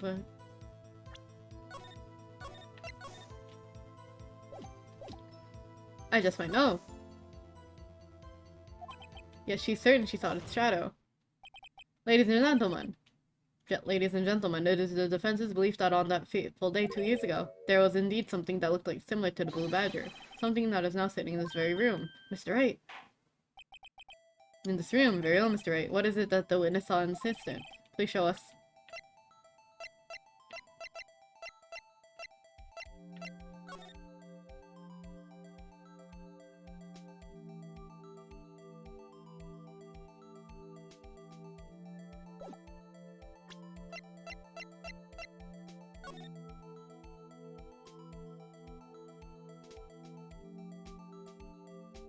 Ah.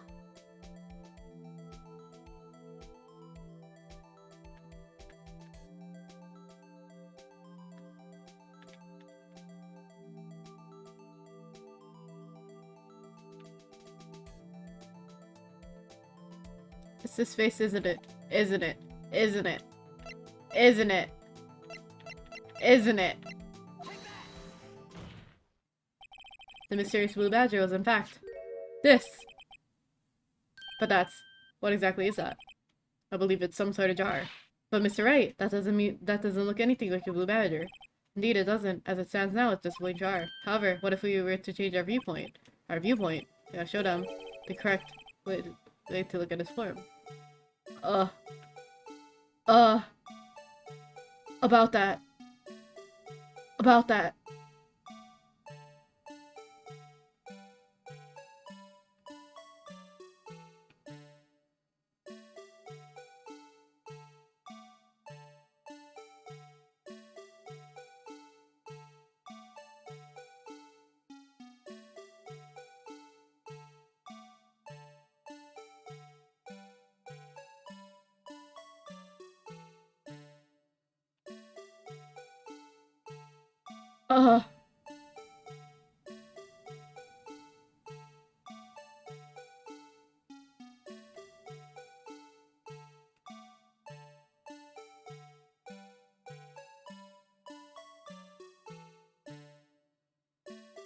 That?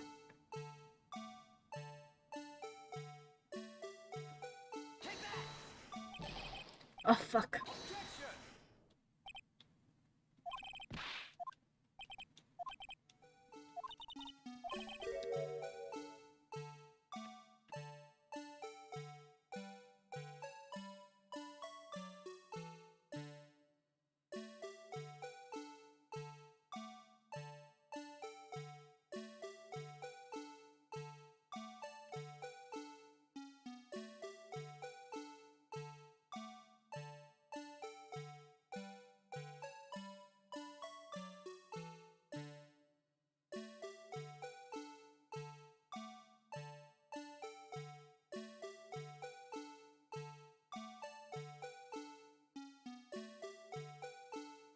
Is it not this?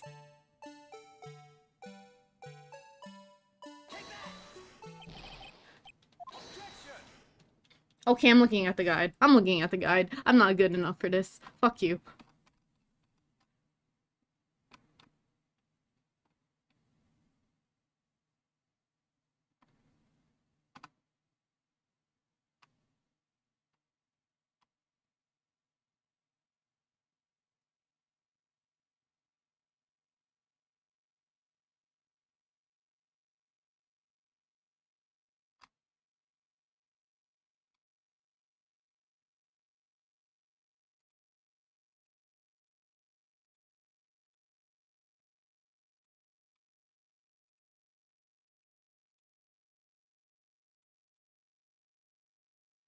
I had it right! Are you fucking with me? I had it right! This image! You...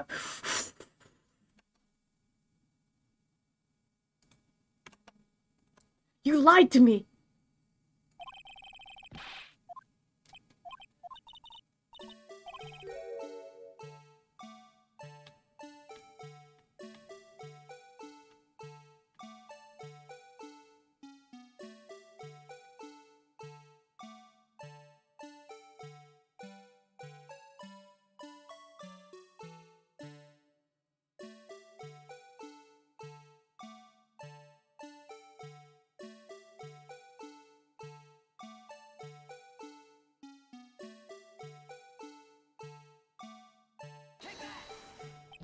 Bitch! Bro! Bro!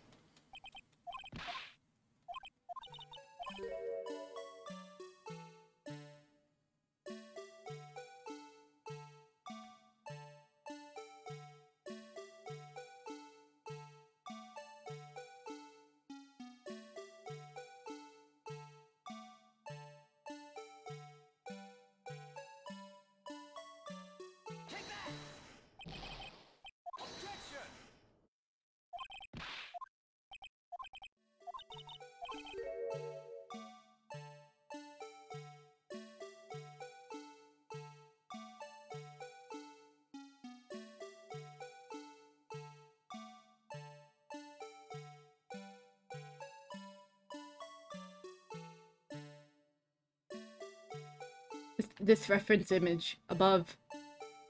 Yeah, it is homophobic. This is mocking me. This is mocking me. I fucking...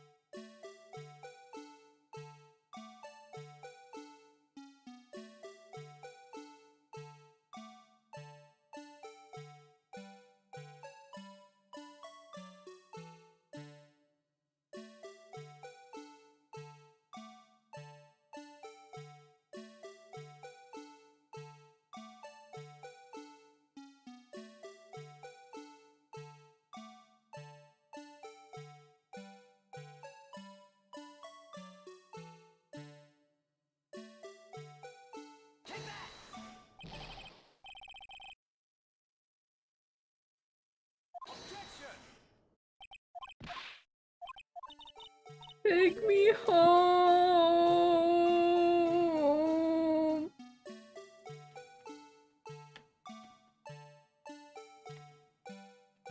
You see that? Do you see that lone tear on the mascot? That is me.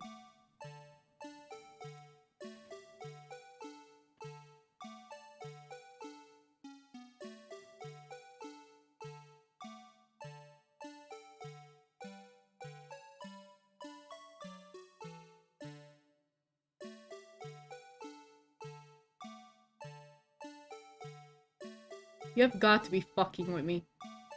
Thank you for the stretch and hydrate.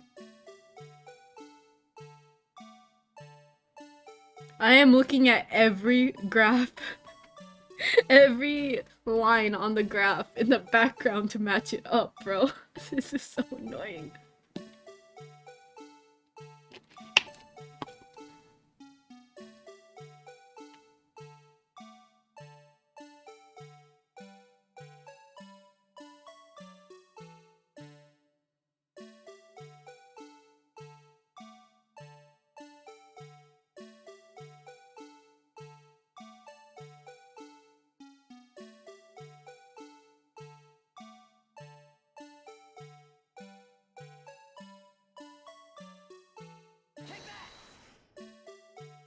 Oh, I did it! I did it! I did it! I did it!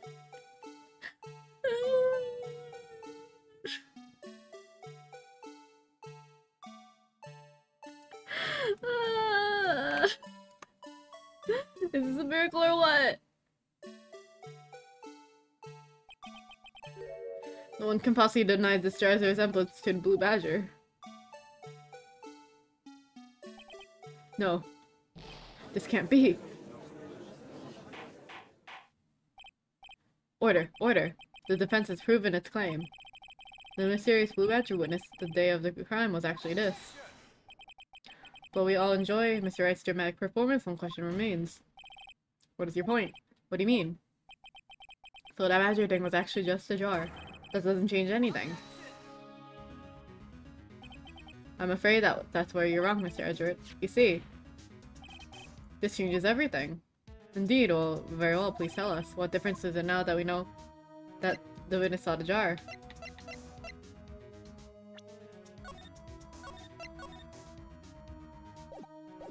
The location? Allow me to take these in turn. At the moment of the murder, the witness saw this jar. At a very specific angle, I might say, Mr. Wright. Well, knowing this, where could she have seen the jar? Where? The location of the jar is shown in the picture taken on the day of the crime. It's on a shelf. It's on a shelf in the office of Damon Gant. But the body is found lying near Lana Sky's desk. Witness testified herself. Yes, and it is these two facts that reveal what actually transpired.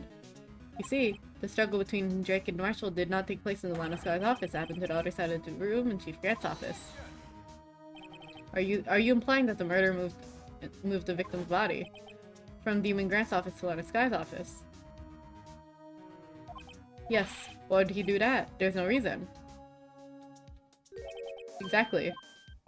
If there wasn't a reason, he wouldn't have gone through the trouble. The only logical conclusion is that there was a reason. You know what the reason was, Mr. Wright.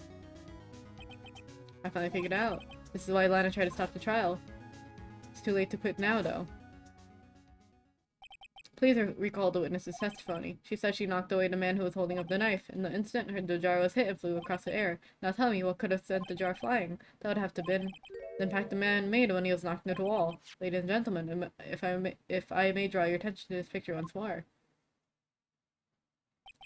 If the man knocked in the direction of the shelf the jar was sitting on, what would he have hit? Ah! The suit of armor, holding a very sharp and dangerous-looking sword. Yes. And since the man who was knocked in armor was carrying a broken knife, he would have to have been Neil Marshall, wielding the King of Prosecutors trophy. No, Mr. Wright, you can't be thinking.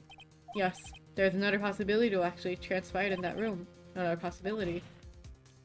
Of course, the perpetrator would have had no idea, but nevertheless, I don't know if I can go through with this. Mr. Wright, what's the matter? If events took place as events theorized, the outcome is obvious.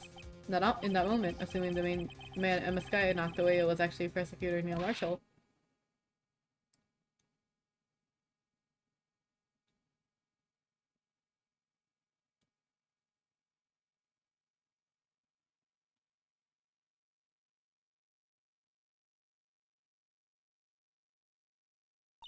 You mean, Mr. Marshall died because of me? No! Dud. Did you faint again? No, okay.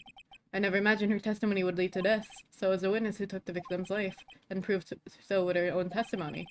This is so unprecedented. What? What are you saying? I'm sorry, Miss Sky, but given the circumstances, Chodak murdered Prosecutor Marshall. How can you think it was Emma? How dare you try to pin this crime on her? Imagine that coming from you.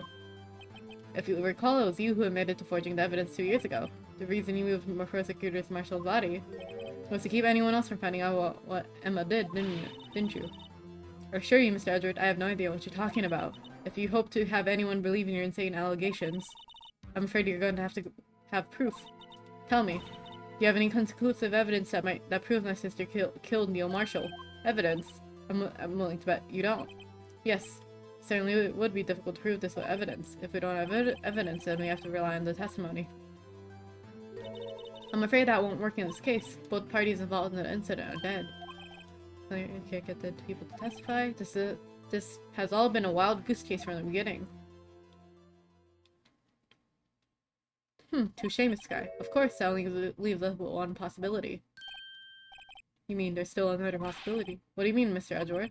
I mean, it's a possibility that the victim has left us a message. For better or for worse, Mr. Marshall did not die instantly. He may have left behind the name of the person who took his life, in one matter or another. That's impossible. Well, Mr. Wright, this is only a possibility left to tell you. A message from the deceased, if such a message exists. I gotta think back to the court record. The real murderer's name is in the evidence. This message from the deceased is already in our possession. Mr. Wright, please stop at nothing to prove my sister a murderer.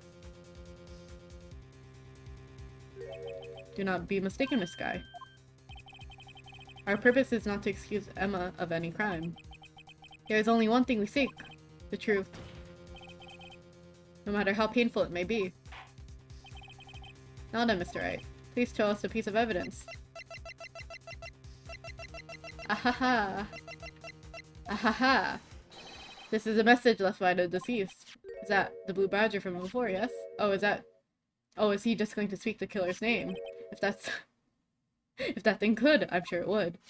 Looks like everybody's forgotten it's just a jar. Well, the message was left here on the surface of this jar. What do you mean? If you look closely, you can see a faint trail of blood on this jar. It looks like someone wiped the blood away.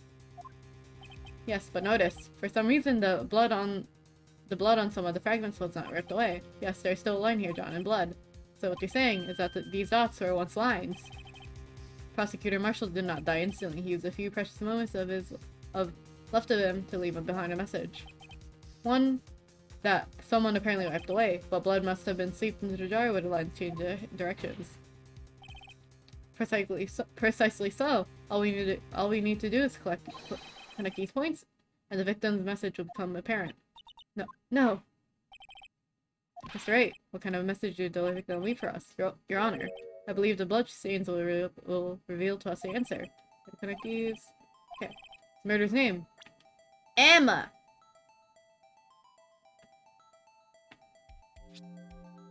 Emma!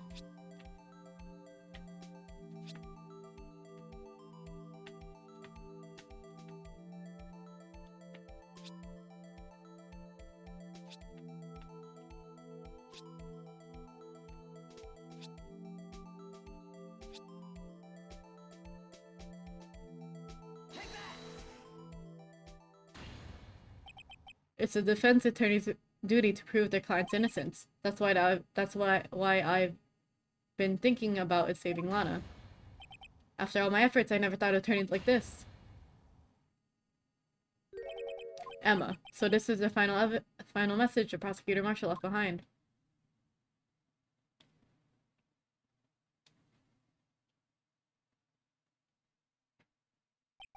Of all people. She may not have meant it, but in the end, the one who took the victim's life was Emma Skye.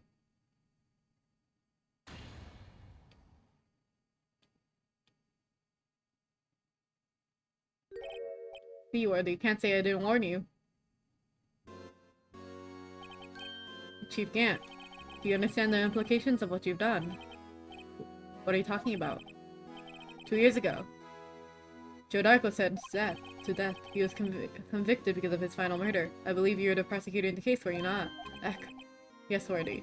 Because of you, an innocent man was sentenced to death. Not only that, you used forged evidence to ensure his conviction. Correct. But Joe Dark was really a serial murderer. But Joe Dark was really a serial murderer. That's undeniable. Jeez. Words. I'm afraid that's not important. Didn't you know we aren't defenders of justice? What? We're merely keepers of the law. Sentencing a man to death is no light matter, even if there wasn't any cover-up or evidence or forgery. Ultimately, the responsibility falls on the prosecutor in charge.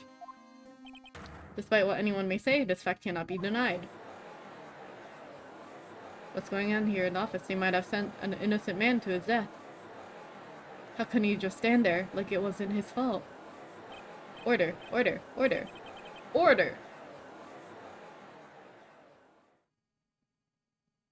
The gavel's pounding fell on deaf ears. Unable to settle the crowd, the judge to declare a recess. Where this trial is headed, no one knows. One more part, guys!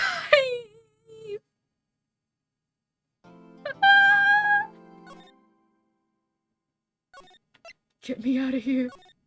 Get me out of here. Last part, isn't it? Sorry, Edward. I didn't mean to get you in trouble. Don't worry about it. This is my problem, not yours. Hope I'm not interrupting anything, pals. Oh, guess I am. I'll come back later. Wait, Detective Gumshoe. You had a lot of nerve, pal, making a detective run all around while on duty. And to top it off, you call me here. I've seen happier people at funerals. I take it on us having you run errands again. Let me tell you, this is the last time, Paul. Here, she asked me to give this to you if there's a break in today's trial. Evidence law? You must know the 2 rules of evidence law. Yep.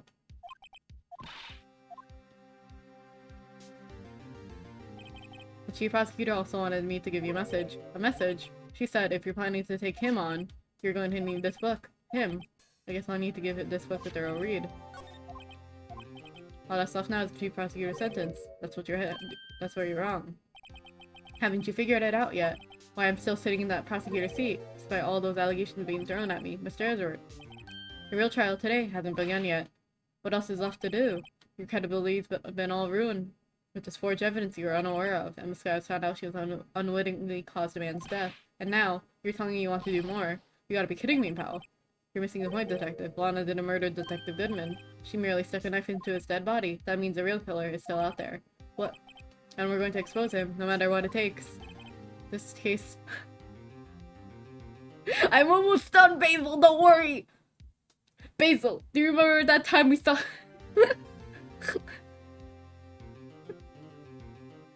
Basil, why did I see you at Eve's stream at 4 AM, huh? We're pointing at each other right now. Anyways. I'm just parroting. Sheesh! This case has hurt too many people. It's time to bring it to an end. Keep going. Get me out of here! I told you this is a long case in the trilogy. Yeah, you told me that too late, Roa. I was already like 5 hours in. I was already 5 hours in when you told me that. You expect me to butt out now? Court will now reconvene for the trial of Mr. Lana Skye. Mr. Edgeworth. Yes, Your Honor. The inquiry committee is planning to impose harsh penalties for your actions. Thank you for the news, Your Honor. Yes, well, ahem, normally this is where the prosecution calls forth a witness, but, ahem, cough cough, this isn't easy to say. You see, there's some concern that Mr. Edgeworth may have, struck a bargain. You think I may have manipulated the witness? I didn't say that, I just see everybody's been talking again. Very well, Your Honor. I have a solution. A solution? That being the case, the prosecution will allow something. I misread. It will. Since my case, usually cases last 4 parts. Yeah. I respect that. Thank you. But there is no precedent for what you're proposing. Undeniably, this is an unusual arrangement, but a very effective one. It would prove that I haven't struck any deals with the witnesses. Well, Mr. Wright, whatever you say. Unbelievable. Edgeworth has found a way to continue the trial. Very well. The defense accepts the prosecution's proposal. Then it's settled. Then the defense may now call forward the next witness, Mr. Wright. You realize this is your last chance. If you call the wrong witness, this trial is good as ever. Hold on. Hold on!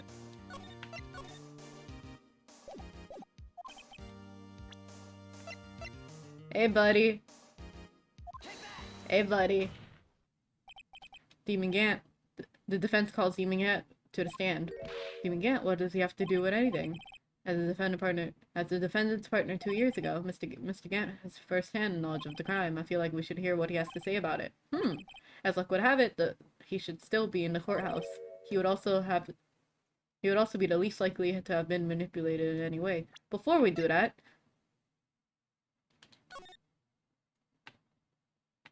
That's it? Okay. Wouldn't you agree, Your Honor? True. Alright. Bailiff, please escort Mr. Grant to the stand. Witness, please state your name and occupation. What is this? Some kind of practical joke? I was just on my way to lunch. Your name and occupation, sir. Wordy, are you sure you want to do this?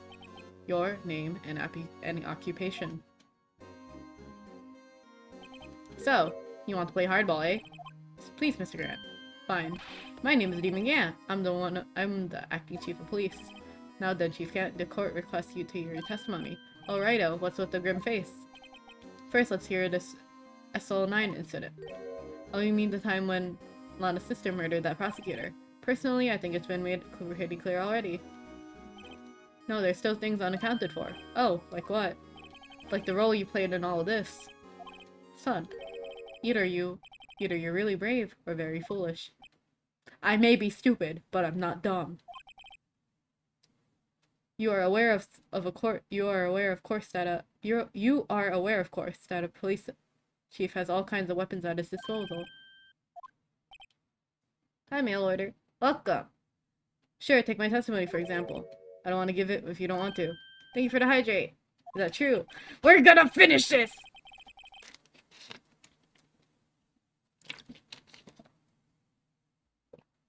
Hi, Mong Mong. Hi, Mong Mong. Of course, such an action carries it with certain risks. Don't worry, I'm not here to hinder your trial. Just remember, if this turns out to be a big waste of time, don't say I didn't warn you. Very well. You know, Mong Mong, I was thinking... I saw Gant that I was like, I wonder if this is Mong Mong's type.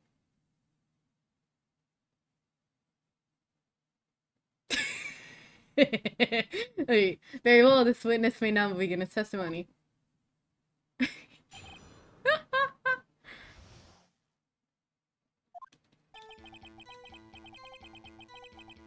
As I recall, Neil and I were questioning him that day. To make a long story short, we slipped up. That power outage didn't help either.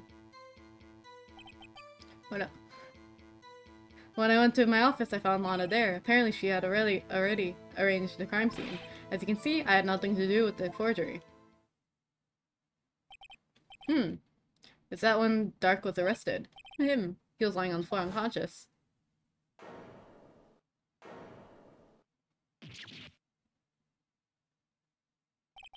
When Emma sent Neil flying, it seems Dark bumped his head. I see, everything seems pretty clear-cut. The police has the right to refuse to testify. I better hit him hard and fast. Ba-ba-ba-da. Tony told that the police are right to say, yes, a hurry, I'm a workaholic. After winning this award, Neil was all fired up too. That's probably why it took Dark and made him run away like that. Was there a vendor on the sky also present in the room? I don't quite remember. At the very least, he wasn't there when Dark ran for it. So the two of them ran away immediately after him, right? That's right, but Dark made it first, and he went upstairs, I went downstairs. I guess you could say he got lucky. What's this about a power outage?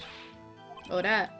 The elevator stopped all of a sudden, and I got the shock of my life. Well, probably not a shock, because Neil was when that knife went into his heart, though.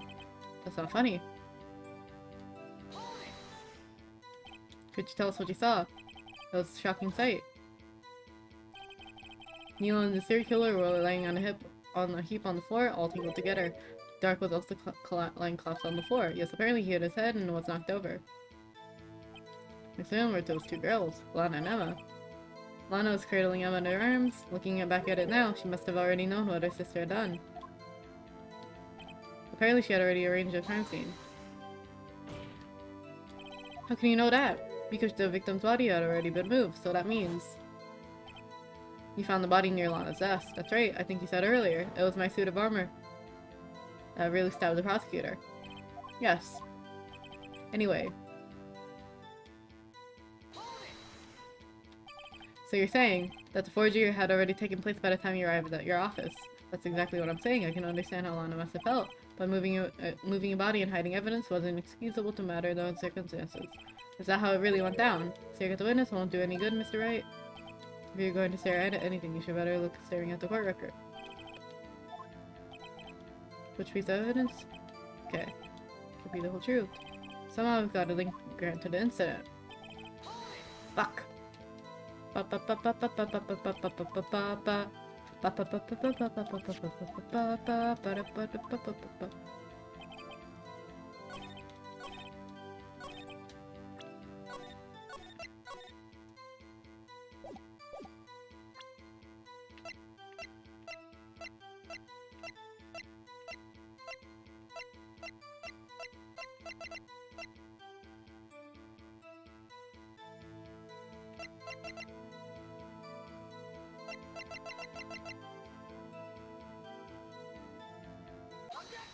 Hey! If you really had nothing to do with the forgery, then how did you explain this? What's that? And what's that on it? A handprint. Chief Gant, your explanation, please.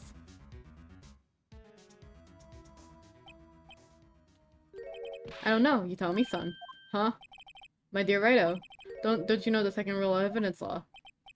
Not to scan evidence law. Rule number 2: unregistered evidence presented must be relevant to the case on trial. Tell me, how is that reg relevant to his trial? It appears the defense was not prepared. I guess it's too early to use this piece of evidence. Please accept and provide apologies.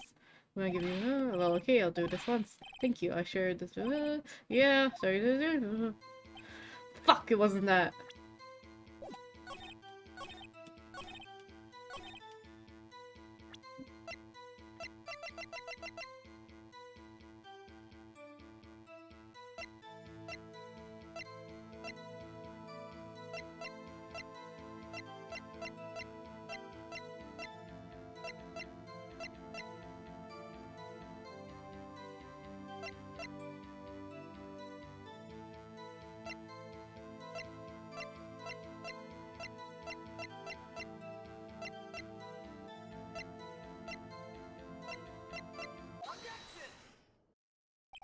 You claim you have nothing to do with the forgery. I'm afraid that is a claim you cannot back up. Explain yourself. Several pieces of evidence are found in your office. Take this jar, for example. That's that blue badger you showed us earlier. A piece of this jar was discovered in your safe. Not only that, but the evidence list I presented earlier was actually found inside the desk. Was found where? You see, Chief Gant. These articles of evidence uncovered in your office are both concrete proof that you also played a part in the illegal investigation.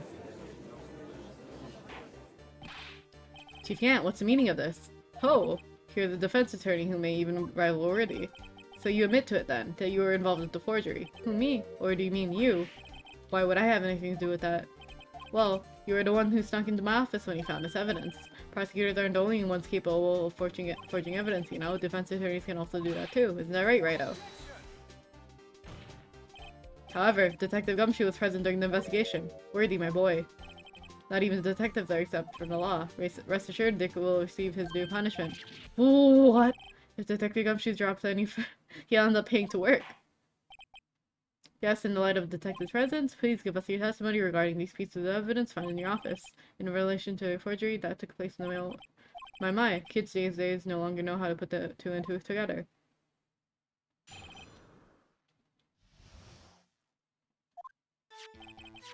Let's see, what was it now? A jar fragment and a list. For all I know, you could have planted them in my office. Anyway, you can't prove one of these pieces of evidence were discovered. If they're found after Dark was convicted, then they're worthless. There's no reason I participate in forgery. Rearranging the crime scene wouldn't help me out in any way. Mr. Wright, yes, Your Honor. When investigating the crime scene, you should have been careful to observe the protocol. You understand that I'm the chief of police, right? There will be consequences.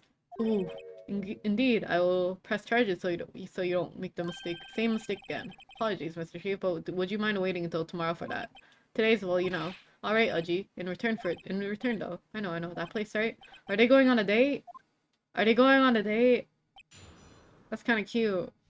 But you're a bastard. For all I know, you could have been found saving.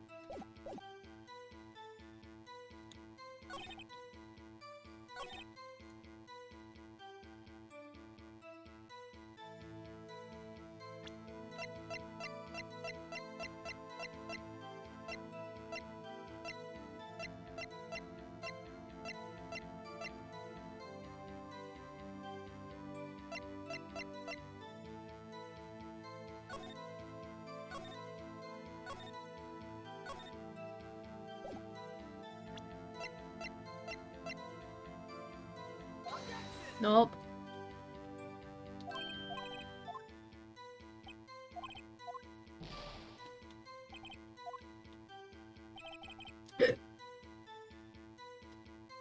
That hiccup hurt.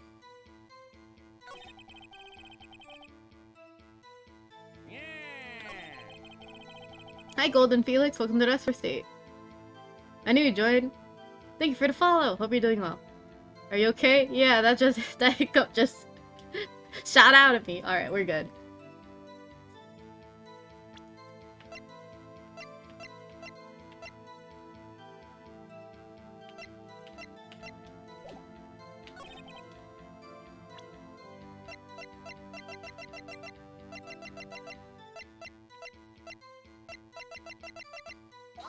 Nope.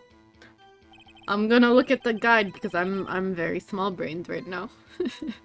Let's see.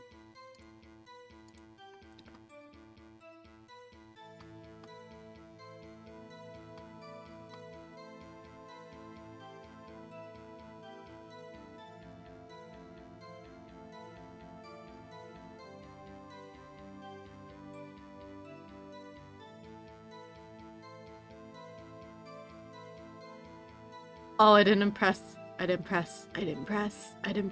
press. Okay, I did it wrong. Alright, we going back. We going back from the beginning. Load.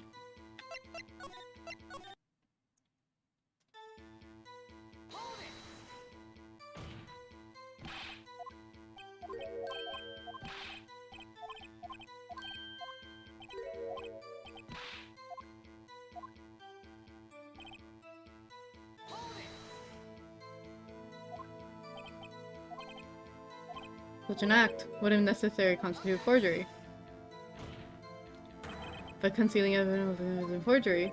I'm not through speaking it, Righto. It all depends on when the evidence was discovered.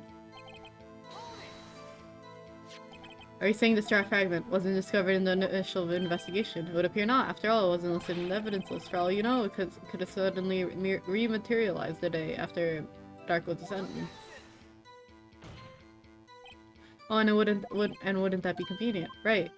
The chief is talking about a possibility, so as long as you can't rule that out, your remarks, however clever as they may be, will only succeed in wasting time. Wasting time? Tell me something I don't know? Come on, Righto. Think about it.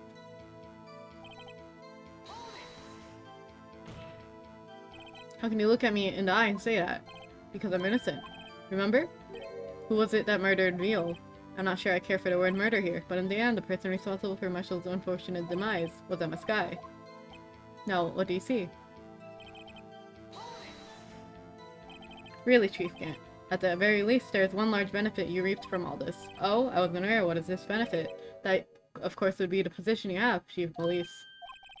The resolution of the SL9 incident secured her promotion to Chief. That in itself is sufficient motive. Ho, ho, ho, ho, oh! That's a good one. Huh? Do you really think I'm that incompetent? What do you mean? Even though that's the case, I was already in line to become the next chief. The resolution of the SL9 merely spat out the inevitable a little. Is that true, Edgeworth? Yes. He was going to be made chief anyway. Gah. Be careful when pointing that finger or you might wind up being the one pointed at. That's what that means. There's only one possible motivation for you to commit forgery. If you didn't do it for yourself, then you did it for someone else. Don't be silly, Worthy. You know me better than that. There are only 3 people I look out for. Me, myself, and I. There, it's out in the open now. Oh gee, would you mind if I change my testimony a little? By all means, please do. Nothing in it for you. Sorry, but the only person I care about is yours truly, that girl, Lana's little sister, is it? If you think I felt sorry for her, you better think again. You're right, you don't feel sorry for anyone. Be tough on crime and tough on people, that's how I was raised. You seem lax enough to own yourself, though. Ho, ho, ho! Well, that's a good one, Worthy.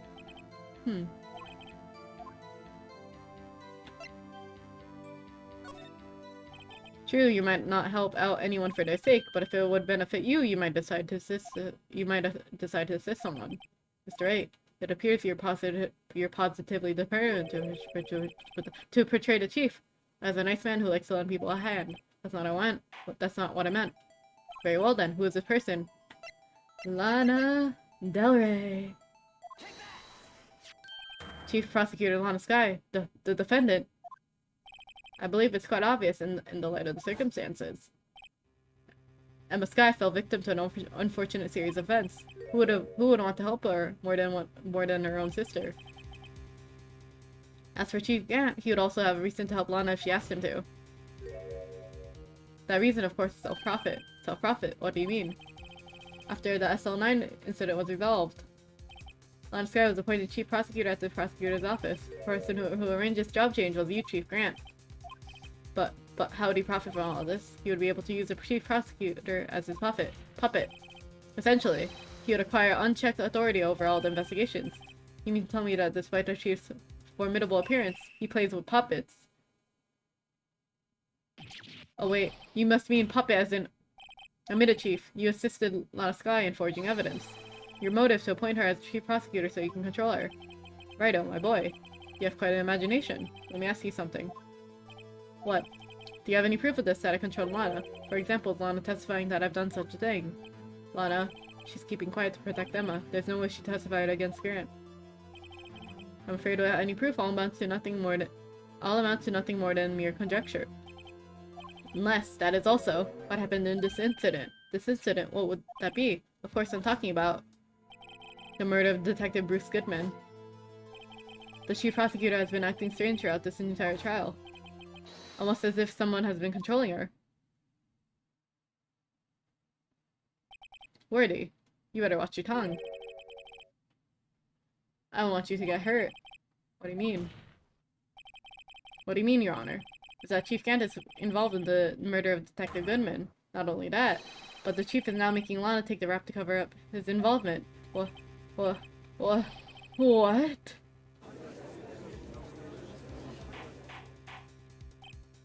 Order, I said. Order! Mr. Wright, you can't be serious. Huh?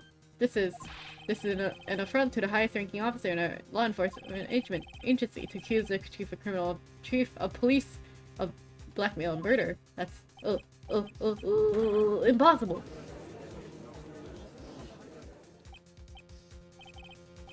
Your Honor, I was merely reiterating what Mr. Edgeworth said in easier to understand language. It's too late, Mr. Wright. There's no turning back for us now. It looks like he's the one who decided to go through with this. Can you prove this, Mr. Wright? That that the chief, a high-ranking official of the law, officer of the law, is involved in this murder? Good question. Regardless of his rank or title, Chief Gant is this man. The question is he a criminal? I believe the evidence will tell. I see. Alright then. Let's see what... Let's see if Mr. Wright... Let's see what Mr. Wright's got, and if it better be good, show us the evidence that Chief Gant... The murder of Goodman.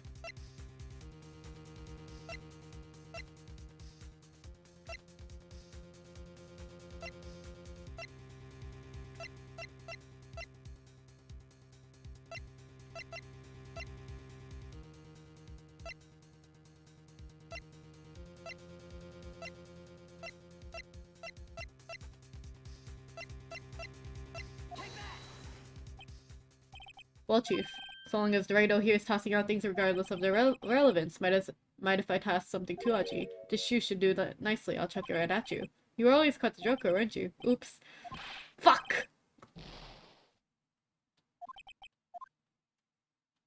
Try to think back, 4 days ago now that I mentioned it, they did find something during yesterday's investigation. Something that proves Gant entered that room. I see, alright then, let's see what... Was it the glove? Nope.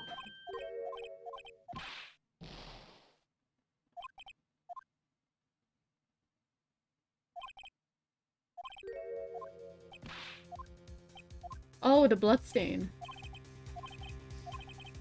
Was it? Maybe. Possibly.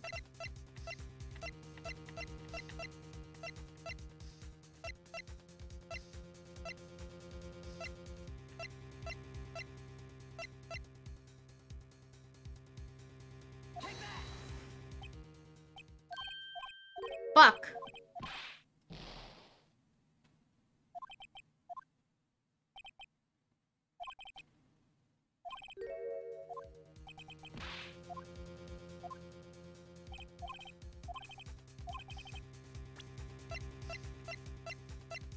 Oh! Oh! Oh! Oh! I get it! Nope.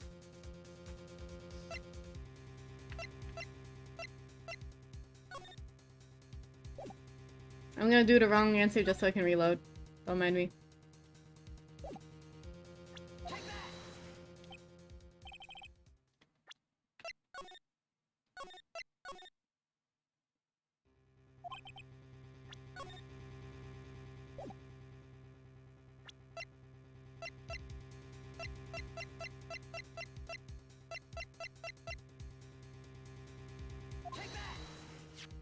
This is the ID card list. Yes, the one that shows who entered the evidence room on the day of the crime. There was one ID on the list we couldn't determine the owner of yesterday. 777777.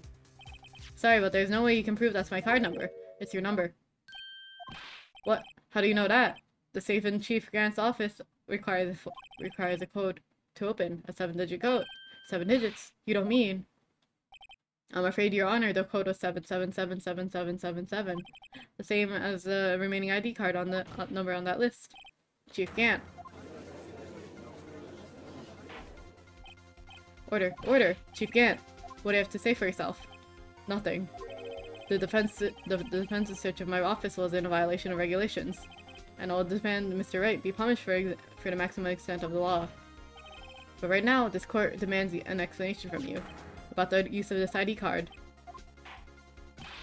Chief Gant, so you admit it. You entered the evidence room on the day of the crime. What about it? I'm the chief of the police. Whether it's the evidence room or the bathroom, what's the difference? I can go wherever I want. Tell me, when you enter the room, were you alone? I always go to the bathroom alone as I do with the evidence room.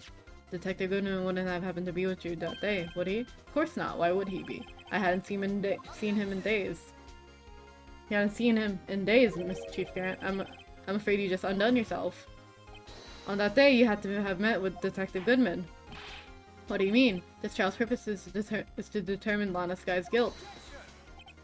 No, it isn't, Your Honor. This trial's purpose is to determine the truth. If Chief Gant met with the victim on the day of the crime, then we need to determine one thing. What transpired during that meeting? In that case, Mr. Wright, I'm going to ask you for evidence. Show us proof that the victim went to meet Chief Grant on the day of the crime.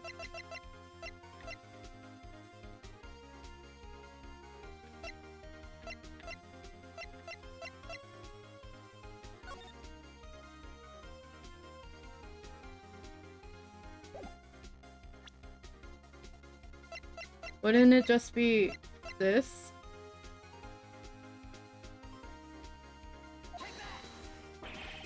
Fuck.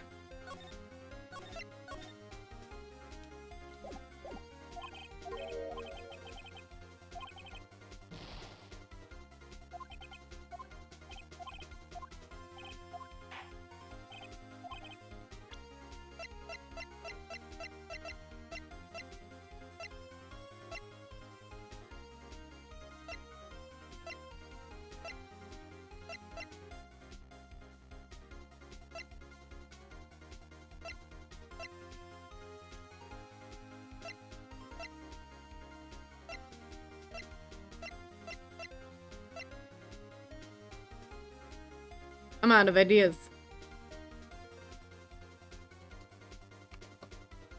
Okay. It was what I thought it was. Alright. So it's apparently this. Detective Goodman lost his ID card on the day of the crime. Or to be accurate, Jake Marshall stole it. So Detective Goodman filled out a lost item report. He would have to give that report to the chief of police. Yeah, you are in possession of the report, which means you can't be sure if he filled it. He filled it. How do I know? He filed it. You know, how do I know? Because he needed it to enter the evidence room that day. He needed to. He has to transfer the evidence out. Oh. Detective Goodman took the form to you, Chief Grant. And then you accompanied you accompanied the detective to the evidence room. I accompanied him. There's no other way the murderer and Detective Goodman could have entered the room. Hold on, let me guess what you're going to say. I did the chief of police murdered poor Goodman. Exactly. But wait, the chief didn't necessarily need to accompany him to the evidence room. He could have just lent him his ID card. Yes. Now that you mention it, I believe. Sorry, but that's not possible. According to the record, your card was only used once. Yet you showed us your ID card earlier. If you really lent it to Detective Goodman, it would have been found on his body. No! No! Ooh! Chief Grant, you didn't. The murder was most likely a spur-of-the-moment crime for no one in their right mind would choose the police department as a place to commit murder. After the murder, you contacted Lana of the prosecutor's office. Why? To dispose of Detective Goodman's body, of course. You're forgetting, Mr. Wright. That the victim's body was discovered in the prosecutor's office parking lot. How did he manage to move it there? And everyone's aware that Lana stayed at the prosecutor's office after the ceremony. Everyone except me, it seems. Still, you're the chief of police. You have an entire police force at your disposal. Oh, so you think I ordered an officer to do it? Hey, you, take this here dead body over to the prosecutor's office. I don't think so. Chief Grant, you left all the evidence we need to prove how you moved the body to the prosecutor's office, and all this time I thought it was just a useless clue for taking up space. How could the chief have moved the body? Mr. Wright, show us this evidence. To move the victim's body, Chief Grant used this. Oh! Oh! He of course used...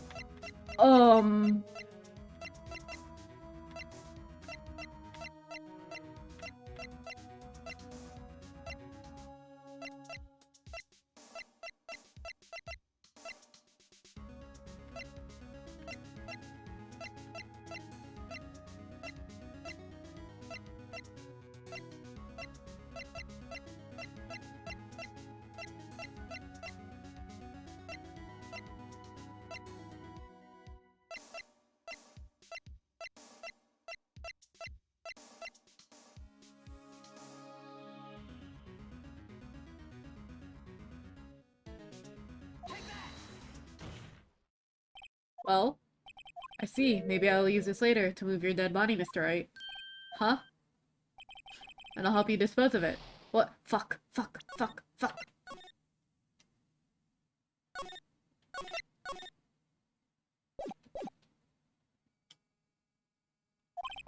You can say everybody, the only problem is how to get him to. How could the chief move the body?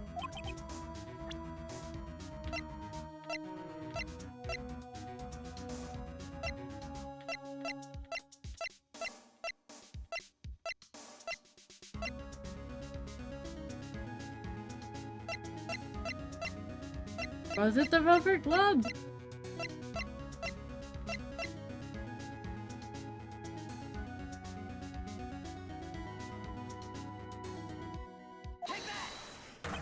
This is how you move Detective Goodman's body. Parking stop, Miles Edgeworth. You mean, the body is found in the trunk of Edgeworth's car. I think it's obvious what happened. The body's moved by that car. You mean I carried the victim's body? Precisely so. But wait, even if you know, I didn't plan on returning to my office after the ceremony finished that day. But you did return, tell me why. Ah! Oh! I was asked to go by Chief Grant, no less. He told me he wanted to keep it in the prosecutor's office. Any case on that? So you see, what you were really taking to the prosecutor's office was a screwdriver. But the victim's body in your trunk. Detective Goodman's body was carried in the trunk of Mr. Edgeworth's car. Yes, unless of course you have another explanation, Chief. Who else would have asked Mr. Edgeworth to transfer evidence from a closed case? There's only one plausible explanation: to transfer the body to your accomplice, Miss Lana Skye. Order, order, order! What's going on here? Is there no room for rebuttal to the defense's outrageous accusations? Think back to the photograph Miss Starr took at the prosecutor's office. This was not a photo of the body being stuffed in the trunk to be taken away. It was exactly the opposite. It is a photo of the body being taken from the trunk. Chief Gant, please say something. I believe your time's up. My time's up? Sorry, Rido, but I'm having a lunch with District Attorney General after this. You have to get going if you're gonna make it in time for my early bird special. But the cross-examination isn't finished yet. Remember what I told you earlier. The police chief has all kinds of weapons at his disposal. Weapons, like the right to refuse to testify. I'm invoking that right now. Well, that is not a right to be casually invoked. There are certain risks to be considered. So you're going to just run away after all of this? Run away? Don't make me laugh. I stabbed old Goodman. That's what you're saying, right? But if you had any conclusive evidence, you would have presented it by now. Well, you think I had Lana dispose the body? If so, then show me your proof and get it over with. I'll say it again. I'll say it again, Mr. Wright. Demon Gant is currently the chief. So, without concrete proof. Well, Mr. Wright, Your Honor. Do you have any concrete proof that Mr. Grant murdered Detective Huna and made this guy dispose his body? Do I have any concrete proof? I do not have proof yet. No, Your Honor, I do. CLG. In that case, this court is forced to penalize you. Huh? Here's a tip, never gamble. It seems that Lady Luck was on my side again today. Okay, I'll leave the rest to you. I fucked up! I warned you earlier, Mr. Wright. This is an effort. What?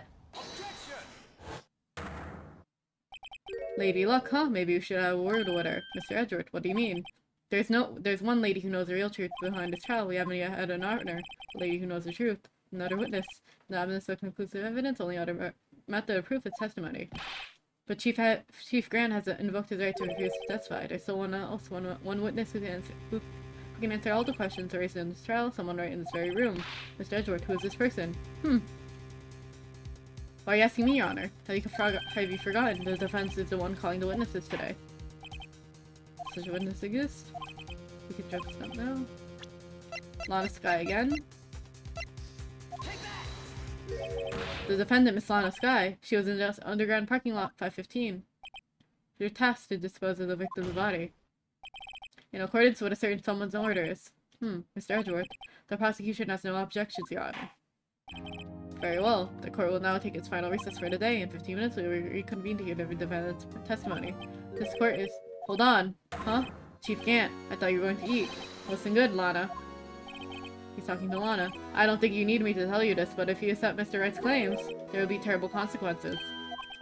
That's right. Your sister will be found guilty of Neil Marshall's murder. Ah, this isn't good. Of course, you never support such outrageous claims anyway, right? Just something to think about. Alright then. I got a lunch date to meet. Peace. Piss. Okay, if there aren't any further objections, this court is now in recess.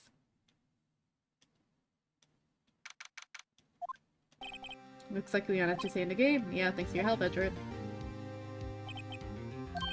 Detective Chu.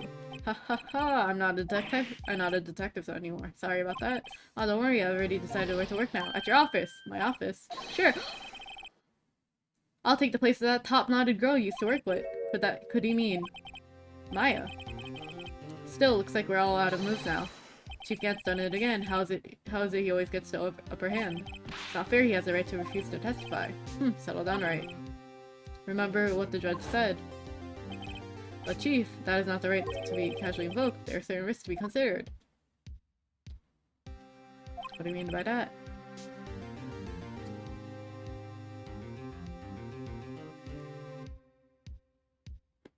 Anyways. Simple. If the chief refuses to testify, the opposite also holds true. You mean he forfeits the right to say anything? Emma, are you okay? Yeah, when I came to, I was in the medical office. I was listening to the trial for the gallery. So you heard everything that's been going on? Emma, I'm sorry for what I said earlier. Don't be. It was the truth. You know, it's funny. I almost feel somehow relieved. Relieved. Yeah. Now I finally know what really happened. To think that all this time, my sister was being blackmailed by that terrible person. And she did it all just to protect me. Ever since her appointment as a chief prosecutor, everyone who knew her said she changed. Perhaps it was easier that way for her. What do you mean? What do you mean? To follow Chief Grant's orders. She must have shut herself up deep inside to force herself to do anything and everything the chief told her to. That must be why she became so cold. It was my fault. It's all because I murdered Mr. Marshall. Hey, don't go blaming yourself now. If you wanted to blame anyone, blame society, pal. Chief Grant might be able to fool everyone else with his forgery, but he can't fool my memory. I remember now. I knocked Mr. Marshall into that armor. I see. We better get back. It's time for the final act. Why don't we... No, I'm going with you. I want to be there. When Lana tells the truth. D! Let's end this. One more part! Why is there a D chatting? We're almost there, guys! We're almost there!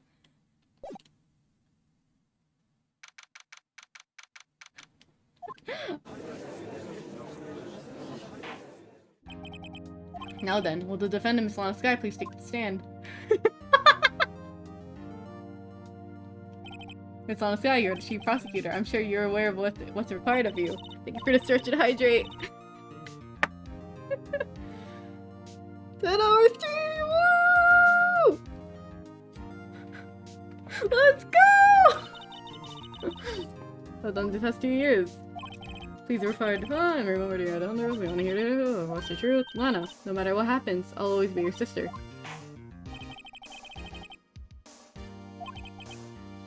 Tell us about your relationship with Chief Gant. Everything hinges on your testimony. You're the only chance we have to get the grant.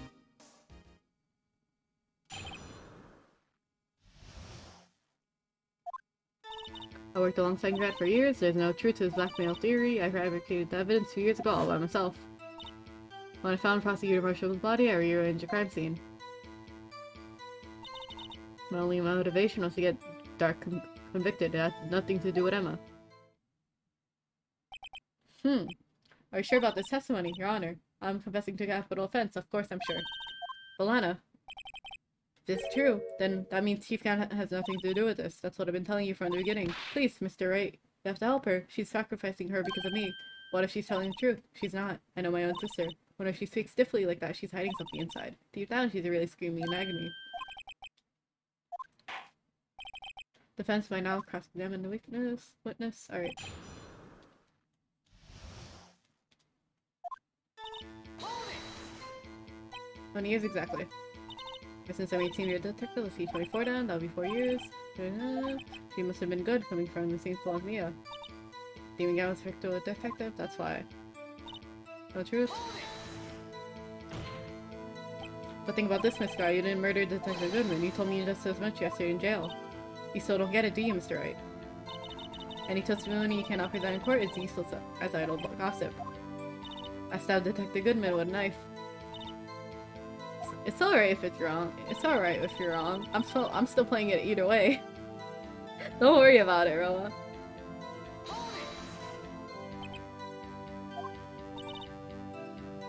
Joe Dark was a serial killer. My sister almost became the last victim that day. I didn't want that incident to ruin her life. But what she said was just about self-defense. She wouldn't have been charged with anything. That's not the point. She was traumatized that day all because of that creep. That's why I couldn't forgive him. Lana, so that's why you fabricated the evidence 2 years ago. You say you did this all by yourself? Yes. Would you mind telling us what you found when you arrived at the crime scene? It seems I was the first person to discover the scene. The broken prosecutor award was... Knife was stuck in the victim's body. What? But Prosecutor Marshall died from an unfortunate accident. That's only a situation you dreamed was possible. The reality is, it wasn't my sister who took the prosecutor's life. Fantasize all you want, Mr. Wright, but it'll never change this statement. You mean, Prosecutor Marshall wound up being killed by Dark? Something like that. If that's true, what happened to the other murder weapon? Dark was carrying a switchblade knife. Oh, that was lying on the floor a little distance away. It's probably locked away in the struggle. That's not how it went down. She's trying to cover up her lies with more lies. All just to protect me. After all, this is what everything boils down to. Yes. You planted a tip and then you moved the body. But why? Why would you do that? You of all people should know, Ajor. You always had a good head on your shoulders. My head isn't that bad, but why did you move the body? When you showed up in the scene, where exactly was the victim's body? Was it where you deduced it was by Chief Kent's desk, but the body was found at your desk.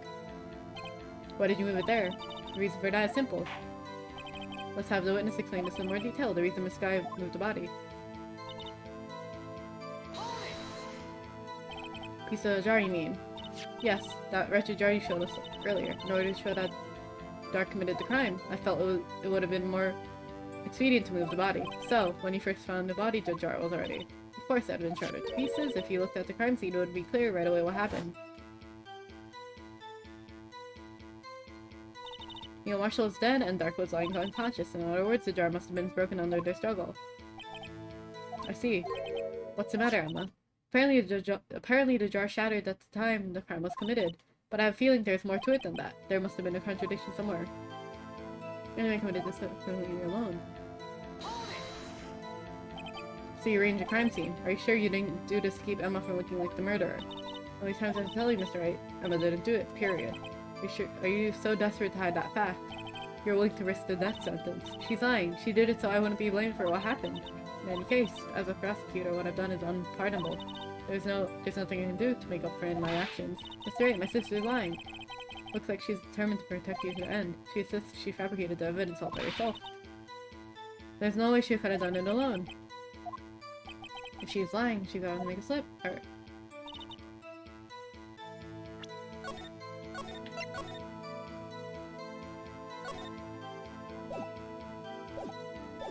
Wait.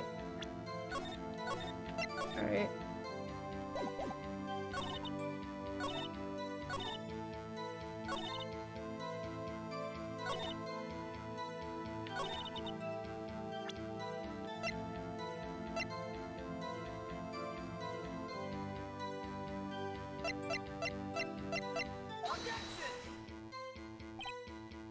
No, it's not that. So I'm gonna look at the guide because my brain is tiny.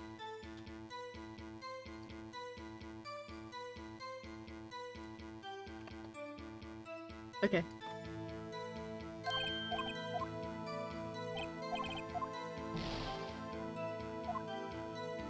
It's okay.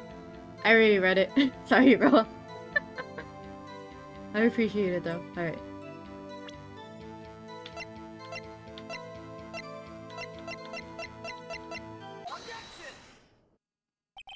This guy, I understand how you feel. You committed the crime 2 years ago to protect your sister. You mean the forgery at the scene where Neil Marshall was murdered. If that truth was to be exposed now, the past 2 years of your life will have been in vain. You've been so compelled to bring everyone's attention to significant contradiction within your testimony. Contradiction in my testimony. You testified, and I quote, "The pieces of the jar that shattered during the event started my plan." That's right. Do you have a problem with that? It's simple oversight, really. You see, a message was written on the spot on this jar with the victim's blood. Yes, the prosecutor must have written it in his final moments. Exactly so, and this is where the contradiction lies. In order for the victim to be able to write his message on the jar, it must not yet have been broken before he died. Ah. He couldn't have written Emma's name on a shattered jar. Order, order. More information needed in this regard this jar and this bloody message. We may be missing something critical here. Something critical. Chief Prosecutor, it seems you are as in the dark as we are about the truth towards where we're headed. What? Just tell us exactly what you saw. We'll piece together information to arrive at the truth. Very well, the witness may now continue her testimony.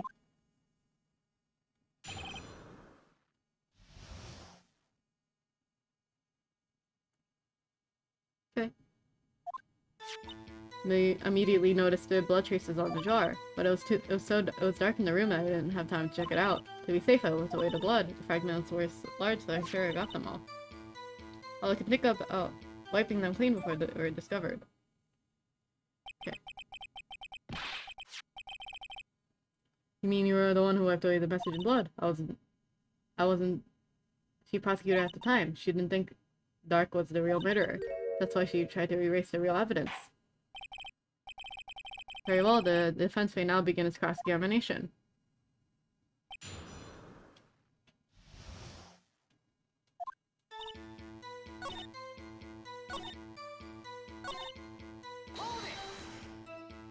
But how could you see with the power out? It must have been pitch black in that evidence. A detective is always prepared, Mr. Wright. Even now I carry a pocket light and camera with me. Even I carry a bottle of emergency luminol wherever I go. I never miss anything. I get every last piece. But there was a missing piece. It's a jar, right? Right? Right? Miss Guy, I believe this jar conceals the truth even you are unaware of. What? We found the final piece of the jar in Chief Gan's safe. In the chief's safe. But how?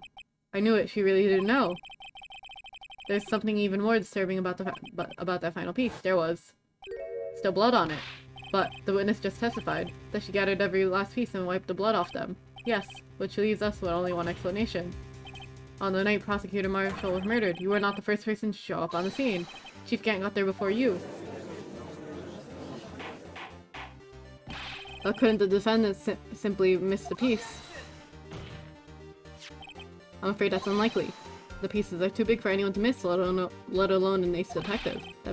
That may well be, but everyone makes mistakes. Even I once wasted an entire day looking for my dentures. They were lost in my teeth they were in my mouth all along. Haha, can you believe it?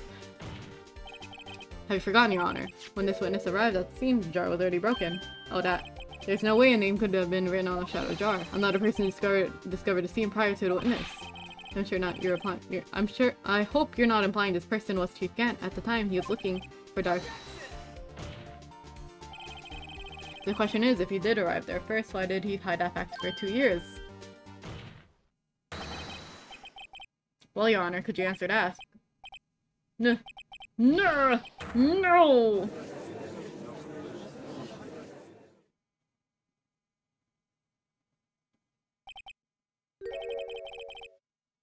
Why, I'm not the one in trial here. Demon Gant arrived at the crime scene before the witness.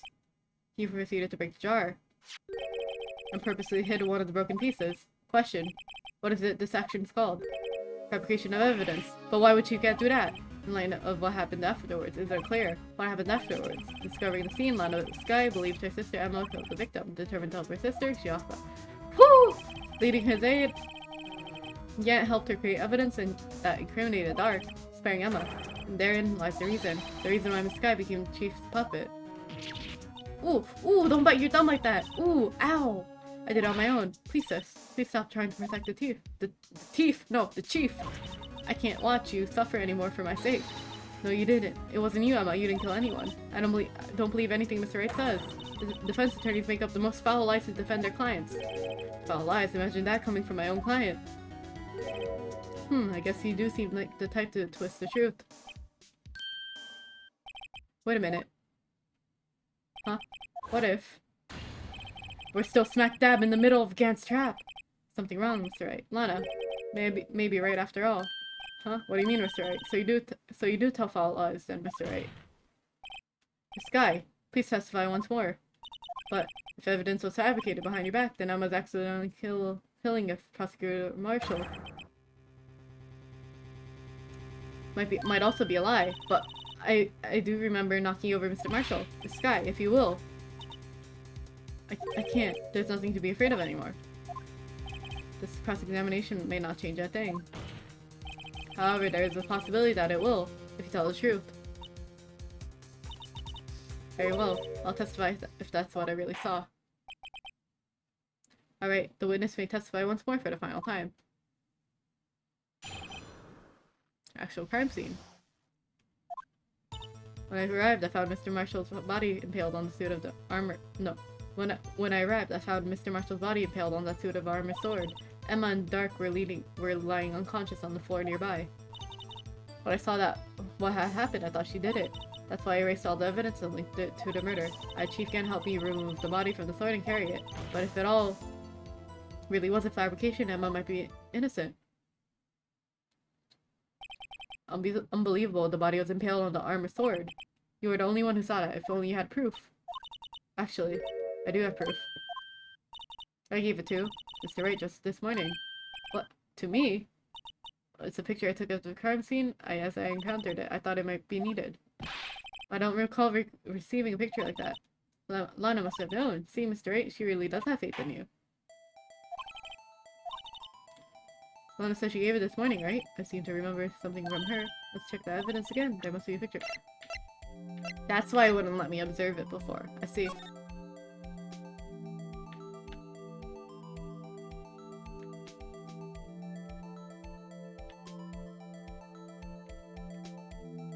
Huh?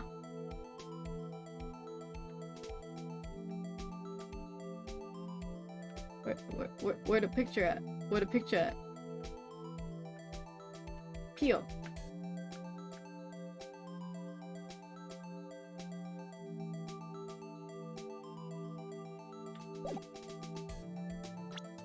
Wait. Check again. Oh. Whoa. Whoa! Hey, there's a picture here. Whoa! Oh my, this is the actual crime scene. No other detective saw the crime scene like this, because I contacted Criminal Affairs only after I rearranged everything. Yes, Mr. Wright, that cut out from his vest, could it be? The cloth we found in Chief Gad's safe. What's this? This is a handprint, isn't it? That cloth, it had fingerprints on it. Whoever fingerprints those are must be the real murderer. What? But those fingerprints, they're yours, Emma. Why are your lips turning all purple, Mr. Wright? Oh, anyway, let's go on. As long as you tell the truth, we should be able to flush out the real murderer. Very well, the defense may now begin its cross-examination.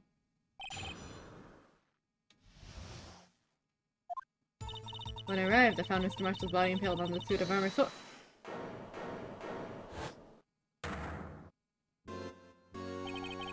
Come now, Edgy. This is the poorest excuse for a trial I've ever seen.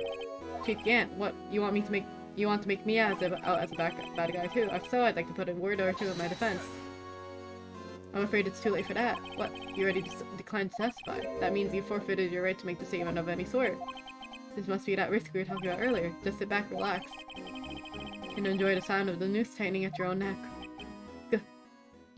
Gang! Ah, so you think I'm worried? Sorry to disappoint you, but I don't need to make any excuses. What do you mean? The evidence you The evidence will do all the talking for me. Even if I can't testify, I can still present evidence. Yes, that's true. Wait, you mean you still have conclusive evidence? No, I don't. But someone does. Someone. So, what's your excuse right now? Why have you been keeping quiet about it? You do have something to show us, right? Something that proves who knocked over Neil Marshall, causing his death. Conclusive evidence that needs no room for doubt. Is that true, Mr. Wright? If I show that piece of evidence now, it must sure to be made out as a murderer. You got any more evidence for it? And if you try to conceal anything, you'll be the one appearing before the Board of Inquiries. What do I do now? I better think this through carefully. Can't afford to make the wrong decision. Should I present that piece of evidence? The one that shows who really killed the prosecutor Marshall. Cannot show. Your Honor, I don't have any evidence I can present at this point in time.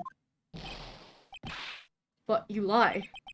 Mr. Grant, you opened my safe. I know you took what's inside. The conclusive evidence.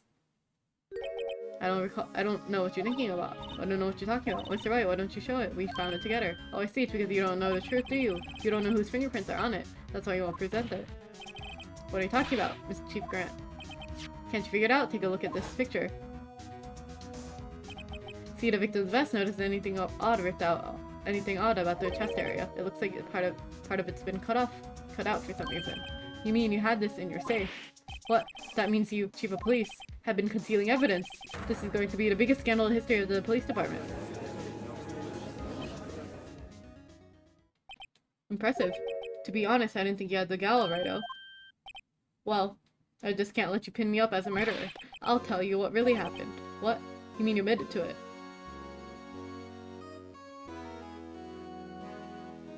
Yeah, we outed him, dumbass. We were the first person to arrive at the crime scene that day. It occurred to me that I could have used the situation to control Lana, so you really were manipulating her. I knew Lana. If I made it look like it was the scene, she would have asked me for my aid. So you assisted Miss Sky. I told her to arrange everything. I had her plant a knife to the tip of the victim's body and move the body across the room, and I ended up using the evidence to get Joe Doc convicted. When I tampered with this crime scene, I hid 2 pieces of evidence. This was before Lana arrived at the scene, mind you! Hi, Poppy!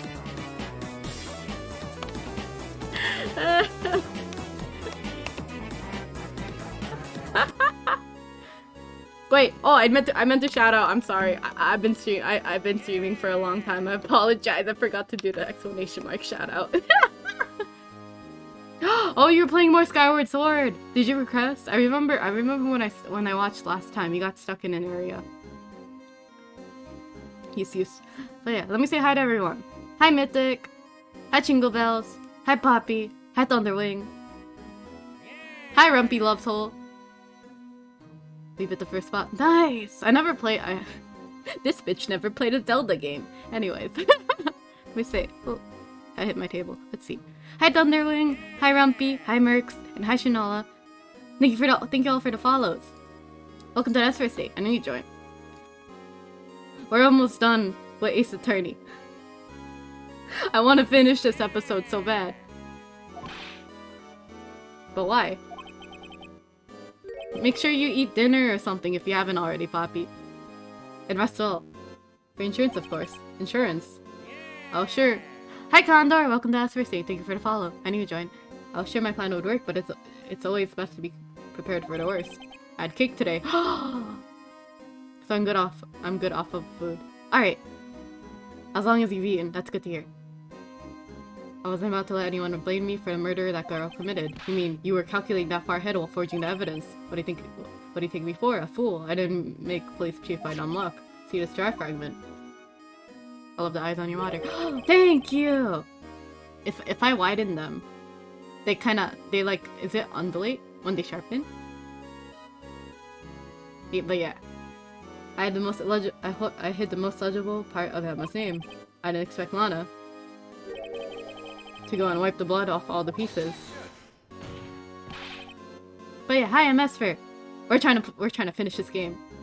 That's why we're at the 10-hour mark. But if you fabricate all the evidence, Squash Box, welcome to Esper State. Thank you for the follow. What's to say? You didn't fabricate the message on this jar too. Oh-ho. Some people just don't know when to quit, do they? That's why I keep one more item for insurance. You mean, that piece of cloth. Come on, Rido, cough it up already. I know you have it. What are you waiting for, Mr. Wright? So you admitted to it, don't you, that you were hiding the cloth that you cut off the victim's vest in your safe. Yes, I admit it. I didn't want to have to do that being chief and all, but it's a lot better than being portrayed as a murderer. Well, Mr. Wright, what do you have to say for yourself? Just a moment ago, you didn't have any evidence you could protect you. Words. Foolish move, Rido. You should have shown it then before when it was too late. It's been a long battle. But the moment of truth has finally arrived. As long as I don't mess up here, victory is mine. Show evidence. Your Honor, I do have evidence to present now. Alright then, let's see this conclusive evidence. Evidence that shows.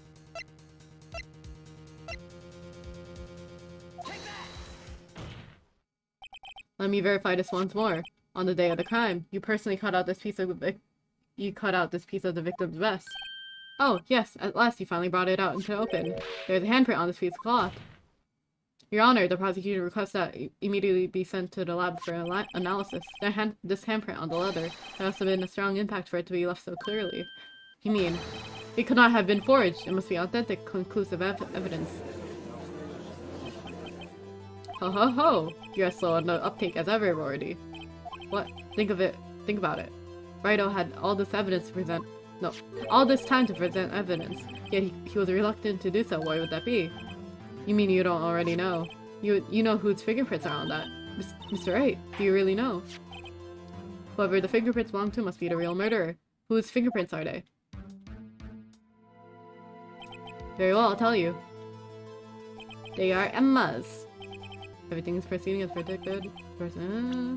Emma! Emma Sky. What? They're mine! I'm sorry, Emma. But why? Why didn't you tell me? You were gonna freak out. Oh ho ho! You're really something, Rido. You knew this girl did it all along, and you still try to pin the murder on me. So it's true, but true. This girl really did shove Prosecutor Marshall to his death. How could you? You monster! Miss Guy, you knew whose fingerprints those were all along, yet you acted like she really did it. Miss Guy, it's not over yet. What? I said this trial isn't over yet. Ha, but I'm afraid it's over. Boy, nothing this trial. But you and your career too.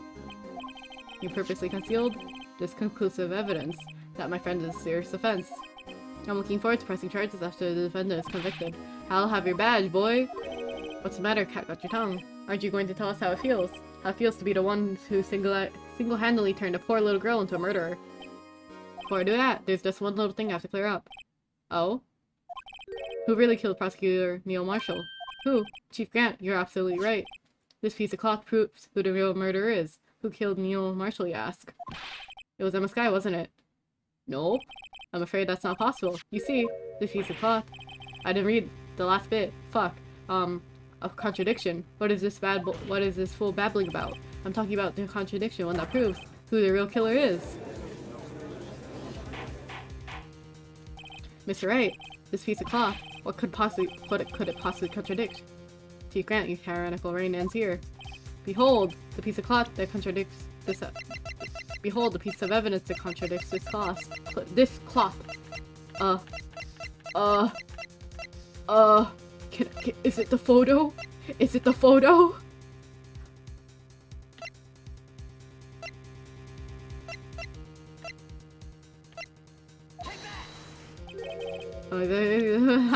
No, it's not. Fuck. Oh no, this is a picture Miss Guy took. Take a good look at it. See where the pieces of this vest was cut out? Yes. This shirt is showing underneath. It's hard to make out with all the vest on, with all the blood on his vest out. Exactly my point. His chest is soaked with blood. That's only natural. His lungs, no doubt, were punctured. Blood poured out. Blood poured out of his mouth. Oh, but that piece of cloth. Wait. There's no blood on it. Ugh. Since Emma Sky's fingerprints are on this cloth, there's no doubt that she shoved the prosecutors aside. However, Mr. Marshall was not impaled on the sword at the time. No, this is nonsense. Now then, Chief Grant. Chief Gant, let me ask you something. Prosecutor Marshall was not impaled when he was shoved aside. He most likely hit his head on the ground and was knocked out. If so, tell me, who could it have been? Who would have arrived at the scene before Miss Lana Sky picked up the unconscious prosecutor and impaled him on the armor sword?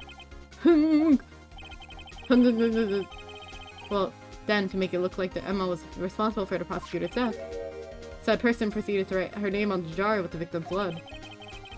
A jar they then broke on purpose to leave behind a clue and make Lana believe her sister did it.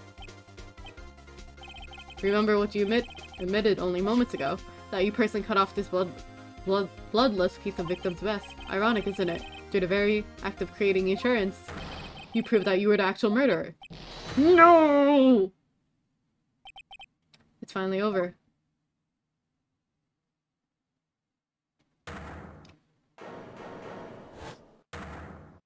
Oh, you're sweating. Oh, you're panicking. How does it feel, shithead? Hehehe. Oh ho ho ho! That was close, Rido. You almost had me. Sorry, but you'll have to do better than that. I refute all your allegations. What do you mean, you'll refute his allegations? You see that piece of cloth is illegal evidence.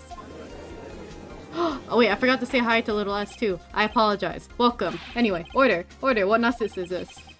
Illegal evidence cannot be used to convict the suspect. Remember, Urji. Earlier, old Rido concealed that piece of cloth. So then, what's your excuse, Rido?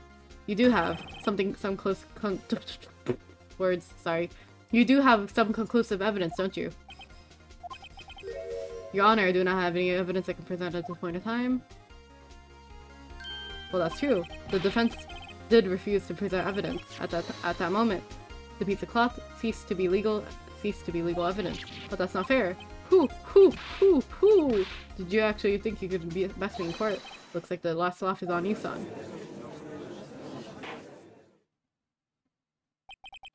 I'm afraid Mr. Grant's claim is legally correct. Well, Mr. Edgeworth, true. Illegal evidence cannot be used to convict a person, assuming, of course, that the evidence is indeed illegal. Come on. Well, Mr. Wright. It seems at last. The time for me to reveal my plan has finally arrived. Mr. Wright, you admit to it. That you purposely I did not. I admit, I refused to present it at one point. Aha! So the evidence is illegal. No, it isn't, Mr. Grant. Huh? It's not that I didn't present the evidence then, it's that I couldn't. What do you mean you couldn't? There are certain procedures involved in presenting evidence. No, Aji, don't listen to his lies. He's nothing but a coward. He can't really listen. There is one issue left to be resolved in this trial. Is this evidence legal or not? Very well, let us settle this once and for all. Earlier you refused to present evidence. If you can prove your conduct was unrelated, then do so now. It's gotta be this, right? This is my proof, Your Honor. Evidence law. What's this? I've done my homework too, Chief. Indeed, Emma Sky's fingerprints were on this piece of cloth. However, at that point in time, this was merely just a piece of cloth, nothing more. What? You see, it's written right here in the book. The second rule of evidence law. Rule number 1, no evidence shall be shown without the approval of the police department. I found this piece of evidence myself, inside your safe. It goes without saying. I did not have approval from the police department. Rule number 2. Unregistered evidence presented must be relevant to the case on trial. And here is the crux of the matter. You see, at the time it was impossible for me to prove the relevance between the cloth and the SL9 incident. What kind of nonsense is this? You want relevancy. Just take one look at this picture and... Sorry, but could you recall when the picture was presented? That was shown only a few moments ago. No, he's right. At the beginning of today's trial, that cloth was still meaningless. The person who gave it value as evidence was you, Damon Grant. Damon Gant. You yourself confessed to a certain truth. Let me verify this once more. On the day of the crime, you personally cut this piece of the victim's vest. Oh yes. Not so slick now. No! It was then that you proved this cloth as conclusive evidence. Yes, you, the chief of police, personally approved this cloth. The only person who could have cut this from the victim's vest is the one who stood before Prosecutor Marshall in his final moments. Congratulations, you created yourself. Pretty much!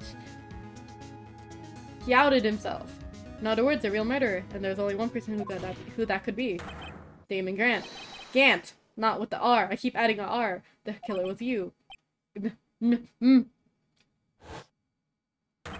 Ah ha ha ha ha ha ha ha ha ha ha. Ho ho ho ho ho ho ho ho. Oh ho ho ho ho ho ho ho. He he he he he he he he. Ha ha ha ha ha. Okay.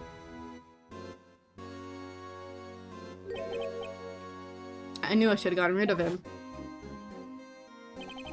That good for nothing scum. For 2 years he's been snooping around the department, trying to get something on me. Crimes are being committed every day, yet he insisted on hounding me. Well, your crime wasn't exactly petty. He wanted to reinvestigate the case. He recruited Angel Star, then convinced Bruce Goodman. Detective Goodman. Yeah, that's right. If the evidence is transferred, I'll lose my only chance to find out the truth. Please, you gotta help me. Goodman turned him down, as he had to.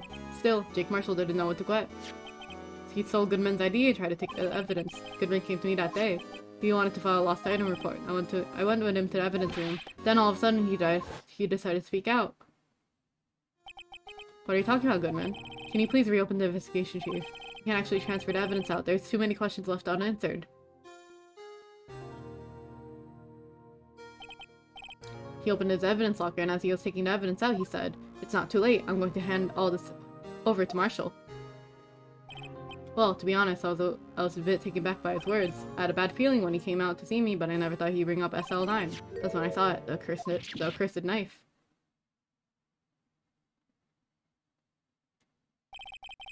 I couldn't just pull it out. Doing so would have only led to more blood, making it near impossible to hide your crime. Even so, the blood was just pouring out. I didn't know who might stumble in, so I hurried to wipe it up. I was worrying so much about the floor, I didn't realize my fatal mistake. The bloody handprint on Detective Gumshoe's locker. Ace shouldn't be known as a crime computer, but everyone has to start somewhere. I guess I was too nervous. I had no business doing any of it. Then he put the body in my car. I'm sorry, I couldn't think of any other way to move the body. I broke your chuck, but what's the big deal? You make a lot more than us detectives ever will. Leaving the prosecution car aside. How could you get Miss Guy involved in all of this? Well, she had as much to lose as I did if the truth came out, so you took the evidence from Detective Goodman's locker. I felt bad for having to do it. I also didn't have time to pick and choose what to take. So, you left a jar fragments and the glove. Yeah, it looks like I was better off being an investigator of crimes than a committer. They all did their best to get in my way. I've got to hand it to them. They do their jobs well, much to my dismay. Fake evidence doesn't hold up very well upon close examination. You must have known that. Tell me, Worthy. Why do you stand in court? Me? You despise criminals. I can feel it. You and me, we're the same. One day you'll understand. Oh, believe me, you will. You're just one man. You'll see what it really takes to bring them down once you try to go to it alone.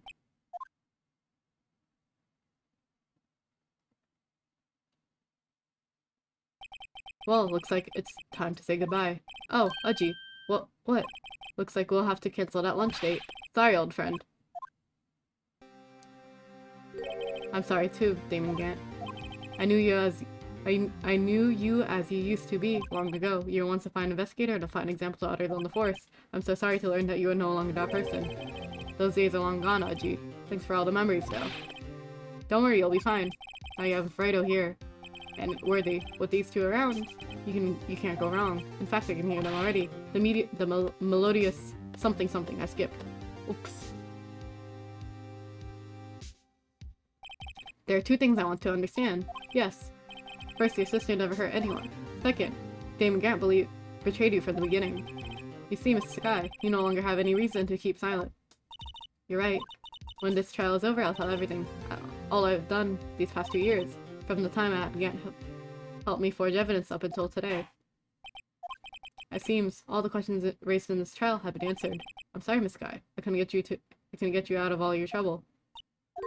My, what standards do you have for a rookie? I can see why Mia thought so highly of you. Who knows? A few years from now, you might just make it to the top. I owe you my thanks, Mr. Wright. Miss Guy, and to you too, Mr. Edgeworth. You've suffered every bit as much as I have over these past few days. Believe me, I know how much of an ordeal it's been for you. It was nothing. I was worried the pressure might break you. And yet, you rose above it all and guided Mr. Wright to victory. You've done well, Mr. Edgeworth. Stop it! Don't compliment me! I only did my job! In light of this case, it seems a good self-examination is in order for all of us. Miss Guy, yes, Your Honor. You are innocent of murder. However, although the chief blackmailed you, the fact is you acted as his accomplice. A trial will be scheduled for these crimes at a later day. Yes, I understand, Your Honor. Is there anything amusing about all this? Why are you smiling? It's been a long time, Your Honor. A long time since I felt free of these heavy chains. I love you! I love you! Well, this trial has gone on far too long already. It sure has. Regarding the charge of murder, this court finds the defendant, Miss Lana Sky, not guilty.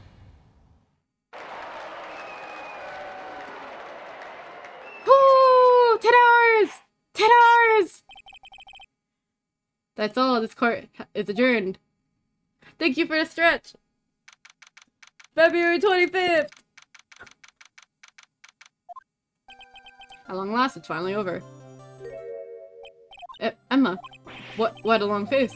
I'm sorry your sister didn't get completely off the hook, but at the least she wasn't convicted. That's not it. Just now, after the trial ended. I could see why Mia thought so highly of you. I owe you my thanks, Mr. Wright. And you too, Mr. Edgeworth. You've suffered every bit as much as I have over these past few days. Thank you for the 100 bits, Basil! You're done well. I hope if you're drawing in the background, good luck with commissions. You know, I did my best too. But Lana didn't say a single word to me. Thank you for the 100 bits, bro! Pachi. I hope I'm not interrupting anything, pals. Good luck on Apex, Roa! If you're still playing. Oh, guess I am. I'll come back later. Wait, Detective Gumshoe, what is it? You're doing this on purpose, aren't you? Making a detective run all on duty. And to top it off, you called me. I've seen happier people at funerals. Hey, lighten up, pals. I'm only kidding. Oh, are you sure you're here because of our sister again? Nope, not this time. I came today because of something, pal. Me! That's right. I thought you'd like to see someone. Lana! Should you be doing this? She's still under arrest, you know. Well, I won't tell if you won't. It's a deal. Emma, I owe you an apology. It's okay, sis. Don't worry about it. That day, 2 years ago. 100! Good boy! Hype train! Elastic case ends. It was the first time in my life I ever panicked. It was all I could do to keep myself from screaming. All I could do was think about keeping you from getting wrapped up in that mess. Sis, I asked Miss Gant to help me cover up the truth. I thought I was doing it for your sake, but now I realized I was wrong. Wonderful. Hi, David. If we're doing a type train, thank you for the sub. I changed after that day. Thank you for the 100 bits again! But this time for Rumpy. Wow! I had to. It was the only way I could make it through the past 2 years. I think this is like my 4th stream doing 10 hours by accident. Hi, tall manlet! I knew how much I was hurting you by distancing myself. Excellent attorney work.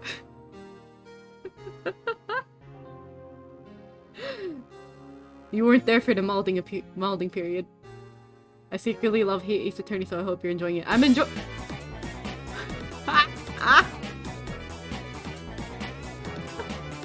Hi, Sarah! Wait, no act. Sarah. Oh shit, hype train. Oh, how was Kingdom Hearts? Did you progress? Let's see. Hi, Sarah. Hi, Tanuki. Hi, Billet Skillet. It's pronounced Skillet, right? Billet Skillet. Snow Turkey. And Hagen Tallman. Scam Train, let's go! Yes. Isara. I'm almost done. I'm almost done with Ace Attorney. But I'm liking it a lot. You missed the mold period I had. You're so cute with this outfit. Thank you. I'm doing an ear off. I'm doing a hood off stream today. But I couldn't bring myself to tell you what I did. I was scared. Scared that you'd look at me with those eyes of yours. I was scared of how you'd react if you knew. Big sis, you're only doing it for me. No. Huh? I turned off my back on you that day. I realized in my old model, like, I made the cowlick so tiny and I positioned it wrong so it wasn't as visible. So I fixed it this model. And it's fun. It doesn't wiggle that much though. In hiding what I believe to be the truth, I was just saving you. This. I'm such a fool. It took me all this time to realize it. Good night, now our stream got... You streamed for 9 hours! Handshake! We're twinning! But you don't have to apologize. I'm happy now. You're happy. Of course. You know, sis. I always knew that one day you'd come back. Now you have. You stared at Donald. I understand them all. Oh, this is cute! No one can change the past. The only thing we can do is strive to make up for our mistakes. Why must we make up for our mistakes, you ask? Because in doing so, we can find the way back to our rightful path, and it is from that day we can move on forward to a brighter future.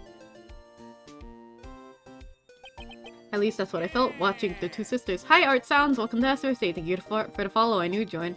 At least that's what I felt watching up the two sisters make up.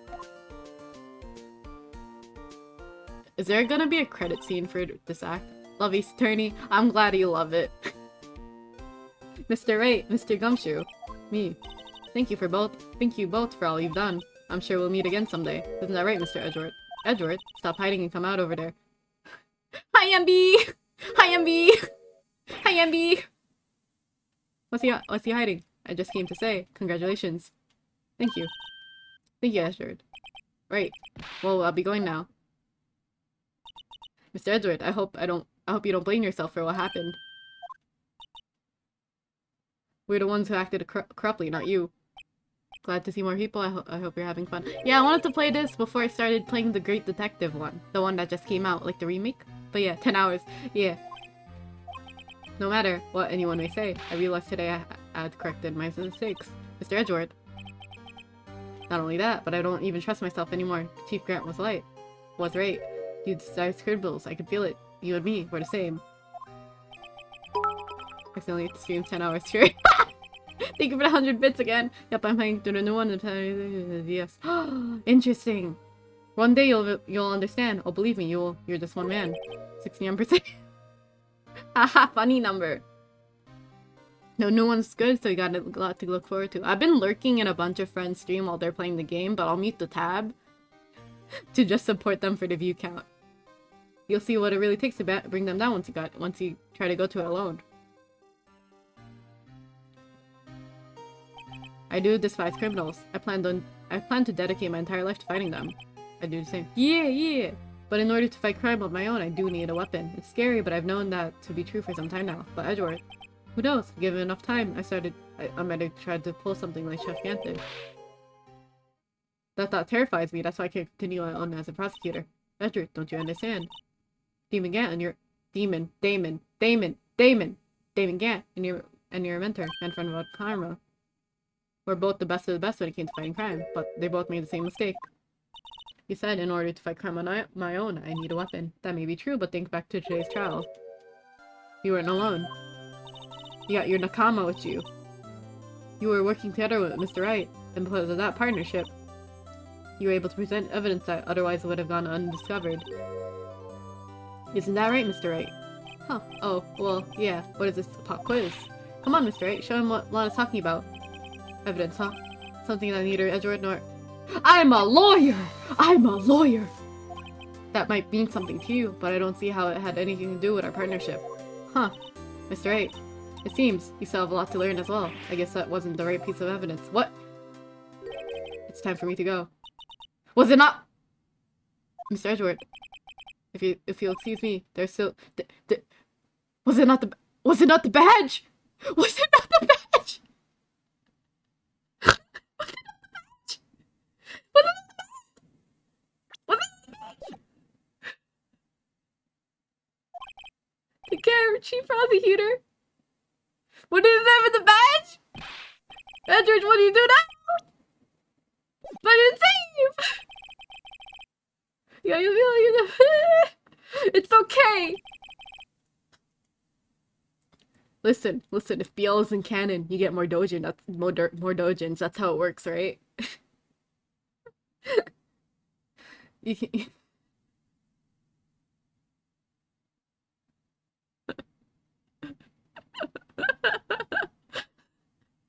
You can let whatever happen to kill the prosecutor, or you can help it grow. In the end, it's up to you. I know it seems like I owe you my thanks too, right? But if I face now with my problem, I fucked up. Edgeworth, I'll be waiting for you in court.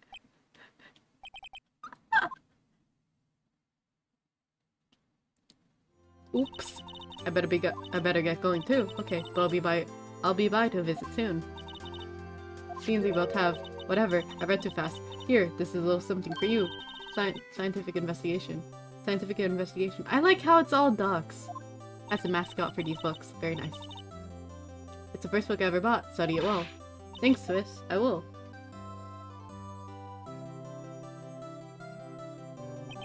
And so, another case came to a close. As for the sisters, I have faith. Faith that their lives have only just begun. And as for me, I think it's time I started on a new journey on my own. Are they gonna show Mia and Maya? Wow! A journey to discover myself. Of course, Edgeworth's last. Of course, Edgeworth's last. That's so gay. Anyways, a journey to rediscover myself. Well, don't go trekking off just yet, pal. Huh? What is it, detective? There's just a little matter to be resolved about the chief prosecutor. You see, she isn't supposed to be out of jail like this. You have to present the evidence list? Oh. Whoops. It's alright. If I'm really curious, I'll look for it on YouTube. I thought you just said it was okay. Well, it might be okay with me, but the folks at the prison are a different story. Huh. Basically, I had to bribe a guard owner to seek her out for 30 minutes. Believe me, it wasn't cheap either. Huh. Way to go, detective. I didn't know you had a wild side. Yeah, well, haha. You see, Mr. Wright here is the one who will be footing the bill. Huh. Huh. What do you think I could afford with my salary? You gotta be kidding me, pal. Huh. Huh. Huh. Thank you, Mr. Wright. You're the best. Cheeseburgers. Why is it? I suddenly feel like I want to scream. Hey, got an idea. Why don't we go pay it off together? Yeah, it's a great idea. Come on, guys. Let's go.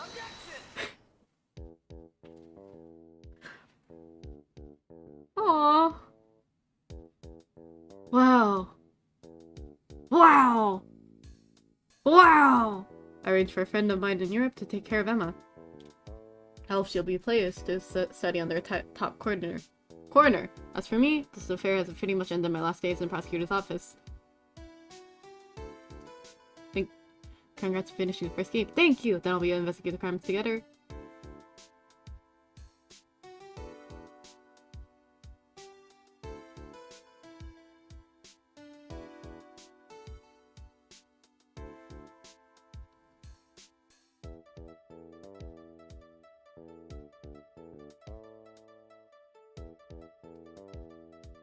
Yikes, I thought I was a goner for a moment there. They overlooked my unauthorized investigation of the chief's office. If they penalize you anymore, it'll be worse than firing you. Firing you! Wow! That's what they said. It just goes to show you can't shake me off that easily.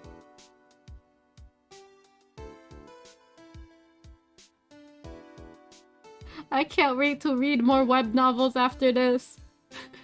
I'm gonna go lie down in bed and read updates. Goodness.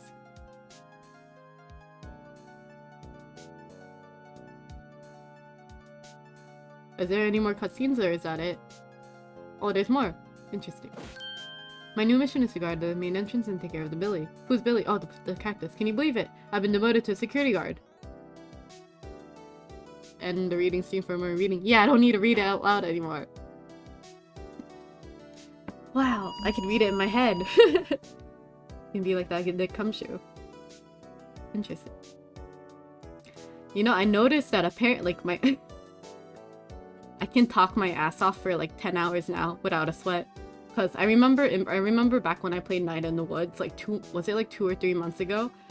Whew, after like the 5 hours, my throat hurt so much. But like now... What's the word? My tolerance is expanding, which is really funny.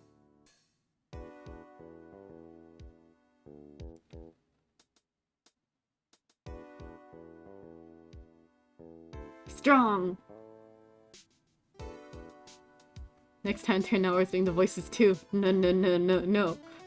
Night in the Woods has so much reading. Yeah! I really like the dialogue though, reading them. Night in the Woods was training arc. Yeah, you hear that, Froggy?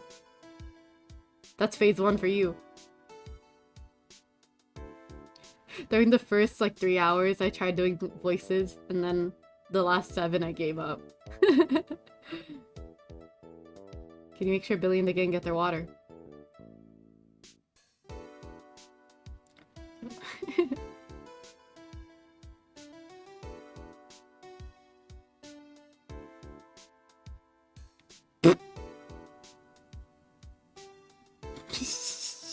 What you type, Froggy? The top layer tastes a bit bitter as defeat, but the bottom layer is as sweet as victory. Kids do seem to dig to turnabout theme until around the exam time. An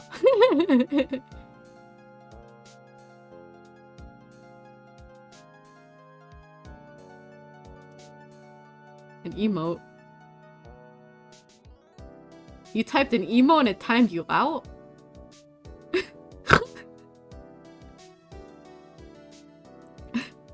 I never forget that thing. Defense lawyer said after the trial. Okay. Oh, cause I don't...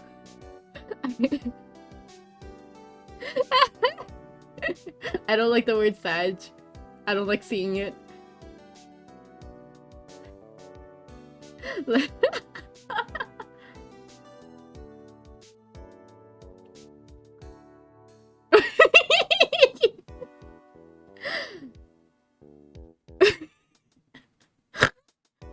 Basil, you can type it, I think. No, you can type it. Because he added a question mark at the end.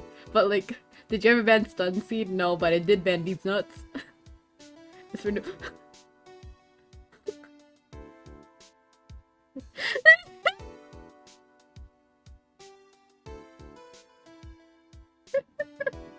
Oh, it's Maya! This afternoon training is about begin coming. We'll see you around, Nick.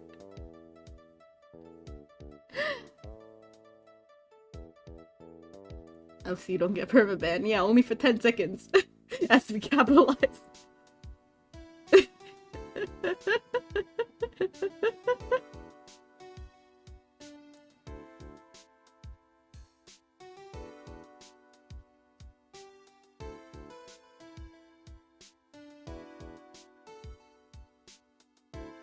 Oh?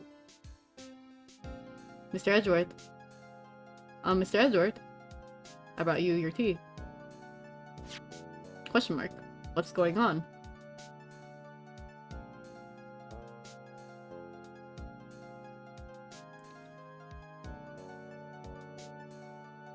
Minaya Matsukawa. Tatsuya Minami.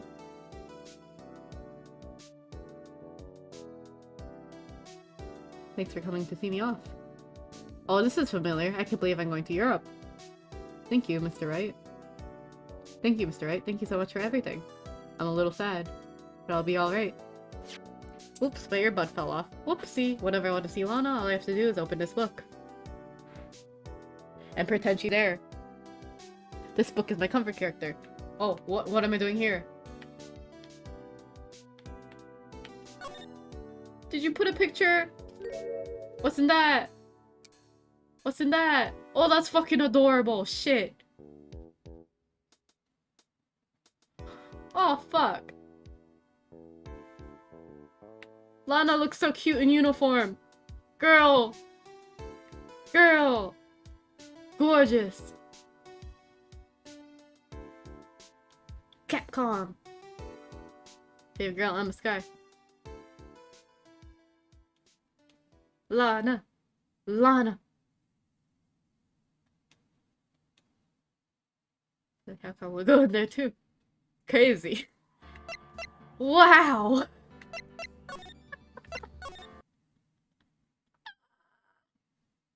Wow! Okay. Wow. Wow. We finally did it. Yeah. Crazy. Exit big picture. Fourth quit. The 30s I finally aced. Wow. Who the fuck is streaming? Who the fuck is streaming at 4 in the goddamn EST? Let's find out.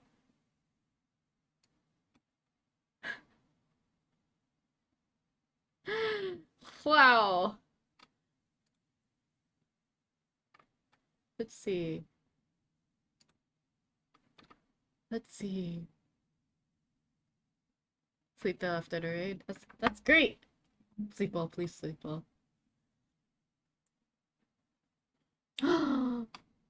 Hmm. I haven't rated Faf yet. I haven't rated Faf yet. Raid me. Thank you for stream. You're welcome. Thank you for watching. Oh, oh, oh. They're playing Lobotomy Corporation. I remember saying like she was super crazy over lobotomy. By the way, what? 66k salmon. Cool. Very nice. Wait. Are they ending soon? Well, and think No, they're not. Okay, we're good. All right. Slash. Raid. Beth. Rocky. BT. 10 hours of Ace Attorney! Have great rest, Esper. Thank you!